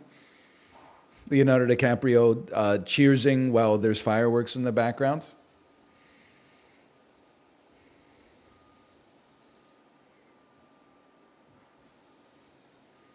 Bat chest, bat chest. Me when Ric Flair releases a new cryptocurrency.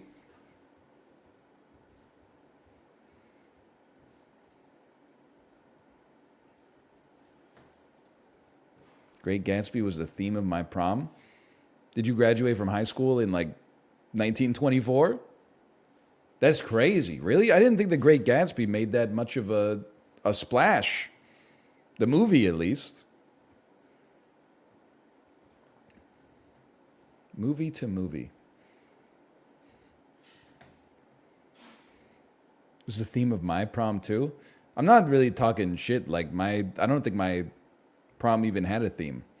The theme was that Promiscuous Girl by Nelly Furtado was really popular.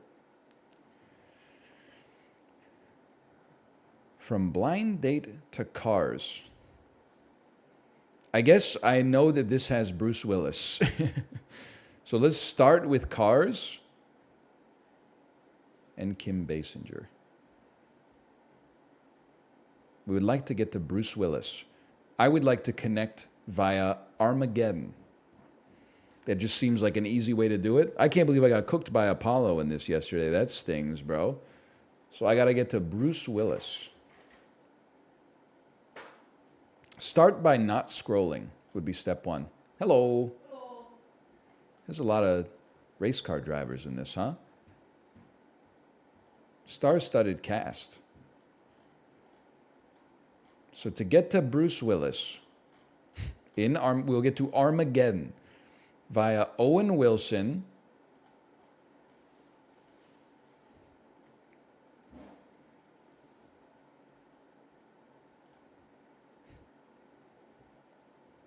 what am I doing? Who's in Armageddon? Bruce Willis, we've established that. Liv Tyler. Surely we can go Wes Anderson. Did he do Little Fockers? Let's go. Oh, no. Marley and Me, Jennifer Aniston, The Mexican. Excuse me? She's in a movie called The Mexican. Bro, can I get an IMDb check in here? She is briefly in the movie The Mexican, starring Brad Pitt. She's in it, bro. No, Julia Roberts was the star, but she's like at the start of well, she's in Office Space. Wait, but that's not where I'm trying to go to Brad Pitt, though. Bro, Owen Wilson is in Armageddon? Oh, fuck. You're right. He plays the cowboy, right? All right, well, now that's cooked. I can't go that way. I got to go Along Came Polly.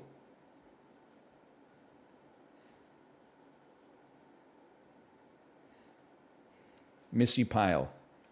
Dodgeball, a true underdog story.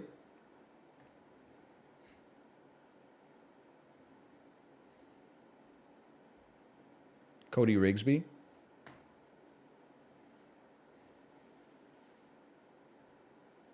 Lance Armstrong. Lance Armstrong. What else has he been in? We go William Shatner.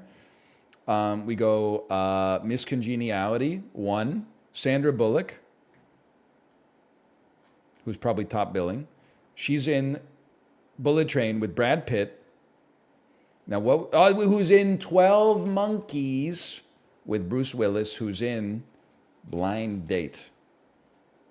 Stop, time, 2 minutes, 45 seconds. That's better than yesterday, at least.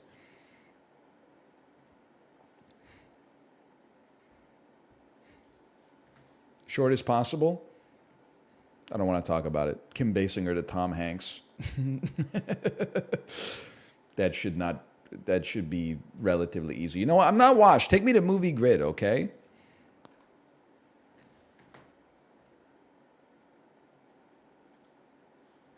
No-name actors. Jessica Alba, 1990 to 2005, 2006 to 2024, genre action. 2006 to 2024, Fantastic Four 2, Rise of the Silver Surfer. Nuts on the Table, 1990 to 2005. I'm doing this just for the artistry of it. Fantastic Four.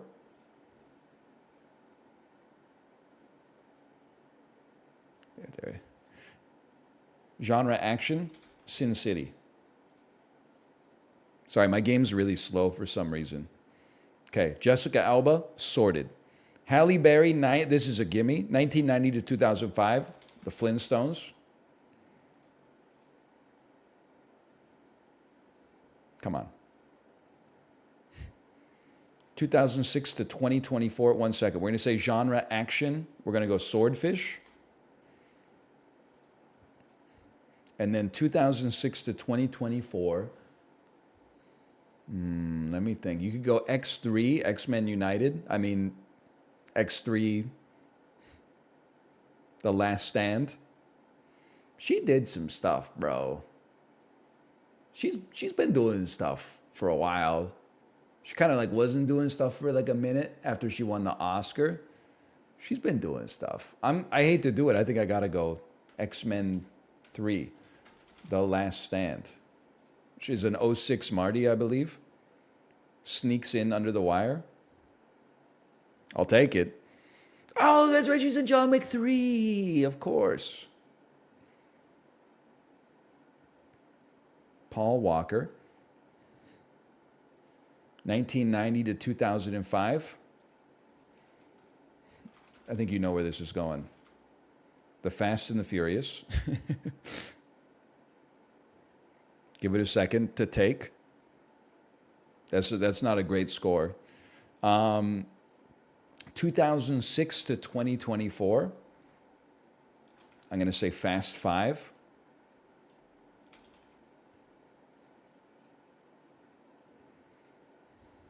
And then genre action. I'm going to say Fast and the Furious. Hang on, I'm just going to type Furious. I'm going to say Fast and Furious 6. We've done it. Too Fast? I don't know, is he in Too Fast? Too Fast and Tokyo Drift are those are the tricky ones. Top 9% of players today. He's in Too Fast. He's not in Tokyo Drift. He's in it. Vin Diesel isn't in it. Vin Diesel said, "No shot, bro. I'm too busy filming the Chronicles of Riddick." Oh, of course he's in the second one. Ejecto seat, cuz. Don't worry. I said, don't worry about it, cuz.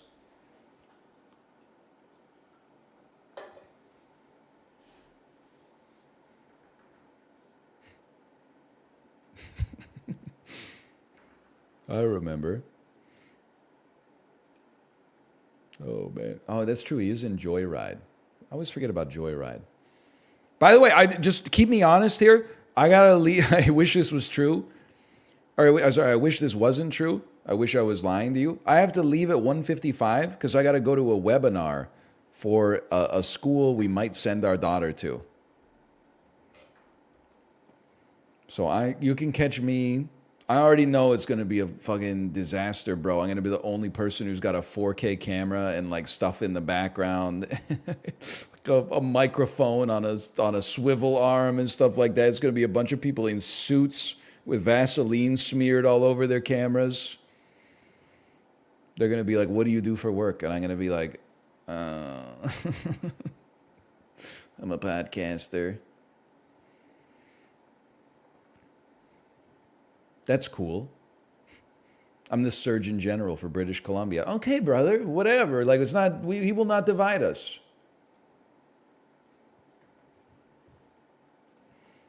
All right, brother. Puck Doku.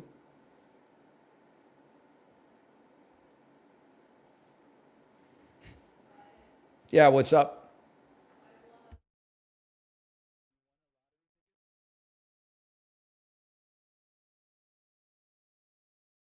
Speak on that. Yeah, but don't put it on the screen. Wow. Kate has won a scratch ticket. She won a free $1 ticket. Woohoo! Where'd you get a scratch ticket? Our person, the card. Remember he sent you the same thing on your birthday, and you didn't win anything.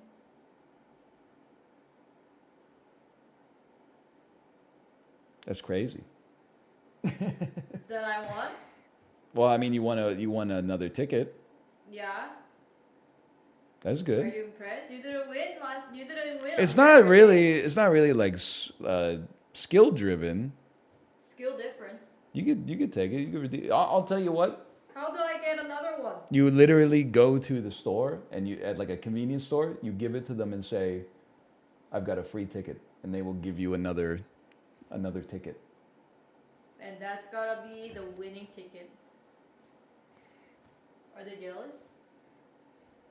They were saying some positive stuff. Only some positive stuff? I'm just happy as a ticket we got for free because I heard my wife saying we won the lottery ticket, and I was like, when did we start playing the damn lottery? I got it for free, man! For my birthday. You didn't win anything on your I know I didn't win anything on mine. You're looking at it like, wow, I wish I could have a ticket like that. It is fun to gamble, and that's why I don't do it. But when you get it for free, it's like I think that's based. Woo woo! Pick a number. Kate, pick a number between. Okay, it was going to be between 1 and 2. She said 38. 1 to 38? You got it confused with my age. 38? Tampa Bay, Team Sweden. This is Victor Hedman. Yep.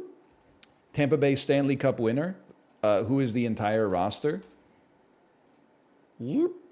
Tampa Bay 500 plus points in the career. Give me Brad Richards. Some people might have said Le Cavalier or Martin St. Louis.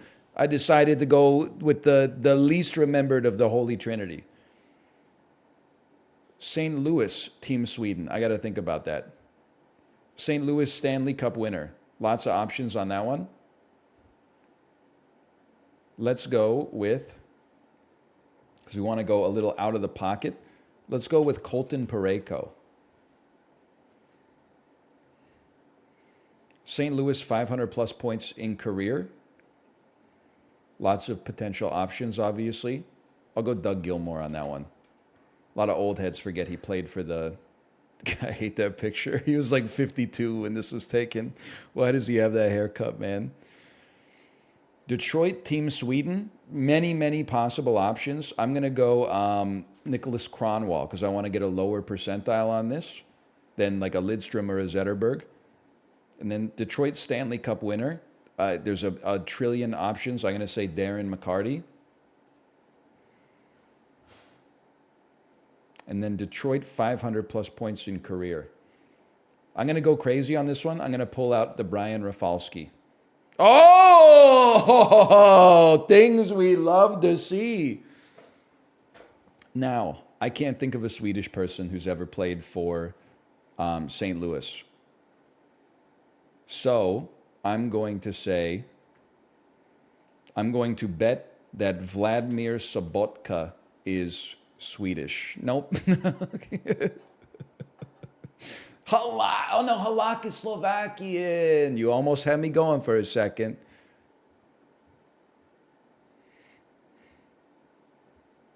Pretty good, though. 8 out of 9 is pretty good. Steen? I'm freaking out. Kevin Spacey down here. What did he get on Mario Hurdle today? I don't want to get my VOD muted, bro. I haven't uploaded the other one, but I'm like 99.9% sure it's going to get muted on YouTube. Nintendo does not play around with that stuff.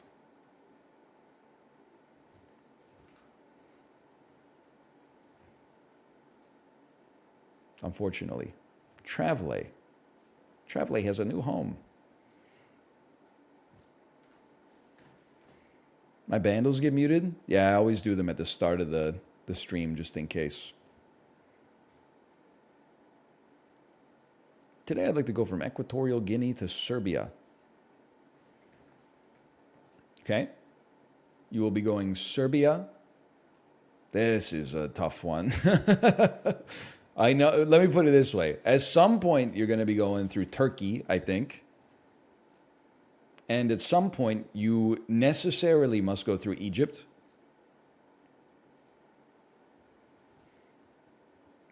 And that's the hard part done.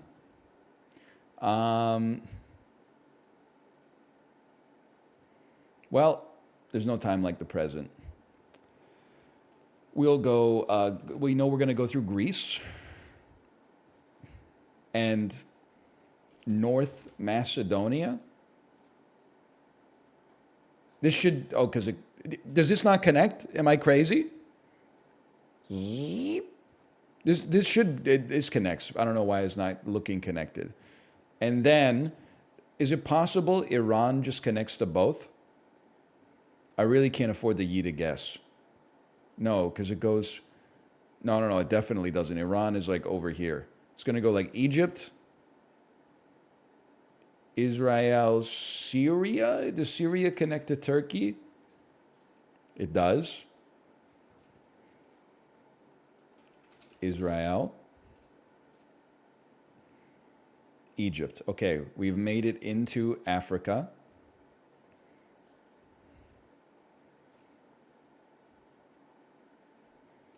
Chad is a large country. It's tempting to, because I know North Africa better. I was just watching Patton today. Chad comes down around like Cote d'Ivoire. No, Equatorial Guinea. Around Nigeria? Oh. He's sneezing, bro. He's sneezing. He's going achoo. So you are Libya. This looks like Nevada. Maybe Libya looks like Nevada. Part of it does. And then it's simple. The country just south of Nigeria, which is the Gambia. It's a little bit, oh, right, we had it literally yesterday. He's hawking a loogie out there, bro. It's a global pandemic, man. Cover your nose. It's Zimbabwe.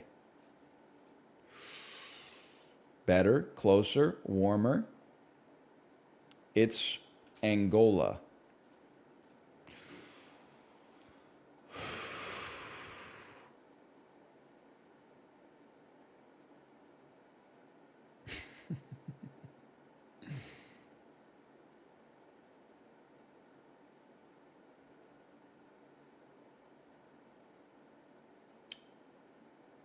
It's the Congo. Oh! I think the Democratic Republic is off to the side, right? Like, well, obviously it's off to the side, but it's not on this is the coast, right? Well, this is the Ivory Coast up here. Is it possible that this is like the Gold Coast?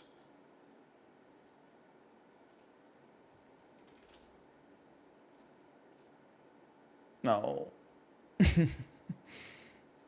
What's the solution here? We needed Cameroon or Gabon.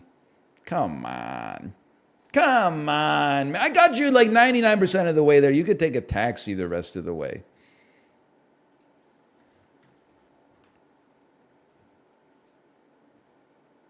If you can't make it from there, that's your problem, not my problem, okay?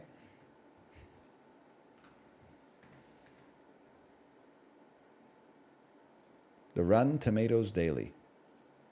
One word from 2016. It's a drama. From 2016.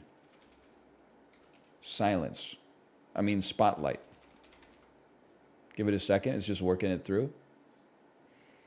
There's little doubt that thousands will be moved by Blank's success in depicting a couple's quiet heroism and the performances that will help to enshrine their legacy. Nick and Nora's Infinite Playlist. Jeff Nichols directs the most beautiful love story of the year.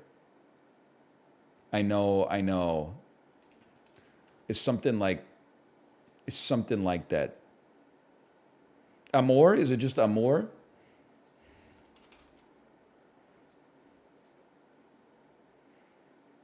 Sensitive performances that rely on flickering expressions, subtle body language, and vocal intonations. Joel Edgerton, you've come back to haunt me again. I don't know who you are. An understated approach to telling a painful and still relevant real-life tale with sensitive performances adding life into a superlative historical drama. Ghostbusters. Loving. To be honest with you, I've never heard of it. I don't know it. But Irene Crespo of Cinemania enjoyed it. It wasn't Ghostbusters? Come on, brother. Okay, listen. Game Dole? Very fast Game Dole, which means probably no guess.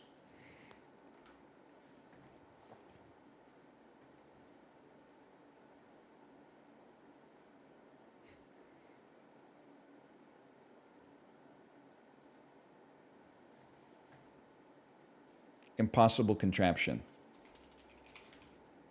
Ukulele in the impossible layer. Oh, it's House Flipper. Oh, it's Plate Up. They don't cook salads in House Flipper. It's Plate Up. What a classic. Game Doll artwork. Now this looks like my kind of game right here. Game Doll Guess was cringe today. What was it? Super Auto Pets? This is Star Wars. I can see the AT-AT.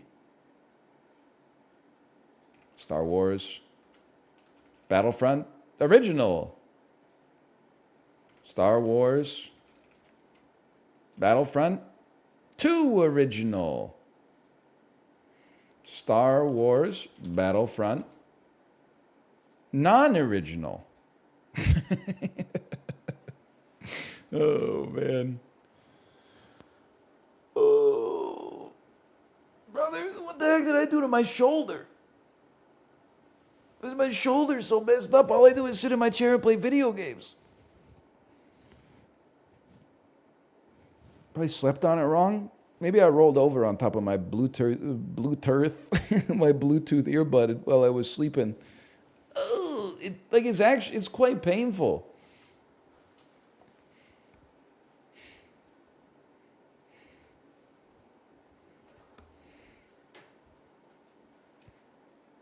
I gotta get a damn. I'm gonna be wearing a sling tomorrow. Luckily for most of what I'm good at, I only need one hand anyway. Anyway, I gotta go to this webinar. Unfortunately, /marker me. That's the dulls. Let me make sure that my wife is ready to stream. Hello. Are you ready to stream? I have to go to that webinar. I have to stay to that webinar, really. Step 1 of the webinar, they're going to be like, lift your arms above your head. Oh, fuck.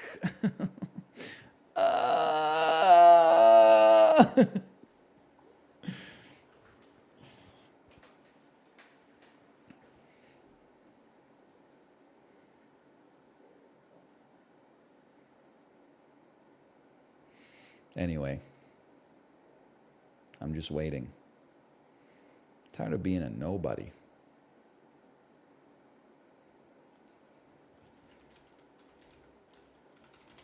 One second. This will be funny for people who have been here for the whole stream.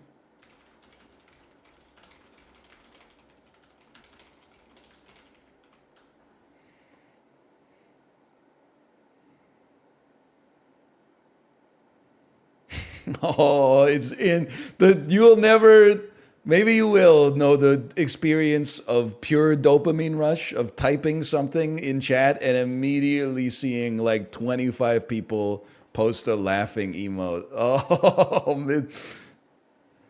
It shit hits the bloodstream immediately. There wasn't normally I like tell something I say something that I think is funny and I know that you're probably gonna laugh, but it takes 3 or 4 seconds for it to get to you and then type and then for the typing to get back to me. This was instantaneous, bro. Oh man, that felt amazing. Okay, Kate is live. Enjoy the rest of your evening, and I will see you tomorrow. Later.